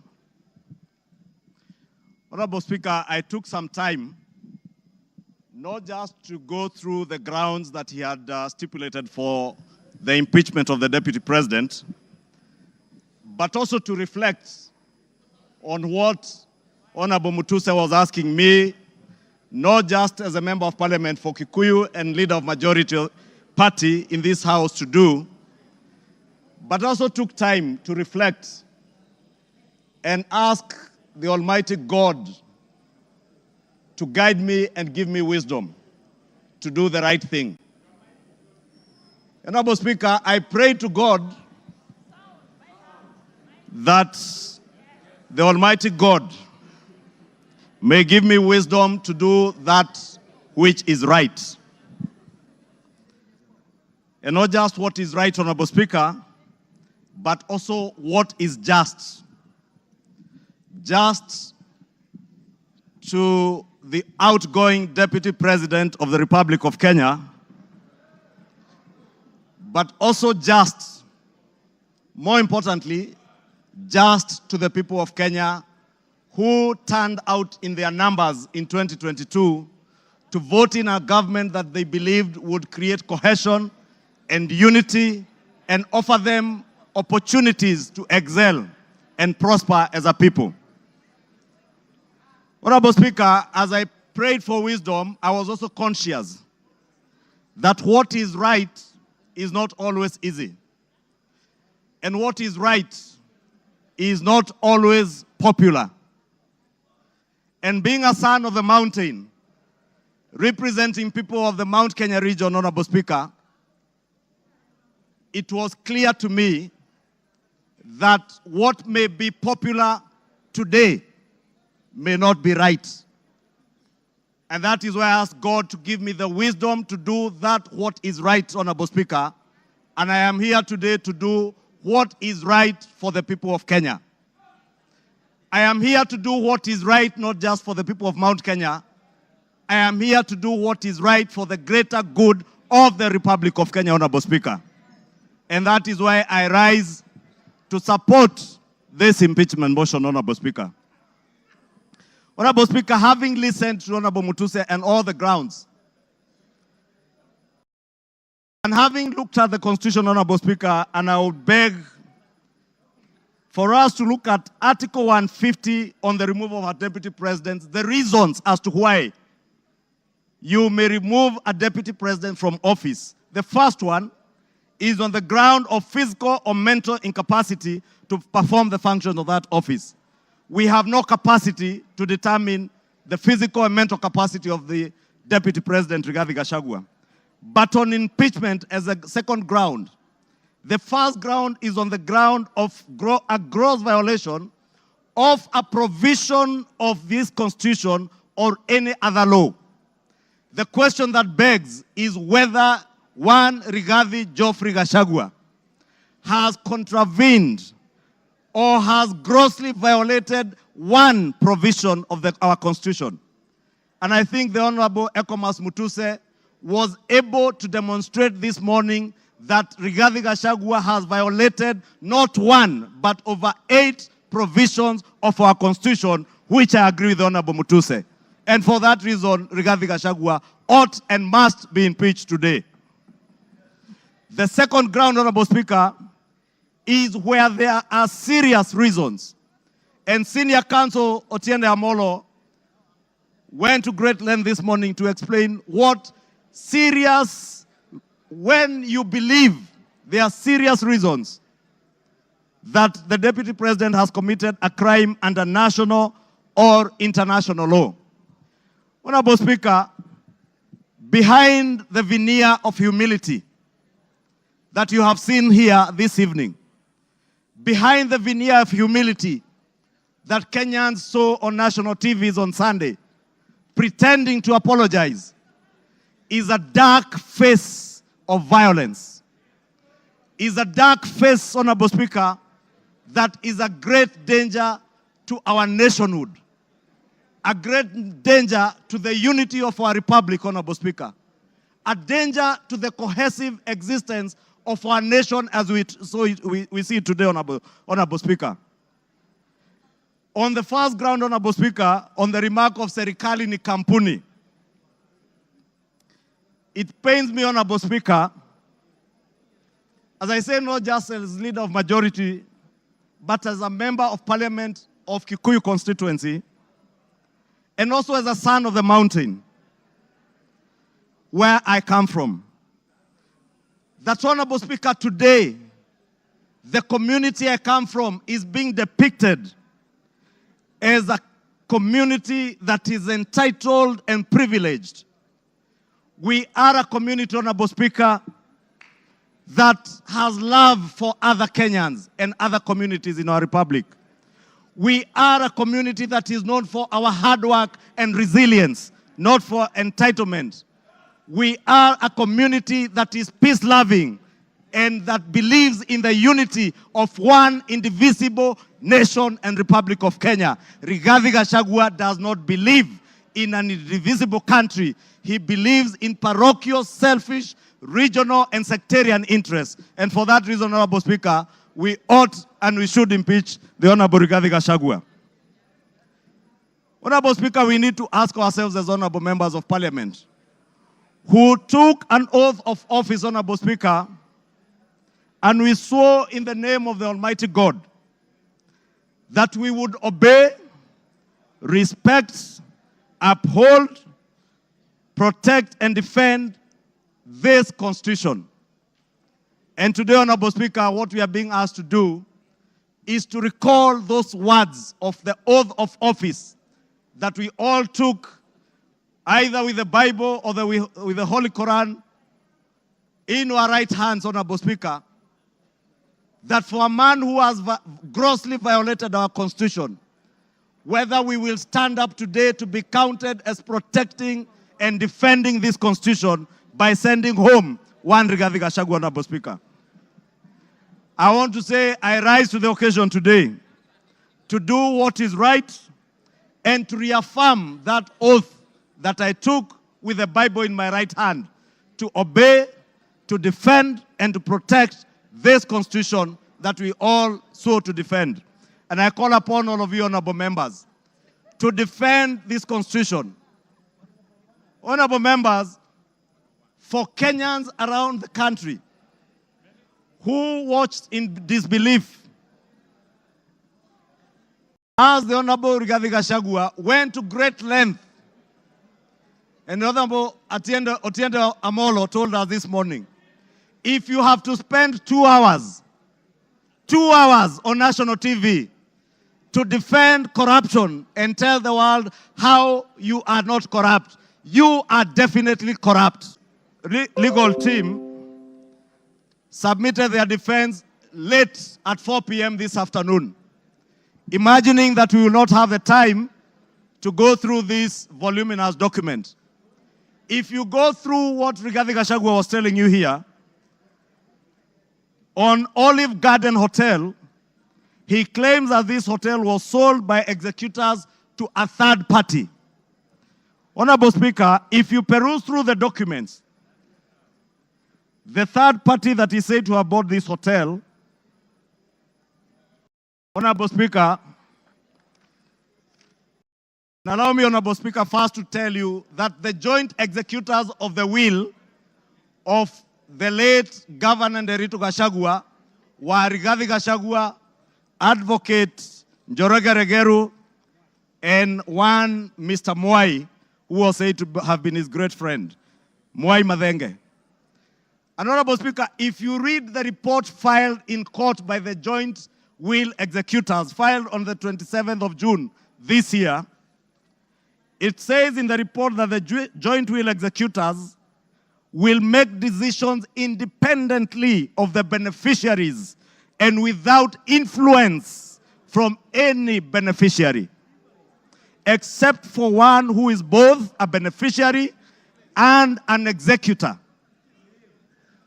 The joint will executors does not have the same attributes and mandates as for trustees, where beneficiaries would play a part assisting in decision making.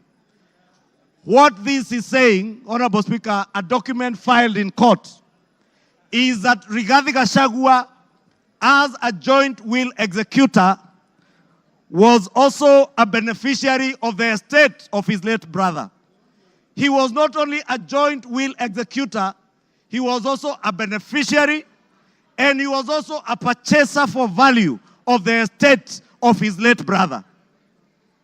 Olive Gardens is said to have been sold to one gentleman that many of us know, the Honorable Gishimu Githinji, the member for Gishugu, will tell you that the gentleman who is listed here as a purchaser for value for Olive Gardens, one Peterson Jomo Mushira, was a candidate in Gishugu constituency. He is a direct proxy of one Rigathi Geoffrey Gachagua. And Honorable Speaker, I must confess, and I am sorry to my friend Peterson because I know him. I just called him this afternoon when I saw this document. And I asked him whether TM Civil Engineering Limited is his company, and he confirmed to me it is indeed his company.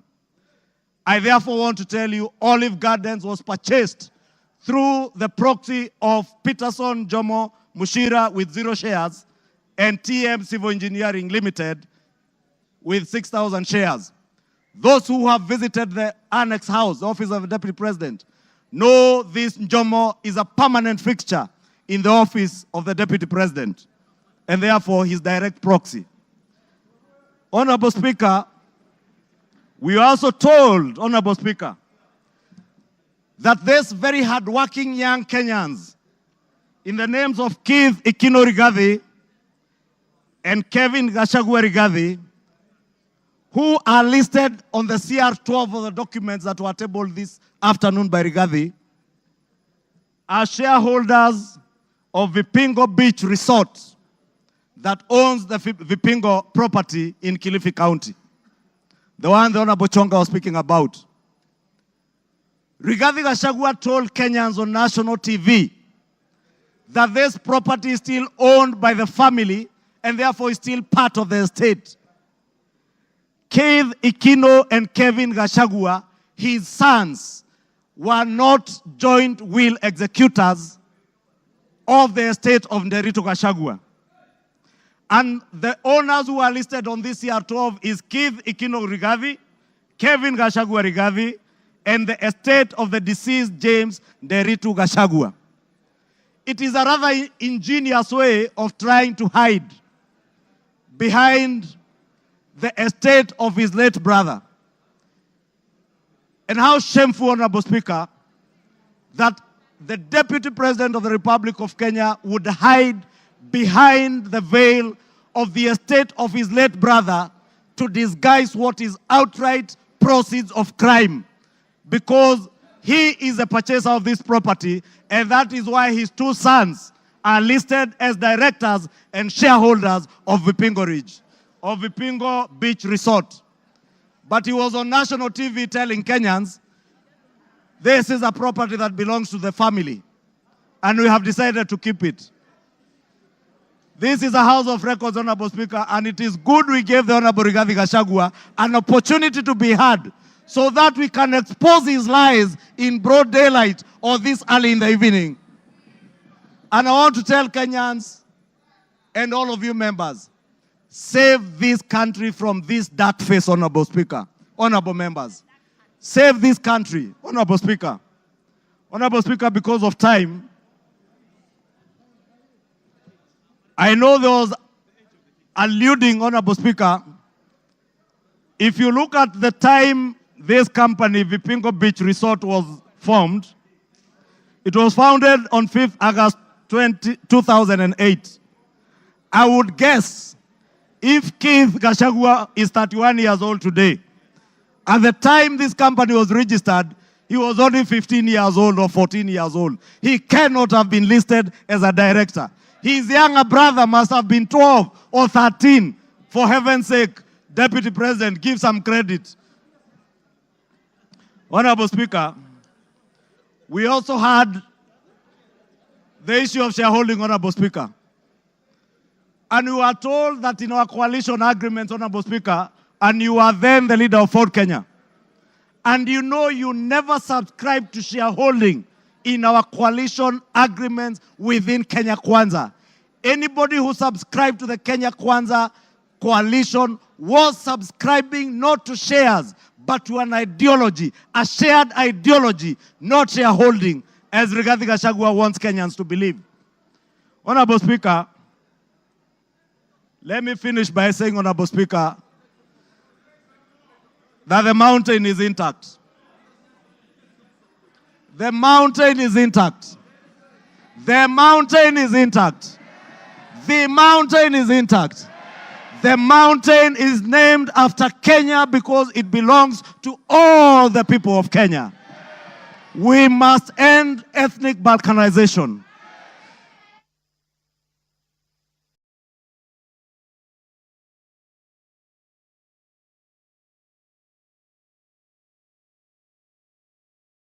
Give him another 2-3 minutes.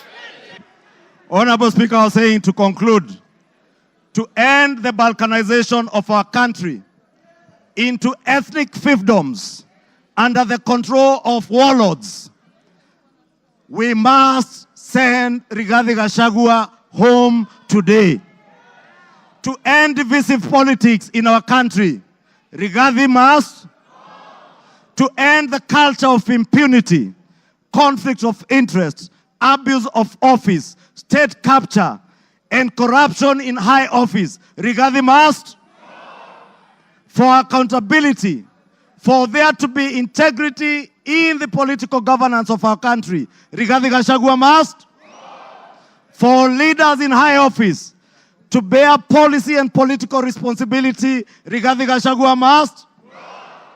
For national unity, for the fight against graft to bear fruit, for peace and prosperity of our nation as one indivisible whole, one nation under one flag, one people who love their country, who love peace, who want to see a cohesive and working government serving them. Rigathi must. Rigathi must. I submit, Rigathi must go. Thank you. Order. Honorable members, order.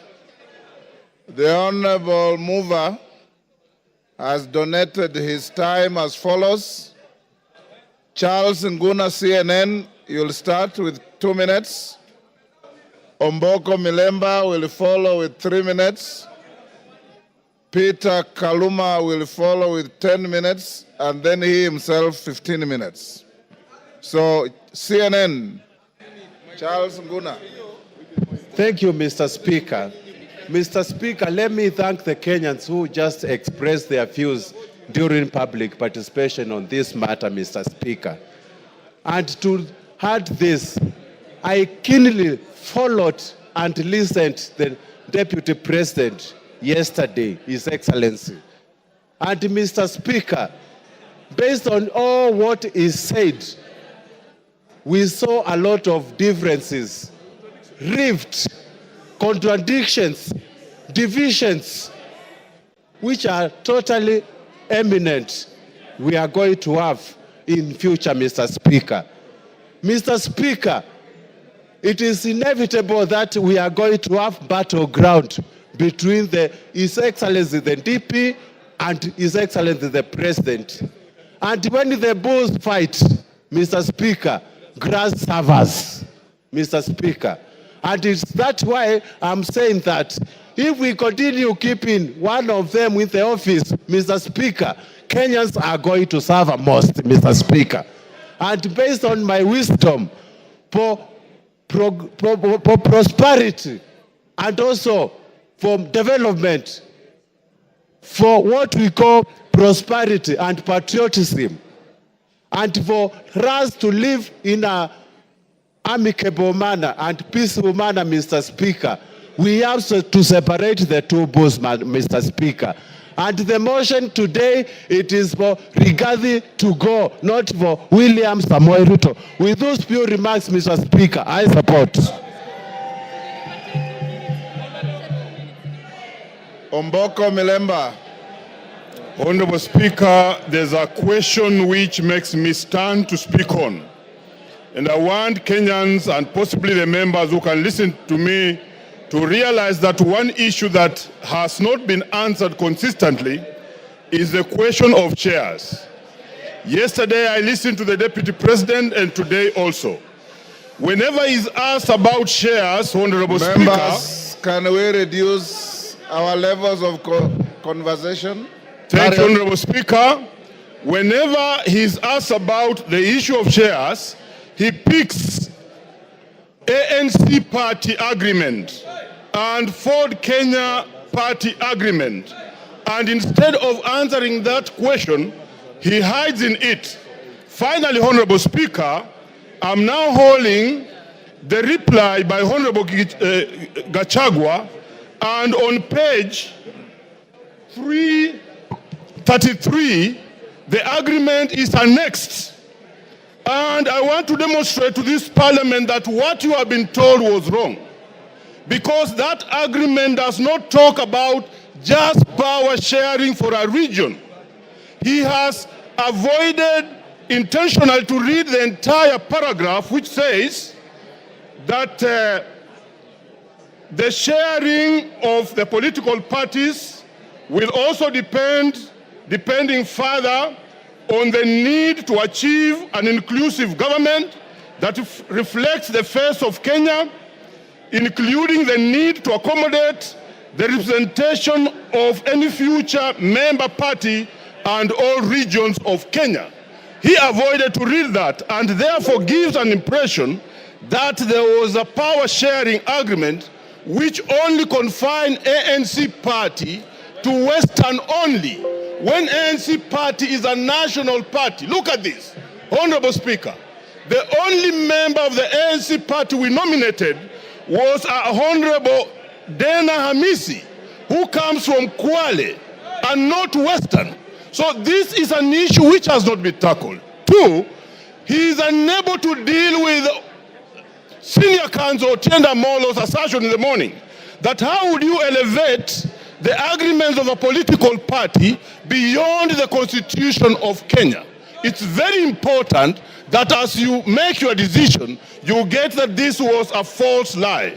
Finally, Honorable Speaker, in all this we have seen all the techniques of card stacking, of propaganda, which include card stacking, emotional appeal, branding, and that's why we have seen the name of the president being dragged in this matter today. I think the motion on the floor is for the makanga, it's not for the driver. Thank you, Honorable Speaker. I support.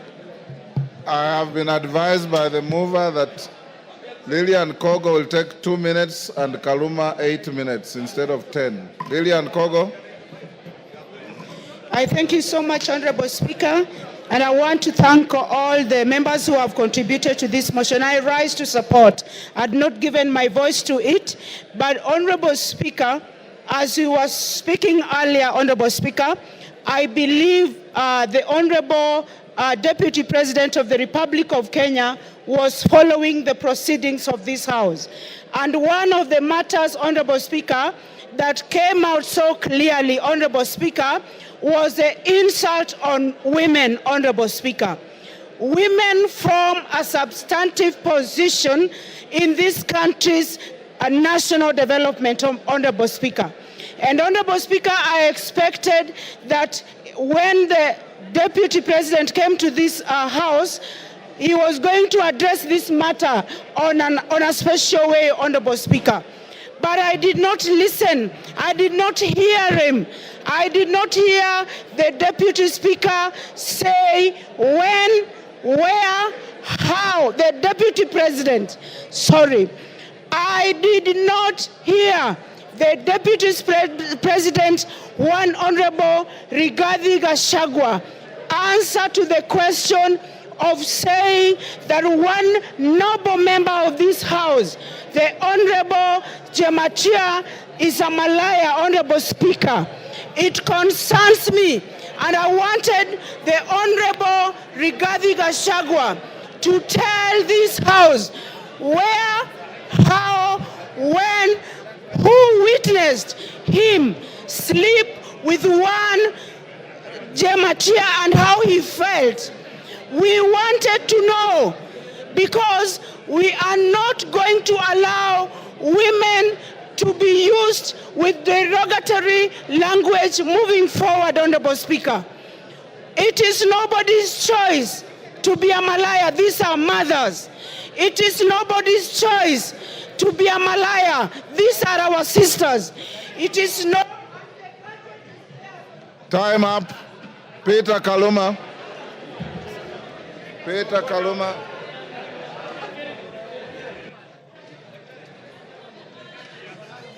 Peter Kaluma. Honorable members. I thank you.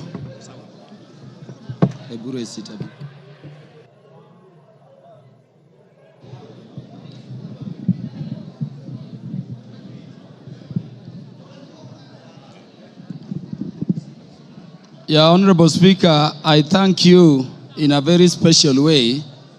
Honorable Speaker, I have this benefit of speaking after listening both to the mover of the motion and to the Deputy President, who is the subject matter of this motion.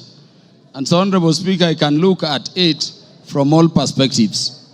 Honorable Speaker, allow me to start by saying that I listened to the Deputy President, as I did to Honorable Mutuse, with the mind of a lawyer, looking at how the grounds have been addressed, their particulars, and how they have been addressed by the two respective parties.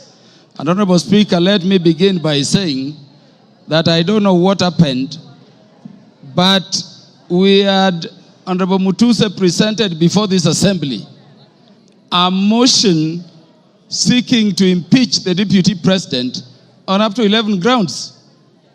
And Honorable Speaker, I don't know whether it is by act of omission or commission, or it is just the nature of some people. The Deputy President focused on those matters concerning property, money, integrity, procurement, forgetting the most fundamental issues. And I want to say that even when he addressed those money issues, there are very patent gaps going to constitutional violations which are stated in the motion to be gross. I expected the Deputy President, for instance, to use the opportunity you accorded him, Honorable Speaker, to explain that SMS which came from his son Ikunu Gachagua on the bid bond issue involving that company. No mention of that at all. Honorable Speaker, before I go to the matters I want to address in substance, let me thank you, the Honorable Speaker of the National Assembly, for ensuring that the process this House is going through has been very fair. And in doing so, Honorable Speaker, for according and upholding and protecting the provisions of Article 47 of the Constitution. I hear people still saying that the courts will intervene. But I'm thanking you for this, Honorable Speaker, because the only time the courts intervene is if we have not secured a party procedural fairness. This motion was advertised across the country for the participation of Kenyans. And Honorable Speaker, allow me to reiterate this short data in 1 minute. 146,429 Kenyans said that the Deputy President should be impeached. And that, Honorable Speaker, constitutes 65.11% of the people of Kenyans. 76,026 of Kenyans said the Deputy President should not be impeached, coming to 33.8% of those Kenyans. Honorable Speaker, 2,452 Kenyans said Kufa Makanga, Kufa Dereva, and those other things. And there are the others. And Honorable Speaker, in terms of our constituency, which is Homa Bay Town constituency, 1,080 Kenyans whom I represent said the Deputy President should be impeached. And Honorable Speaker, that constitutes 89.81% of the population of the people of Homa Bay who are duly notified. 54 Kenyans in Homa Bay Town constituency, constituting 5%, said the deputy president should not be impeached. And then 56, which is another percentage there, said other things, including Kufa driver, Kufa Makanga. Honorable Speaker, let me clarify this other issue also. That the courts have persistently and consistently said that public participation must be meaningful.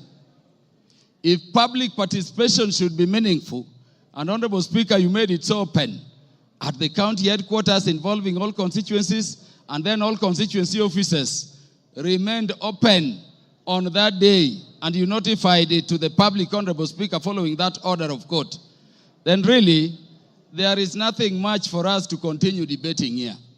If public participation is to be meaningful, then the Kenyans have spoken. And as their representatives, we can only give meaning to what they say during public participation by securing what they have said, which is that the deputy president should be impeached. Honorable Speaker, because I'm running fast, let me say that this constitution has been termed a living document. And Honorable Speaker, if you look at ground one, people take it lightly. But Honorable Speaker, the idea of the unity of our nation has been the one thing which has been disturbing the people of Kenya in terms of being a nation for very long. Honorable Speaker, allow me to read the preamble of the Constitution. And this is what it says. We, the people of Kenya, proud of our ethnic, cultural, and religious diversity, and determined to live in peace and unity as one indivisible sovereign nation.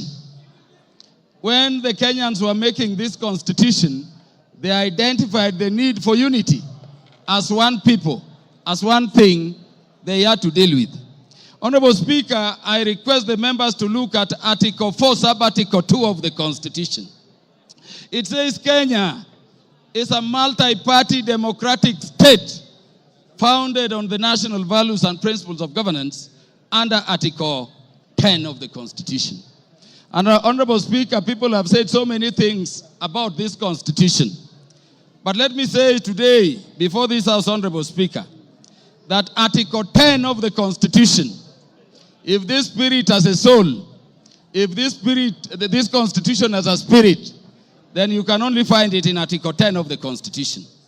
At Article 10, Sub-Article 2, those national values which were identified by the people of Kenya during constitution making as the things which Kenya needs to address are the following, Honorable Speaker. Patriotism, national unity, sharing and devolution of power, the rule of law, democracy and participation of the people, human dignity, equity, social justice, inclusiveness, equality, human rights, non-discrimination, and protection of the marginalized. Honorable Speaker, at the very heart of a nation is equal ownership and equal sharing in the resources of the nation. It cannot be therefore, Honorable Speaker, that a state officer at the level of the deputy president is singing to other Kenyans how they are shareholders and they don't belong to this country. And Honorable Speaker, it saddens me that having given him the opportunity, the deputy president did not proffer a defense. The deputy president did not offer an apology, but the deputy president said other people are also doing it. Honorable Speaker, let me say an impeachment motion proceeds in personam. It proceeds against a specific person. You may say Kufa Dereva, Kufa Makanga. Give him 1 minute to wind up. Wind up, Kaluma. Thank you. Honorable Speaker, it does not matter. This motion we have is against a person. You cannot have a motion for impeachment against Kaluma and somebody. Those who are saying Kufa driver, Kufa Makamba, bring the driver and we will also consider it on the merit. And on account of that, Honorable Speaker, this person must go. Honorable Speaker, in the few seconds remaining, let me say that when Westgate came under attack, I lost a cousin in the name of Jackton Port. He was the first one to be shot there. When Garissa University came under attack, Honorable Speaker, I lost Solomon Oludo from Marindi, a son of our land I educated at Uyubiero Primary School. Honorable Speaker, we have no problem holding the security apparatus of the nation, to account. But Honorable Speaker, we cannot have a situation where you talk that recklessly in public about our national intelligence service being dysfunctional. For a state which is permanently under terror, target and attack. And by the way, in the Security Committee, each minute we are fighting terrorists. You cannot speak that way and come back and say it is normal. Honorable Speaker, how can you be a principal assistant to the president when each time the president leaves the country, you are organizing rallies to incite ethnic animosity against your own government? Honorable Speaker, how can you be a principal assistant to His Excellency the President when the President is having a press conference in Nairobi and you are having a separate one instead of standing with him to calm the nation from Mombasa to say that the President, in fact, there is a problem and is a dysfunction in government? Time up, Mutuse. You have 15 minutes. Very good. Thank you, Mr. Speaker. Thank you, Mr. Speaker. Before I begin my reply to the motion, please allow me to table additional documents, being a newspaper advert that was placed by His Excellency the Deputy President in today's newspapers, and also the video recording of his speech yesterday, because they are material to these proceedings. Go ahead. Request granted.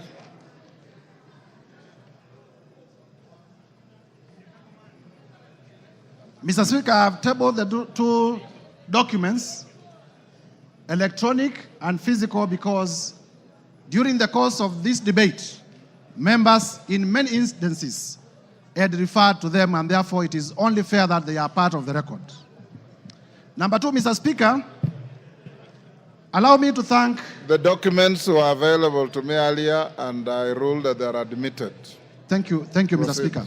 Yes. I want to be very brief because I know the National Assembly of the Republic of Kenya wants to make a decision on the matter of impeachment of His Excellency Rigathi Gachagua. Mr. Speaker, to begin with is to thank colleague members of Parliament from both sides of the House for the robust debate in terms of the motion that we presented before the House this morning. Mr. Speaker, I also want to thank Kenyans in their millions from all over the Republic, because in the course of this debate, Kenyans have been commending, Kenyans have been exercising their democratic right through public participation, through their right to odd opinions, and we have not witnessed a single incident of violence anywhere in the Republic. There had been vitisho that if you table an impeachment motion for a person of the magnitude of the Deputy President, there may be violence, people will lose lives. But I thank Kenyans because Kenyans have proven once again that we are a peaceful country and we are able to engage in our democratic processes without violence. Mr. Speaker, allow me to re-examine some of the few issues that have come through the response. First is to let Kenyans know that His Excellency Rigathi Gachagua has filed a response of 501 pages, and the response has come at 4 p.m., and I was only being able to be given the response about an hour ago. And therefore, in terms of the doctrine of equality of arms, I feel that I needed adequate time so that I may be able, during my reply, to respond to some of the things that he has raised in his response. However, be that as it may, I want to refer members to page 99 of his response. In the morning, I did tell members that His Excellency Rigathi Gachagua has acquired properties through corruption and through money laundering. And when he has come before this House, he has told you that the hotel that he acquired in Nyeri was acquired through a loan. However, the only document exhibited as evidence of that loan is a letter of offer from Credit Bank Limited. There is no evidence exhibited by Mr. Rigathi Gachagua, the current Deputy President, to the effect that the loan was actually finalized, to the effect that he actually got the loan. Mr. Speaker, as a term of the letter of offer, in terms of lien and set-off, and I read, a lien and set-off of a fixed deposits of LN Crystal Kenya Limited for an aggregate amount of 300 million Kenya shillings. Interest accrued shall be credited to your deposit settlement account. Mr. Speaker, in simple terms, what this means is that Mr. Rigathi Gachagua had a fixed amount in cash of 300 million in his account, which was going to be used as a security. I asked Mr. Rigathi Gachagua to tell us where he had gotten this 300 million, if my allegations that he's laundering money are not true. And therefore, by virtue of his response,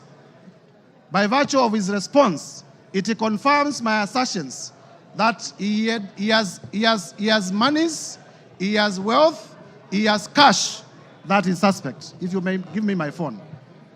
In terms of whether Kenya is a company or not. Do you want information from member for West Mugirango? Yes, you may. Go ahead. Mr. Speaker, I want to inform the Honorable Mutuse that the director for Credit Bank Kenya Limited is one Grace Nyachai, who hails from Nyeri and is a relative of His Excellency Rigathi Gachagua, and therefore I say no more. I thank you, Mr. Speaker. Mr. Speaker, it is important for this House to note that in the morning, I did present evidence of suspicious money transactions. I did present evidence that His Excellency Rigathi Gachagua, either by himself or through relatives or through proxies, has acquired properties that are way beyond his known sources of income, and that evidence remains uncontroverted. Turning, Mr. Speaker, to the issue of whether Kenya is a company owned by shareholders.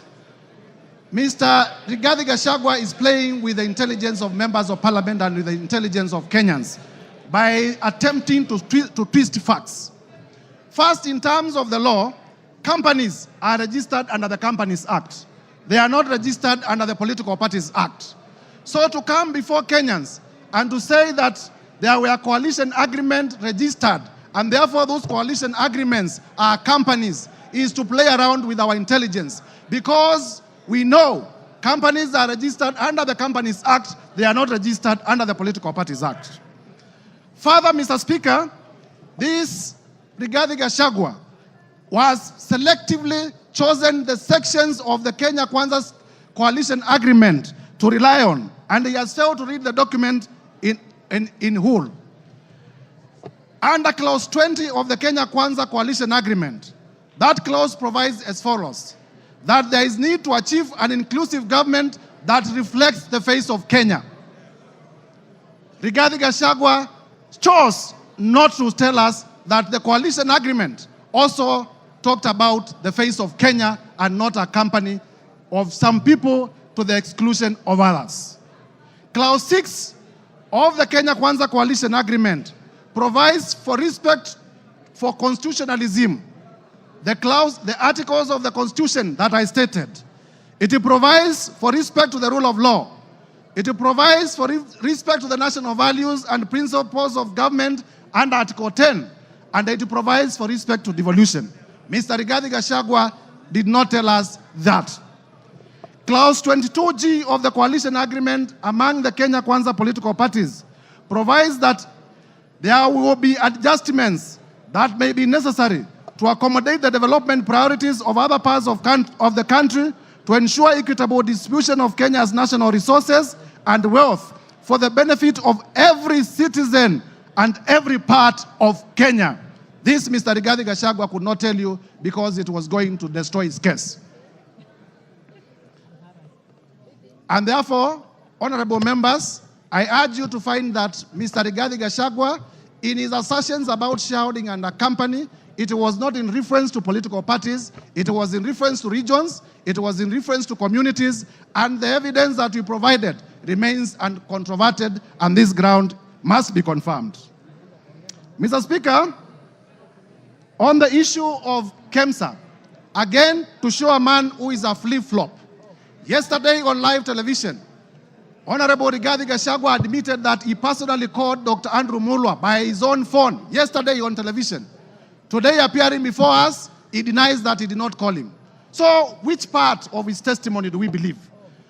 Do we believe the testimony that he gave yesterday on national television, that he did call Dr. Andrew Mulwa, and that he sent his own son to Dr. Andrew Mulwa to collect the bid bond? Or do we believe the testimony that he has brought today, altered testimony that he has brought today? I urge you to find that Mr. Rigathi Gachagua indeed did call to influence investigations.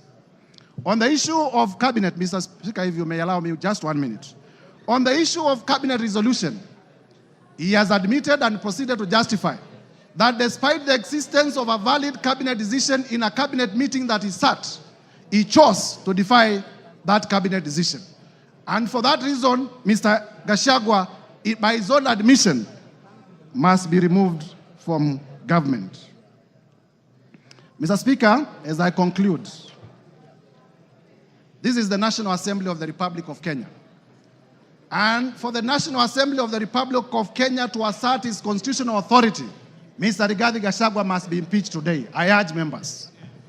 Mr. Rigathi Gachagua, we have heard from members here, has made inflammatory remarks against the women of the Republic. For the respect of the women of the Republic of Kenya, Mr. Rigathi Gachagua must be impeached today. We have heard that Mr. Rigathi Gachagua has disinherited the widows of his own brother. And for the widows of Kenya, beginning from Madeira, to be safe, Mr. Rigathi Gachagua must be impeached today. And therefore, I urge members to find favor with my motion from clause 1 to clause 11. And as you vote to impeach Mr. Rigathi Gachagua. I thank you, Mr. Speaker, and I beg to move. Thank you. Honorable members on their feet, take your seats. Take your seats. Take your seats. Brighton, take your seats. Today you are very mobile.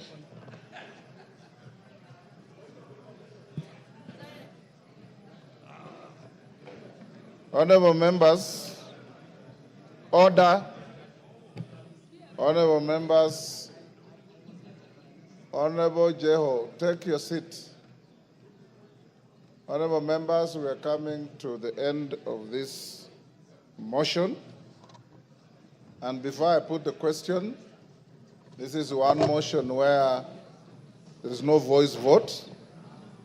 We'll go straight into division, so that no ayes have it at the putting of the question.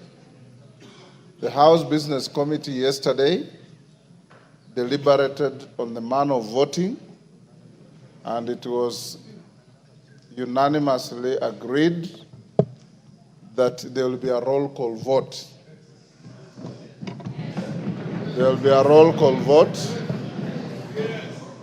That being the case, we should be done, if we are orderly, we should be done in the next 30 minutes to 40 minutes, maximum 1 hour.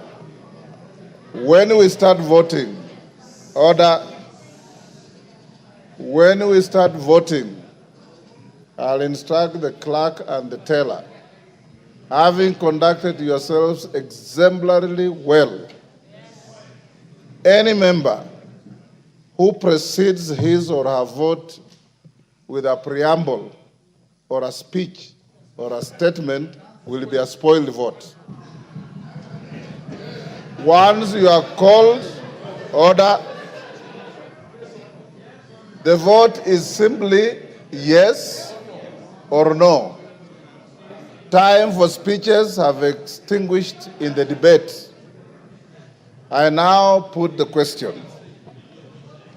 Of course, there are always three. Yes, no, abstention. Order, member for West Mugirango. There's nothing out of order. Honorable members, I now put the question, which is that pursuant to the provisions of Articles 145 and 151B and 2 of the Constitution and Standing Order 64 and 65, this House resolves to remove from office by impeachment His Excellency Honorable Rigathi Gachagua, EGH, the Deputy President of the Republic of Kenya, on the following grounds. 1. Gross violation of Articles 10(2)A and B and C, 27(4), 73(1)A, 2 and B, 75(1)C, 129(2) of the Constitution, and Article 147(1) as read together with Article 131(2)C and D of the Constitution. 2. Gross violation of Articles 147(1) and 152(1) of the Constitution by undermining the President and the Cabinet and the effective discharge of the national government executive mandate. 3. Gross violation of Articles 6(2), 10(2)A, 174, 186(1), 189(1), and the fourth schedule to the Constitution by undermining devolution. 4. Gross violation of Article 161 of the Constitution on the institutional and decisional independence of judges. 5. Gross violation of Articles 3(1) and 148(5)A of the Constitution on the fidelity to the oath of office and allegiance. 6. Serious reasons to believe that His Excellency the Deputy President has committed crimes under Sections 13(1)A and 62 of the National Cohesion and Integration Act. 7. Serious reasons to believe that His Excellency the Deputy President has committed gross economic crimes under Sections 45(1), 46, 47(a)(3), and 48(1) of the Anti-Corruption and Economic Crimes Act and Sections 2, 3, 4, and 7 of the Proceeds of Crime and Anti-Money Laundering Act. 8. Serious reasons to believe that His Excellency the Deputy President has committed crimes by continuously misleading members of the public through false, malicious, divisive, and insightful remarks that are contrary to the provisions of Section 132 of the Penal Code and Section 29 of the Leadership and Integrity Act. 9. Gross misconduct that is incompatible with the high calling and dignified status of the office of the Deputy President, a member of the Cabinet and the National Security Council. His Excellency the Deputy President has publicly attacked and undermined the work of the National Intelligence Service and its officers. 10. Gross misconduct by openly or publicly insubordinating the President, who is the head of state and government. And 11. Gross misconduct by persistently bullying state and public officers. I now direct that the division bell be rung for 5 minutes. Then thereafter, we will go into voting process. As we do so, can the whips give a... Yes, Jeanette? Mr. Speaker, I propose that only the whips should be allowed to go out of the chambers, Mr. Speaker. The rest should remain seated. Yeah. Only the whips should be allowed to go out, Mr. Speaker. The rest of the members can sit and hold their things on the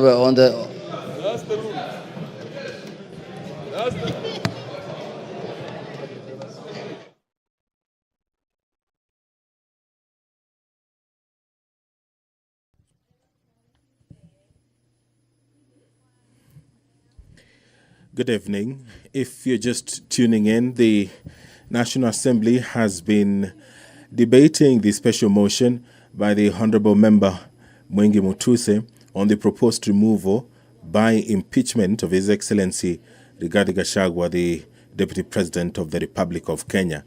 The Honourable Member in the special motion did advance 11 accusations against the Deputy President, and among them his gross violation of Articles 10, Subarticle 2A, B, and C, Article 27, Subarticle 4, Article 73, Subarticle 1A, Article 2B, Article 75, 1C, Article 129, Subarticle 2 of the Constitution, and Article 147, Subarticle 1, as read together with Article 131, Subarticle 2C and D of the Constitution, that the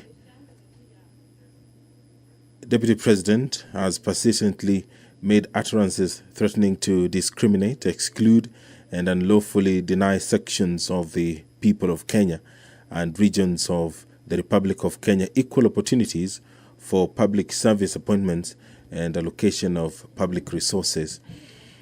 Another charge is that the Deputy President has made unilateral public statements inconsistent with policy positions collectively adopted by the government and contradicted the President on critical matters of governance and the exercise of the President's functions as a symbol of national unity.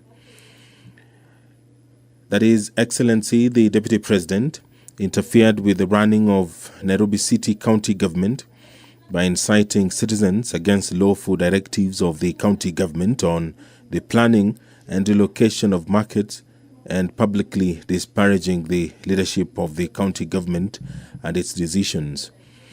Charge 4, that His Excellency the Deputy President has undermined the institutional and decisional independence of a judge through public attacks on a judge of the High Court of Kenya and falsely threatening to file a petition for the removal of the said judge in a matter in which he was a party.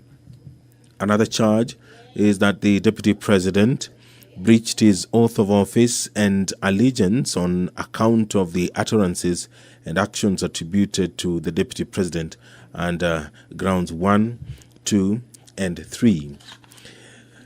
Charge 6, that the Deputy President has persistently made inflammatory, reckless, insightful public utterances over the last 2 years in contravention of the law. Charge 7, that His Excellency the Deputy President has committed gross economic crimes, namely conflict of interest, abuse of office, and conspiracy to commit crimes under sections by inexplicably amassing property estimated at 5.2 billion shillings that is incompatible with his known legitimate income and by trading with the office of the Deputy President through proxies. Another charge is serious reasons to believe that His Excellency the Deputy President has committed crimes by continuously misleading members of the public through false, malicious, divisive, and insightful remarks that are contrary to the provisions of Section 132 of the Penal Code and Section 29 of the Leadership and Integrity Act.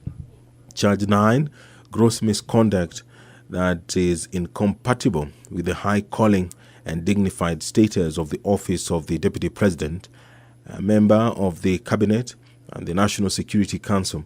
His Excellency the Deputy President has publicly attacked and undermined the work of the National Intelligence Service and its officers.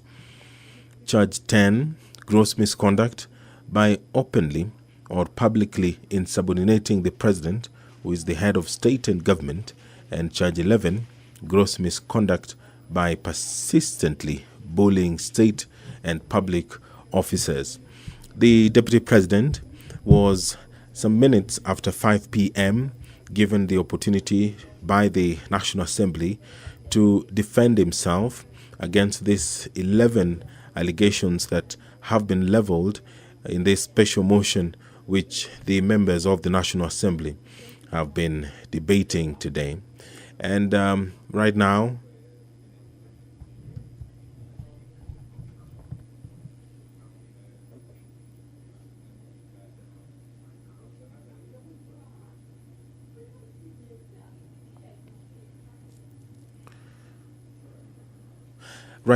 the respective leadership in the House is whipping members to come into the chambers to allow the division to proceed.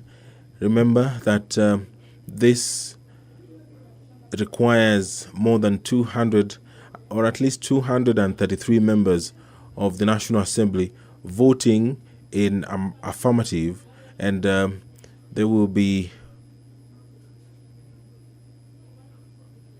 doing so through a roll call. Standing Order 65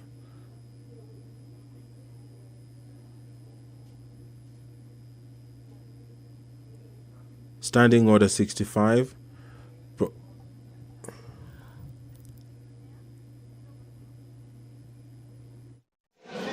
Honorable members, take your seats. Whips, you are satisfied your members are all in the House? Take your seats.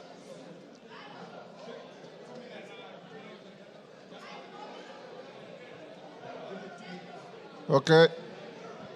You have 2 minutes. Members who are on their feet, take your seats. Thank you.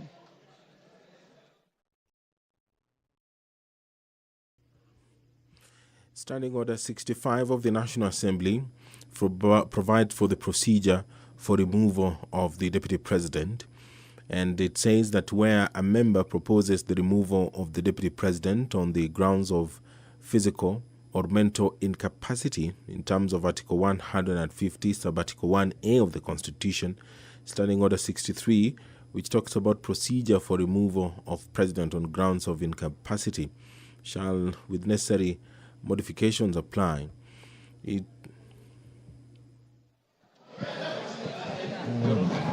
have to do something about these mics.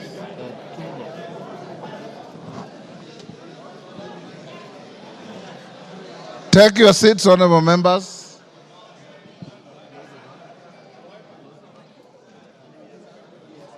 Okay.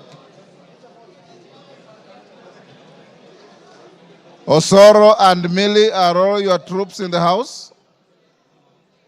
I want to draw the bar.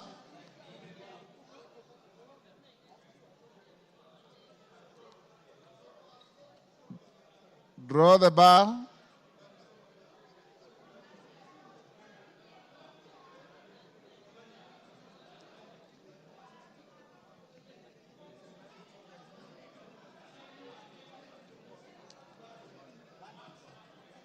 Take your seats.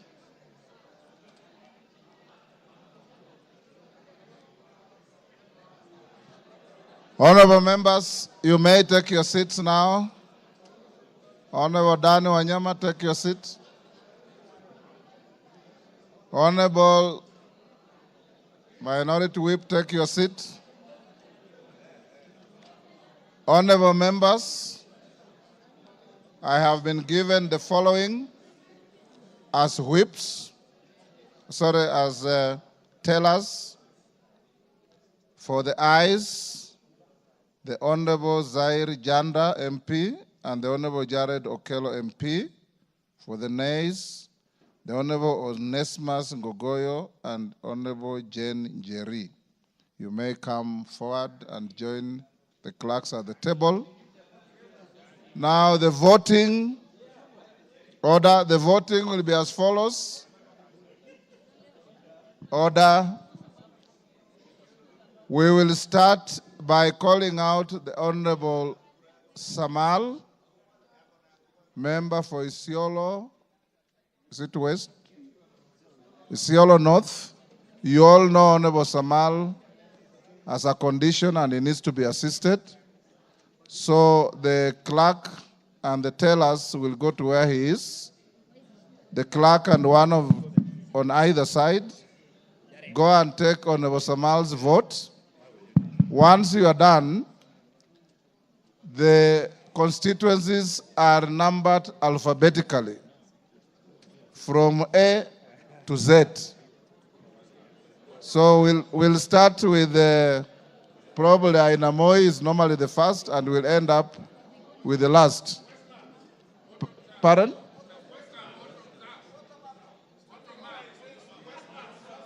Yes. Okay, Njoroge, take the vote of Honorable Samal, Honorable Kosgei, and Honorable Wanyonyi. Then go alphabetically for everybody else. And when voting is going on, members, you must remain in your seats. You must remain silent and let the process go on uninterrupted, the same way you have been orderly the whole day. Of course, I put the question, pardon? Yes?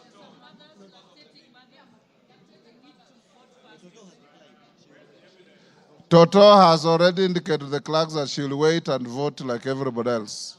So she's not in a special case. Is Mother Wangari also lactating? I didn't know that. Now, clerk, those who are supporting the motion are voting yes. Those who are not are voting no.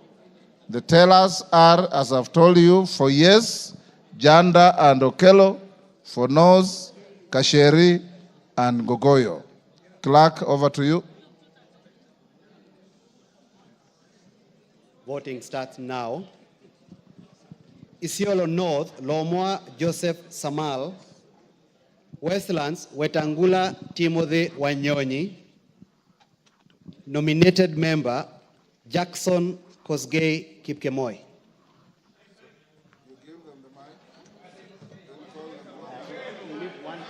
One teller the other side. Who will go there?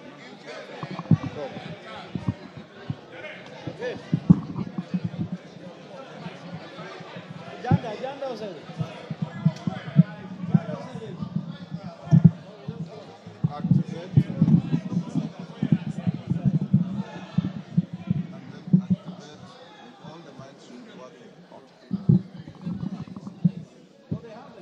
I, Tim Wanyonyi, Member of Parliament for Westlands, I vote no. I vote yes.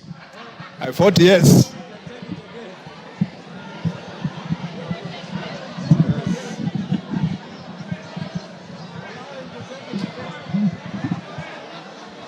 Order, honorable members. He has voted yes.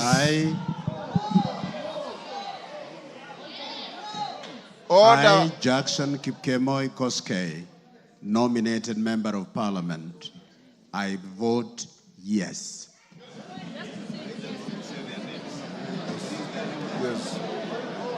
I'll stop them.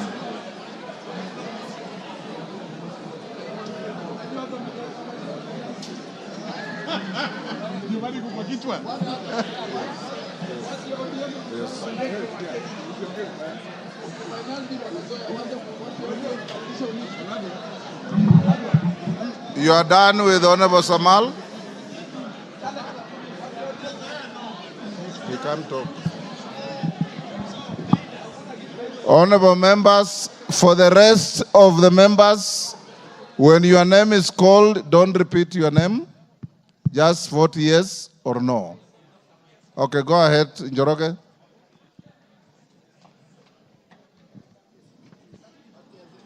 Ainab Koi, Samuel Chepkonga, Aina Moi, Benjamin Langat, Aldai, Marian Kitani, Alego Usonga, Samuel Atandi, Awendo, John Walter Owino, Bahati Irene Joki. Balambala Shurie Abdi Omar. Baringo County Florence Jamatia. Baringo Central Joshua Kandie. Baringo North Joseph Maglap. Baringo South Charles Cameron. Belgut Nelson Koech.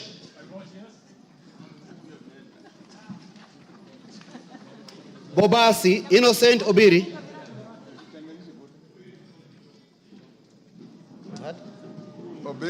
Bobasi Innocent Obiri.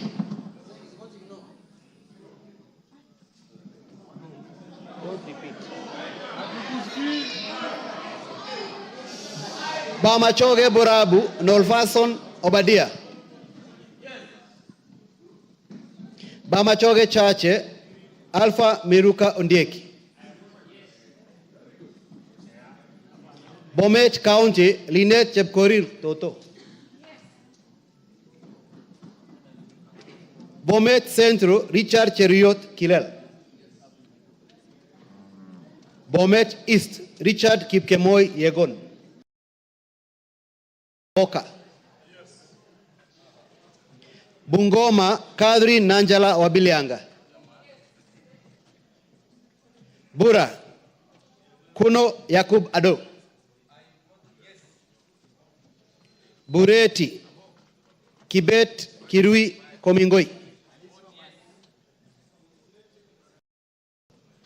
Busia County Omanyo Kadri Nahambi. Omanyo Kadri Nahambi. Butere Nicholas Tindi Mwale. Butula Joseph Oyula.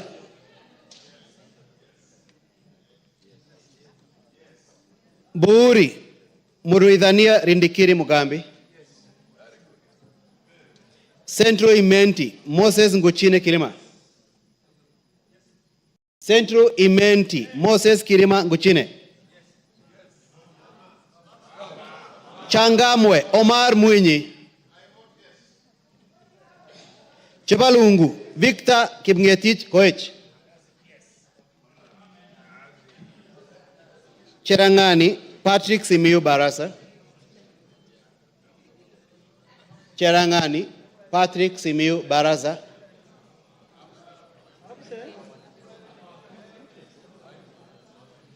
Chesumei Paul Biego.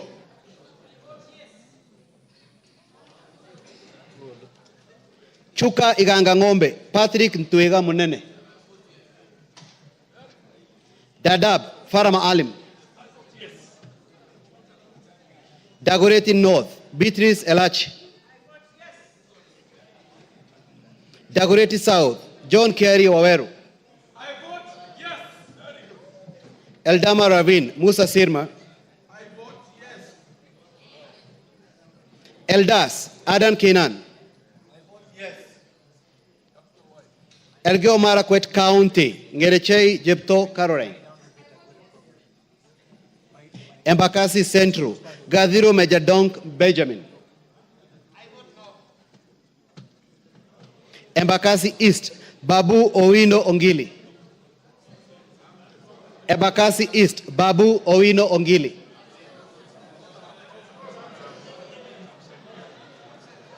Embakasi North James Gakuya.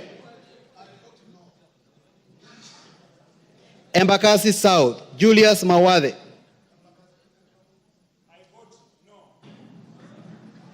Embakasi West Mark Samuel Mwenje Mureithi. Embakasi West Mark Samuel Mwenje Mureithi.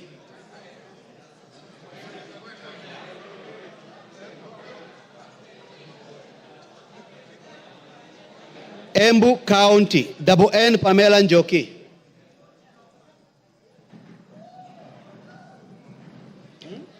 Mgwen. Njoki is? No. Njoki is no. Mgwen. Lelmegit Jose Gipto. Emuhaya Omboko Milemba. Emura Dikir Johanna Ngeno. Endembes Robert Pukose. Fafi Yakub Farah. Funyula Oundo Wilberforce. Galole Said Buya Hiribae Said Poster. Ganze Charo Kenneth Tungule. Garissa County Udgon Amina Siad. Garissa Township Major Deko Baro. Garsen Ali Wario Guyo. Katanga Wakili Mureu. Gatondo North Kururia Njoroge. Gatondo North Kururia Njoroge.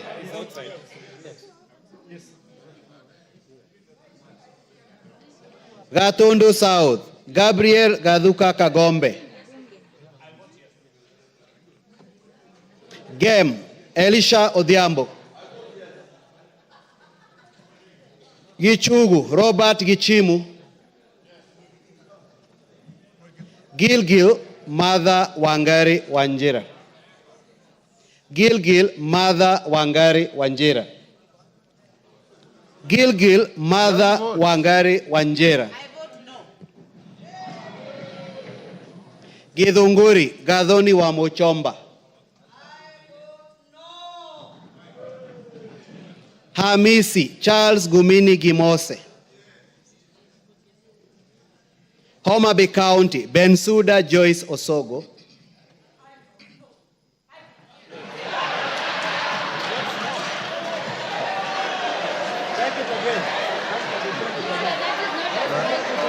Pardon? Take the vote again.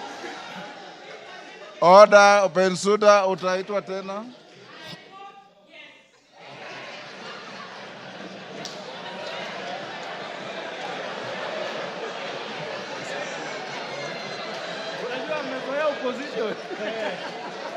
Homa Bay Town. Order members, order. Homa Bay Town, George Peter Kaluma. Igembe Central, Daniel Karido Kili. Igembe North, Taitumu Julius. Igembe South, John Paul Mwirigi. Ijara, Abdi Ali Abdi. Ikolomani, Shinali Barnett. Isiolo County, Mumina Bonaya.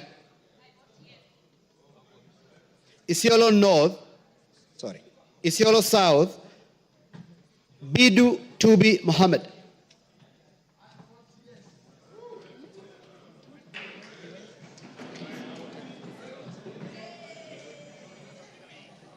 Jomvu Badibadi Twalib. Juja George Koimburi.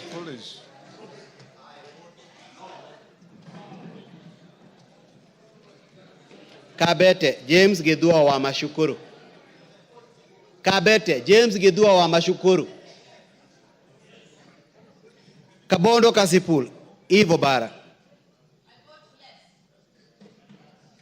Kabuchai Kalasinga Joseph.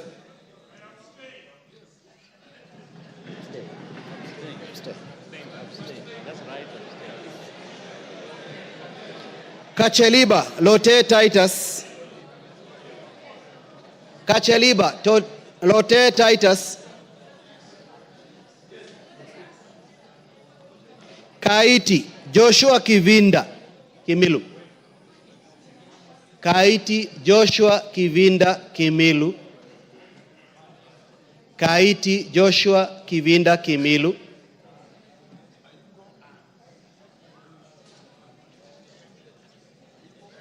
Kajiado County, Lea Sankaire. Kajiado County, Lea Sankaire. Kajiado Central, Memusi Elijah.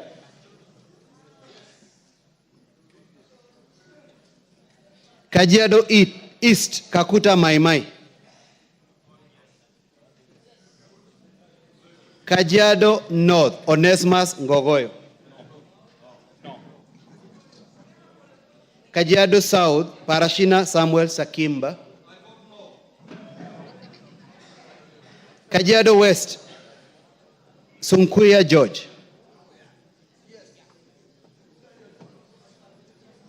Kakamega County, Elsie Muhanda. Kaloleni, Paul Katana. Kamukonji, Hassan Yusuf. Kamukonji, Hassan Yusuf. Kamukonji, Hassan Yusuf.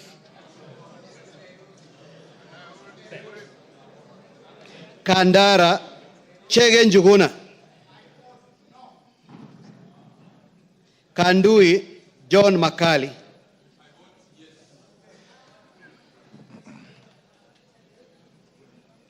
Kangema, Peter Kihungi. Kagundo, Fabian Chule. Kapenguria, Samuel Moroto.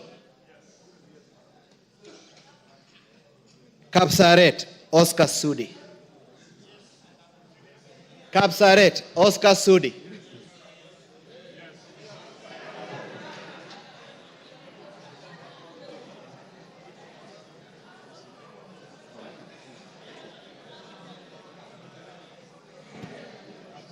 Karachuonyo Okwome Andrew Adipo. Kasarani Karauri Ronald Kamwiko. Kasipul Were Charles Ongondo.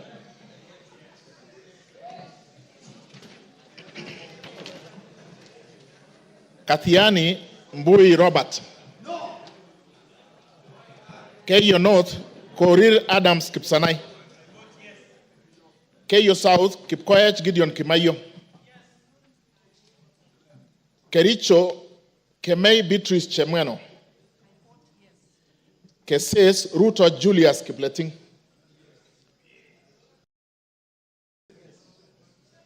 Keses Kuisero Wangaya Christopher Aseka.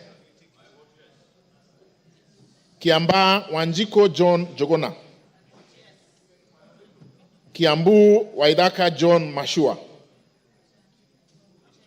Kiambu Waidaka John Mashua. Kiambu Town.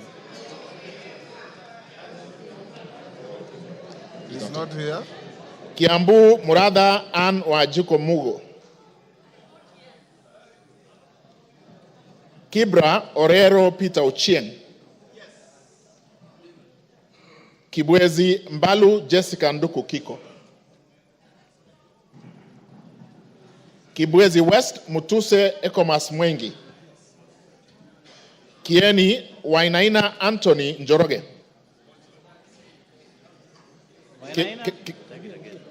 Kieni Wainaina Anthony Njoroge. Kigumo Munyoro Joseph Kamau.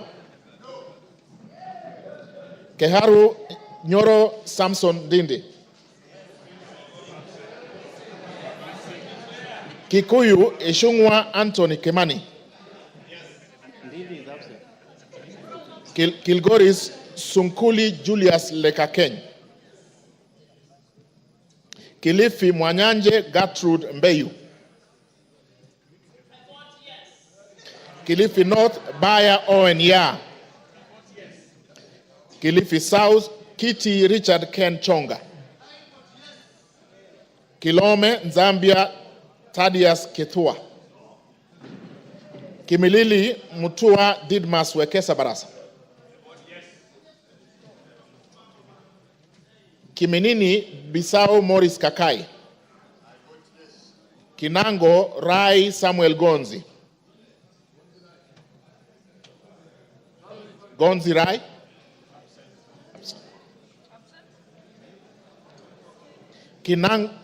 Kinangop Thuku Zakari Kwenya. Voted. Is voted. Kipipiri Muhia Wanjiko. Kipkelion East Cheroro Joseph Kimutai. Kipkelion West Hilary Kiplangat Koskei. Kirinyaga Jen Jerry Maina. Kirinyaga Central Gitari Joseph Gashoki. Kirinyaga Central Joseph Gashoki Gitari. Kisauni Bedzimba Rashid Juma. Kisi Donya Doris Aburi. Kisumu Busia Ruth Adhiambo Odinga. Kisumu Central Oron Joshua Odongo. Kisumu East Ahmed Shakil Ahmed Shabir. Kisumu West Rosa Akinyebuyu. Kitui Irene Modoni Kasalu. Kitui East Nimrod Midhuka Mbai. Kitui Central Makali Benson Mulu. Kitui Rural Mboni David Mwalika. Nyamai Rachel Kaki Kitui South. Edith Vethi Nyenze Kitui West. Mokaya Nyakundi Japheth Kitutu Chache North.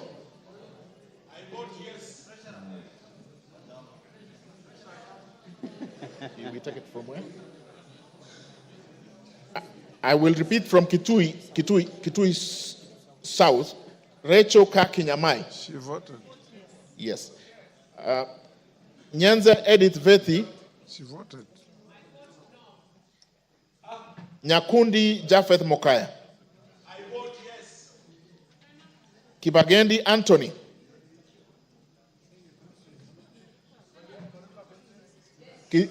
Kitutu Chache South. Amesema? No. Kibagendi amesema? Kibagendi kama Kibagendi. Kitutu Chache South, Kibagendi Anthony. Clive Kitutu Masabak, Clive Ombane Gisairo.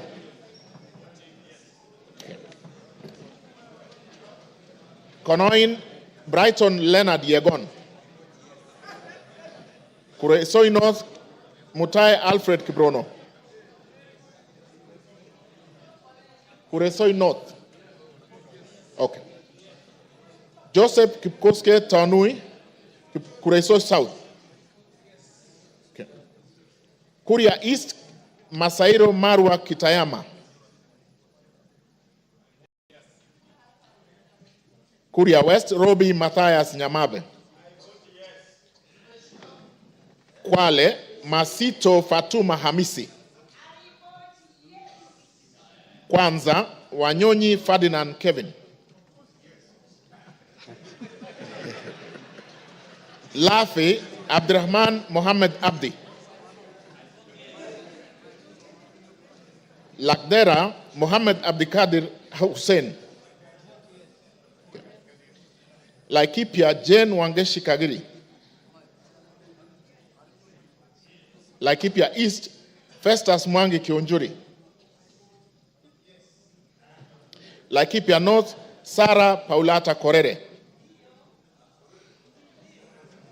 Ndio. Laikipia West, Stephen Washira Karani.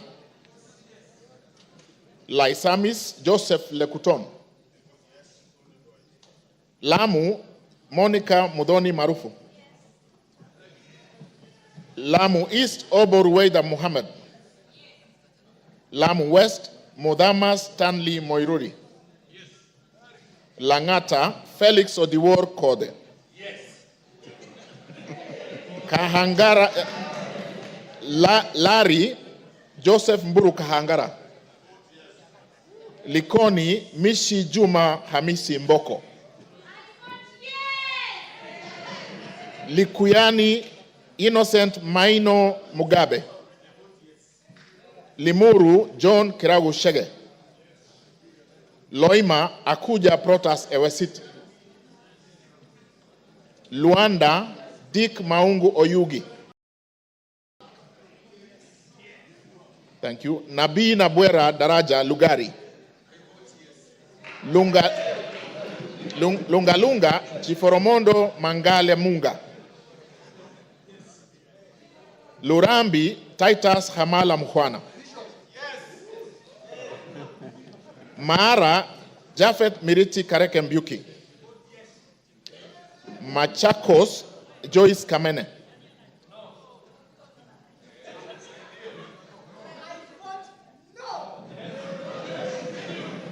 Machakos Town Caleb Mutiso Mule.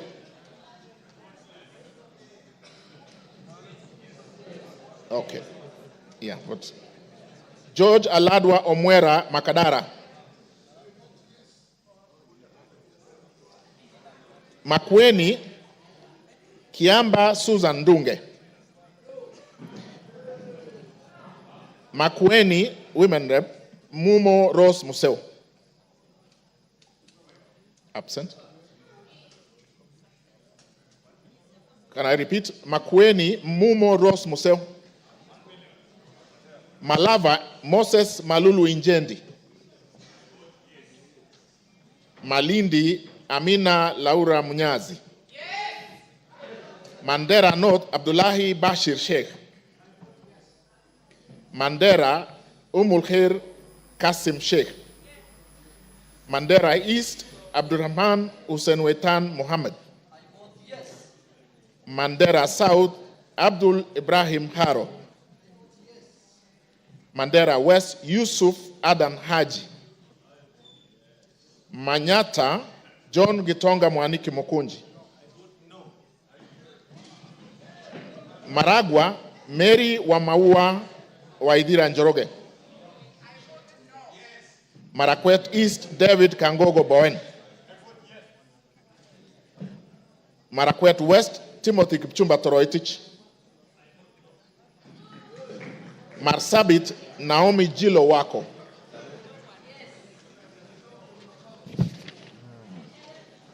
Masinga Mwalio Joshua Mbithi Mutua. Masinga Joshua Mbithi Mutua Mwalio. Matayos Geoffrey Makoha Modanga. Madare Anthony Oluoch. Madioya Edwin Mugo Gishoki. Okay.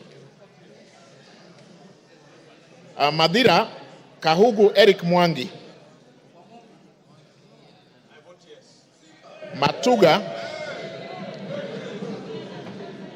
Matuga Tandaza Kasim Sawa. Okay. Matungu Nabulindo Peter Oscar. Is there? Yeah, Tandaza is there. Can I repeat Matuga? Matuga Tandaza Kasim Sawa. Okay, asante. Matungulu Mule Stephen Mutinda. Mavoko Kingola Patrick Makau.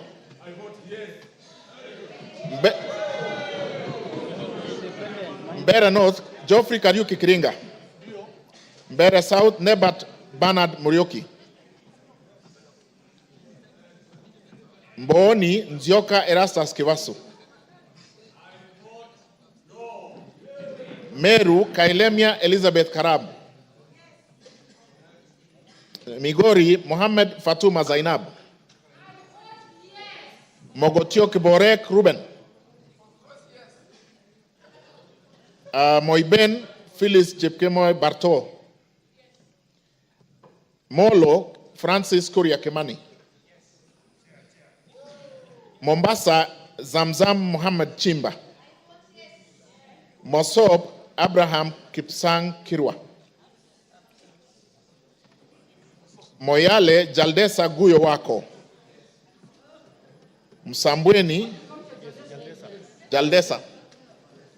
Okay, okay, capture, thank you. Msambweni, Badr Salim Faisal. Mount Elgon, Fred Kapondi Chesebe. Muhoroni, James Onyango Oyo.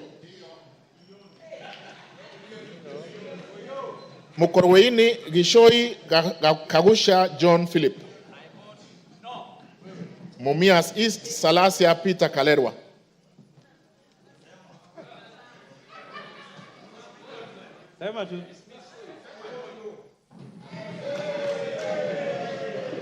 Mumias West, Naika Johnson Manya.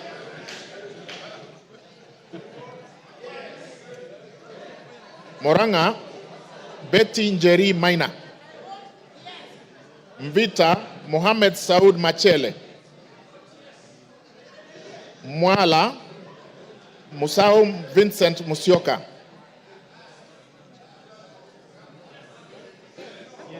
Okay, okay, done. Mwatate, Peter Mbogo Shake. Peter Mbogo Shake. Thank you. Mwea, Mary Maingi. Mwingi Central, Gideon Muteme Mulyungi. Mwingi North, Paul Musimi Nzengu. Mwingi West, Charles Ngusi Anguna. Nairobi City, Esther Mudhoni Pasaris. Naivasha, Kihara Jane Wanjiru Njeri. Nakuru, Chelule. Can I repeat Naivasha? Kihara Jane Wanjiru Njeri.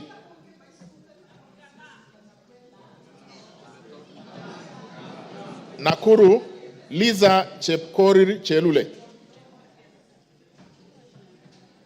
Nakuru Town East, Gikaria David. Nakuru Town West, Arama Samuel. Nambale Mulanya Geoffrey Ekesa. Nandi, Cynthia Chepkoske Muge. Nandi Hills, Bernard Kibor Kitur. Narok, Rebecca Nonaishi Tonke. Narok East, Lemanken Aramat. Narok North, Agnes Mantaine Pareye. Narok South, Olentutu Kitilai. Narok West, Gabriel Koshal Tongoyo. Navaholo, Emmanuel Wangwe. Ndaragwa, Gachagua George N. Ndiwa, Martin Peter Sowino. Ndia, GK George Masharia Kariuki. Njoro, Charity Katambi Chepkwony.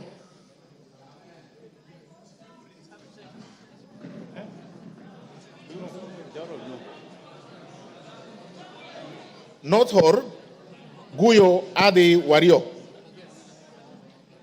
North Imenti, Abdul Rahim Dawood. North Mogirango, Joash Nyamache Nyamoko. Nyakach, Joshua Aduma War. Nyali, Mohammed Ali Mohammed. Nyamira, Jerusha Momanyi Mongina. Mohammed Ali is here. Yes, he's voted. I repeat, Nyamira, Jerusha Momanyi Mongina. Thank you. Nyandarua, Gitao Faith Wairemo. Nyando, Okelo Jared Odoyo. Nyando votes yes. Yaribari Chache, Zahid Janda. Yes. Yaribari Masaba, Daniel Ogwoka Manduku. Nyatike Tom Boya Odege. Nyeri Rahab Mokami Washira.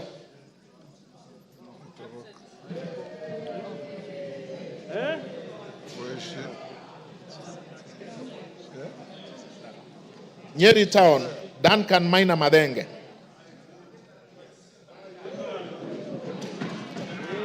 Oljororok Moshira Michael Mwangi.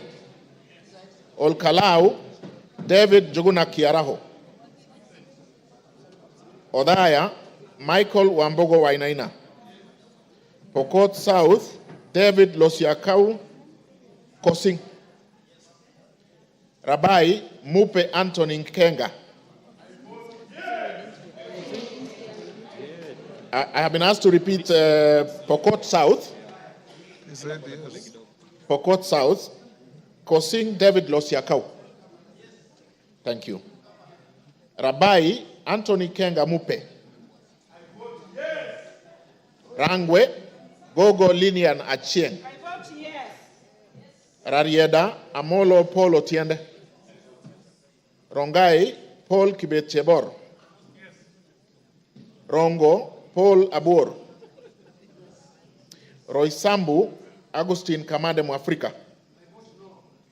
Ruaraka Francis Kajwang Tom Joseph. Roiro Kingara Simon Nganga. Runyenjes Karemba Eric Muchangi Njiru.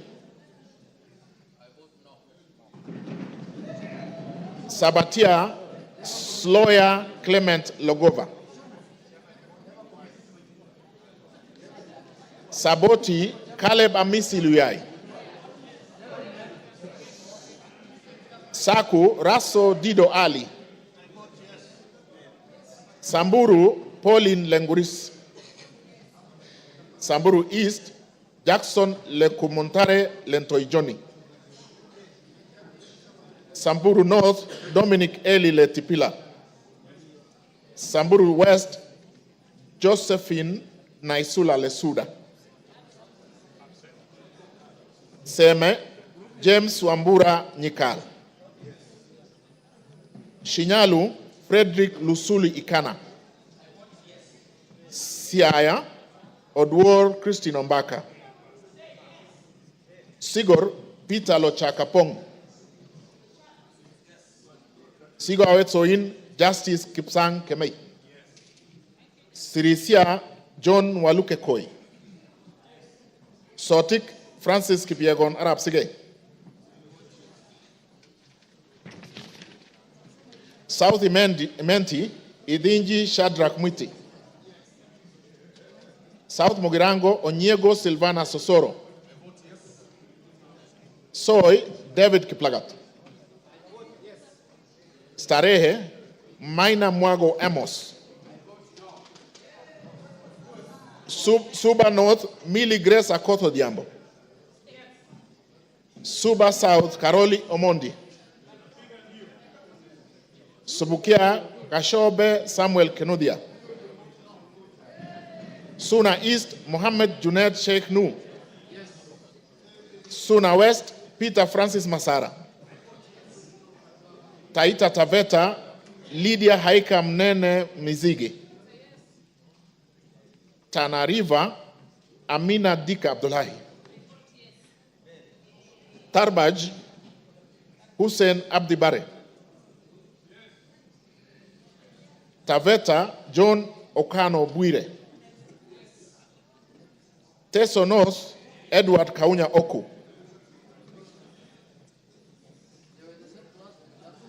Teso South, can I repeat Teso North? Oku Edward Kaunya. Thank you. Teso North, Oku Edward Kaunya. Yeah, he has voted. Sorry, Teso South, Otucho Mary Emase. Tetu, Geoffrey Wandeto Mwangi. Daraka, Murugara George Gitonga. Tharaka-Nithi, Susan Ngugi Nduyo. Thika Town, Ng'ang'a Alice Wamboi. Tiati, William Kamket Kasait. Tigania East, Lawrence Purwaburi. Tigania West, John Kanwithia Motunga. Tinderet, Julius Melikibiwot. Tongaren, John Murumba Chikati. Trans Nzoia, Lilian Chebet-Siyoy. Tarbo, Janet Chepkemboy Sitiene. Turkana, Cecilia Asinyen Gitit. Turkana Central, Joseph Namwar Emathe. Turkana East, Nicholas Ngikor Nixon Ngikolong.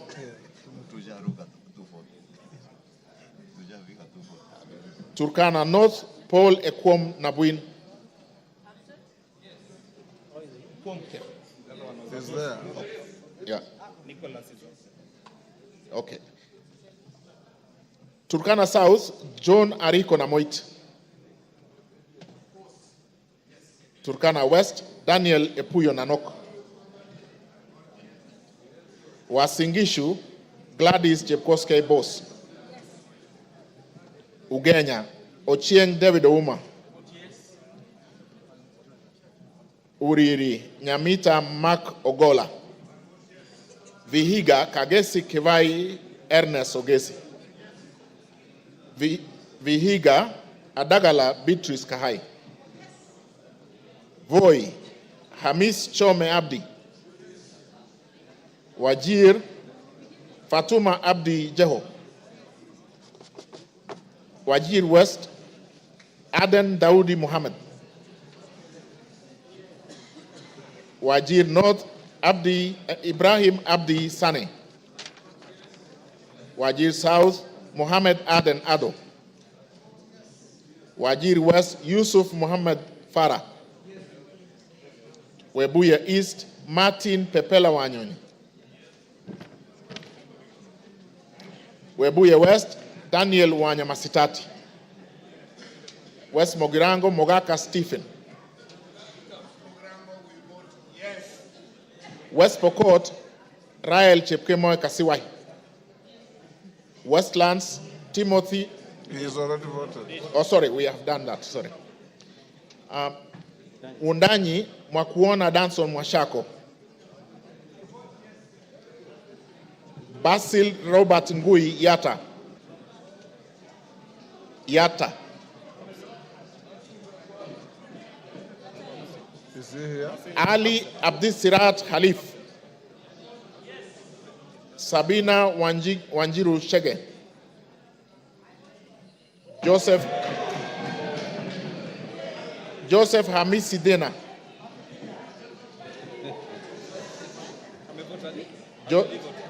My vote, yes. Joseph Hamisi Dena. Okay. Suleka Hulbale Harun. Dorothy Mudoni Kiara. Joseph Wainaina Iraya. Irene. Joseph Wainaina Iraya. He's voted. Okay. Yes. Irene Nyakerario Mayaka. Umulher Harun Muhammad. Teresia Wanjiro Mwangi. No. Abubakar Ahmed Tali. Yeah? Abubakar Tali. Thank you. You finished?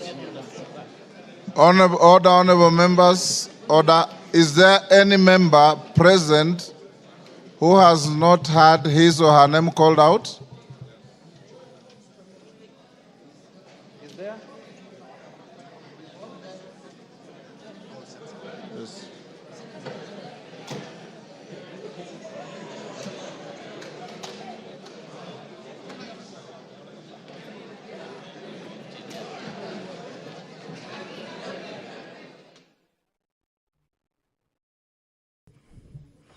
Good evening. You are watching the sitting of the National Assembly this evening, where the members have been voting on the proposed impeachment of the Deputy President, Rigathi Gachagua. It was through a roll call as directed by the Speaker of the National Assembly. And what is currently happening is that the tallying of the votes is underway, and thereafter the pronouncement will be made as to how the members of the National Assembly voted this evening. This special motion was moved by the Honorable Member Mwengi Mutuse, and in that special motion he did list 11 grounds on the reasons as to why the Deputy President, Rigathi Gachagua, should be impeached as Kenya's second in command. The Member of Parliament cited gross violation of various articles, and also he did cite serious reasons to believe that the Deputy President has committed gross economic crimes under Section 45, subsection 1, Section 46, Section 47A3, and Section 48(1) of the Anti-Corruption and Economic Crimes Act, and Section 2, 3, 4, and 7 of Proceeds of Crime and Anti-Money Laundering Act. Those are some of the reasons that the Honourable Member believes that this House should take serious consideration of this special motion to dismiss the Deputy President, who we did hear from this evening between 5 and 7 when he appeared before the National Assembly and made his case, defending himself against accusations that have been leveled against him. And in a couple of minutes, we will hear the results of this division, this historic constitutional moment for the country. And all that you will watch live courtesy of the Parliamentary Broadcasting Unit in conjunction with the Kenya Broadcasting Corporation. The National Assembly was guided by the standing orders, the procedure for removal of the Deputy President, where a member proposes the removal of the Deputy President on the grounds of physical or mental incapacity in terms of Article 150, Sub-Article 1A of the Constitution, Standing Order 63, which talks about the procedure for removal of President on grounds of incapacity shall with necessary modifications apply. And Part 2 of the Standing Order 65,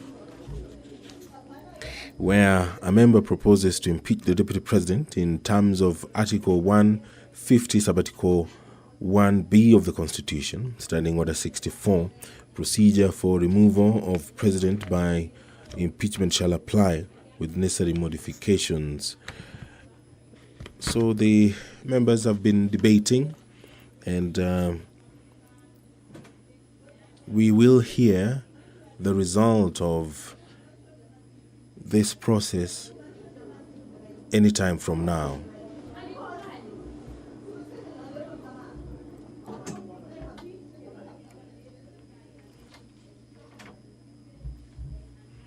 Standing Order 64 of the National Assembly provides for the procedure for removal of President by impeachment. Now, the Standing Order 65 borrows heavily from Standing Order 64, and these procedures, they're quite a number, and some of them have been used in this business that the National Assembly began in the morning, and the culmination of it will be hard any time from now. And if you can see on your screen the Deputy Speaker of the National Assembly, Honorable Gladys Bose has taken the seat, and that means that she will perhaps be the one who will make the announcement after the tabulation and the tallying of the votes that has concluded, been done. The number required to vote in affirmative, according to the provisions of the Constitution, is 233 members. That is the threshold required to impeach the Deputy President. And there the Speaker has returned. The Deputy Speaker had been holding fort briefly, and anytime from now, the Speaker will call for the announcement of the votes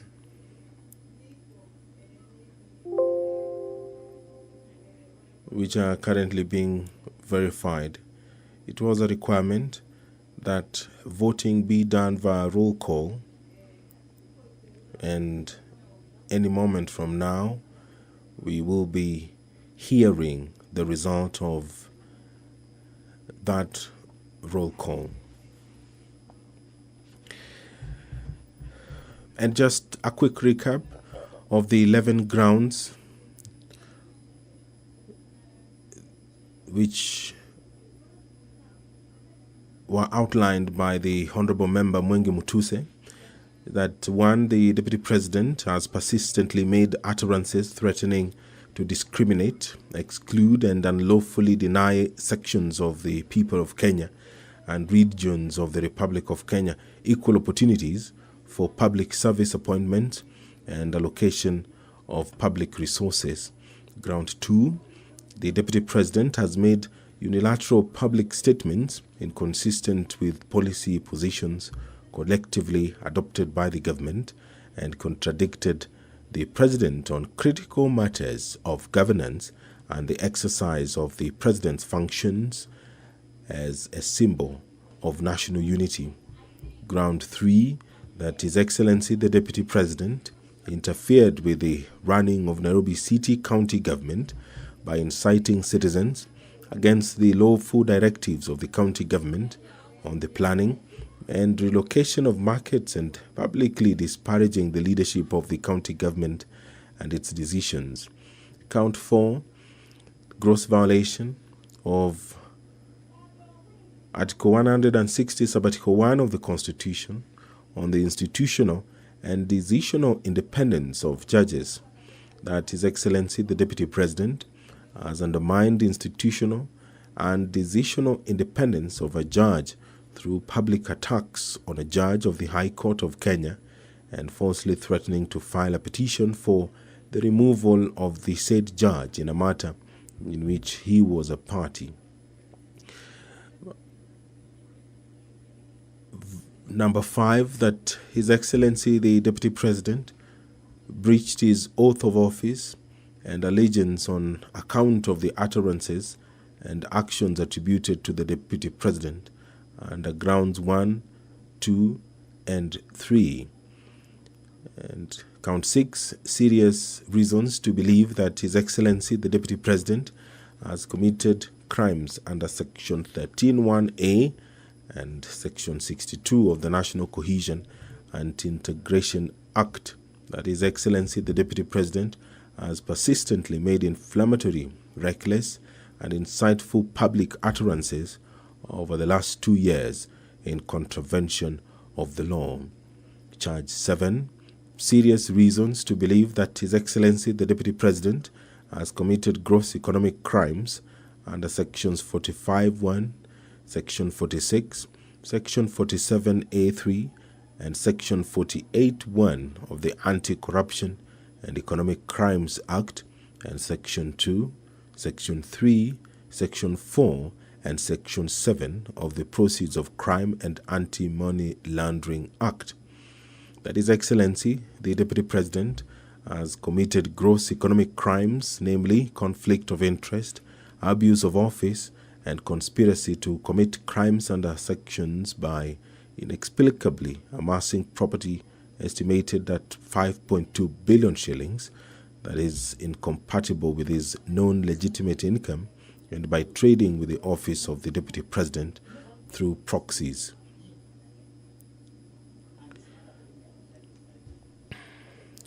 Charge 8, serious reasons.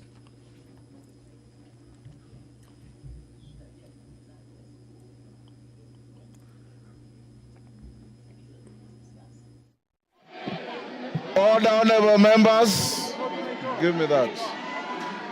Give me this. Order. Order. Osoro. Order. Order. It's not working. Congratulations. Order. Congratulations. Order, members. Take your seats. Order. Angol, take your seat. Order, members, take your seats.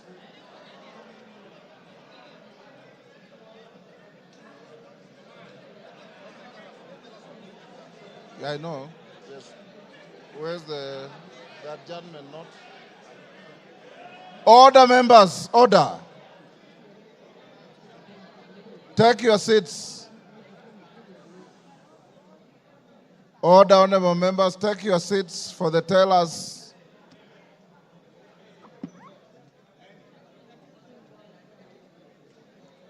Take your seats.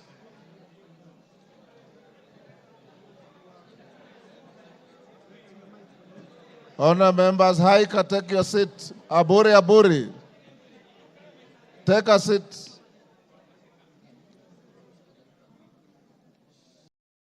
Tongoyos, take your seat. Take your seats, members. All is well that ends well. You have been very orderly, and I must salute you. Tell us, you may now approach the chair and announce the results.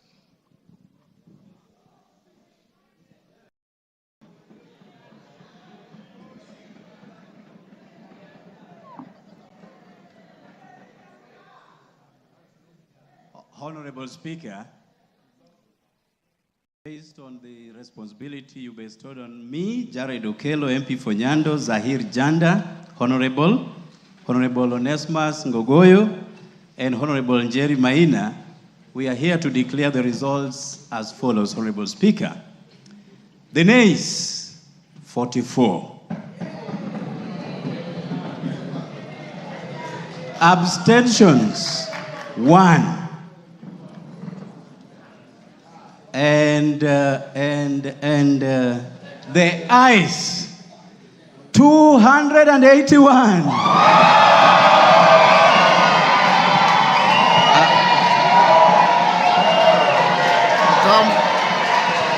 Come forward.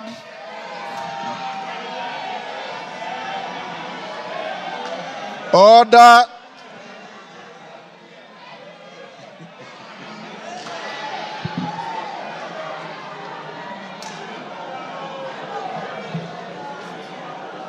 Take your seats.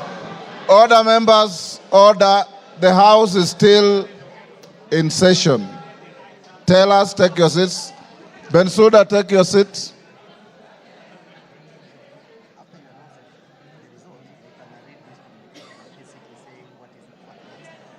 Okay. Order, members, order. Members, the results of the division on the motion are as follows. Abstentions, 1. The noes, 44. The ayes, 281. So the ayes have it.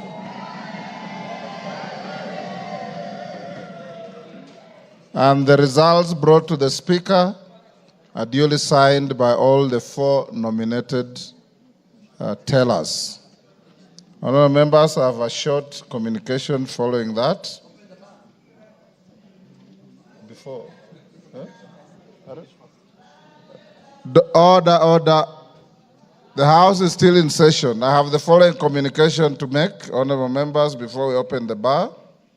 On the decision of the National Assembly, on the special motion on the proposed removal from office by impeachment of His Excellency Rigathi Gachagua, the Deputy President of the Republic of Kenya. Honourable members, as I had guided the House earlier in today's sitting, Article 145(2) of the Constitution sets a threshold of at least 2/3 of the members of the National Assembly to vote in support of a special motion for proposed removal by impeachment of the Deputy President of the Republic for the motion to be carried. According to the results of the division on the motion that I've just declared, a total of 281 members, being more than 2/3 of the members of the National Assembly, have voted in support of the motion. Article 145(2)(a) of the Constitution provides that, I quote, if a motion under Clause 1 is supported by at least 2/3 of all members of the National Assembly, the Speaker shall inform the Speaker of the Senate of the resolution within 2 days. In this regard, I'll proceed to discharge the singular duty placed on me by Article 145(2)(b) of the Constitution and under which to notify the Speaker of the Senate of the resolution of the National Assembly. The clerk is directed to prepare the necessary documentations to accompany the resolution. The House will resume tomorrow, Wednesday, 9th October 2024, at 9:30 a.m. to resume with the regular business as scheduled by the House Business Committee. I thank you. Members, will you now be upstanding? Draw the bar. Draw the bar. Open the doors. Order, honourable members. Order. Order. Order, members. The House will now be adjourned until tomorrow 9:30 a.m.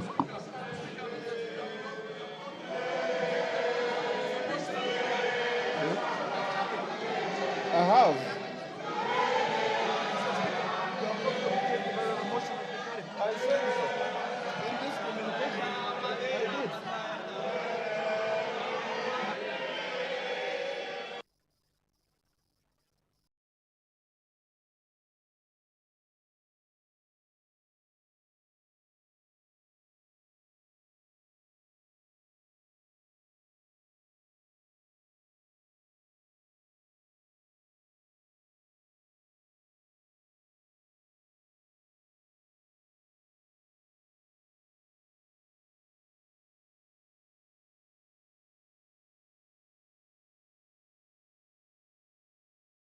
You've been watching the sitting of the National Assembly where the House has approved the impeachment of Deputy President Rigathi Gachagua on 11 charges. The special motion was moved by the Honourable Member for Kibwezi West, Honourable Ecomas Mwengi Mutuse.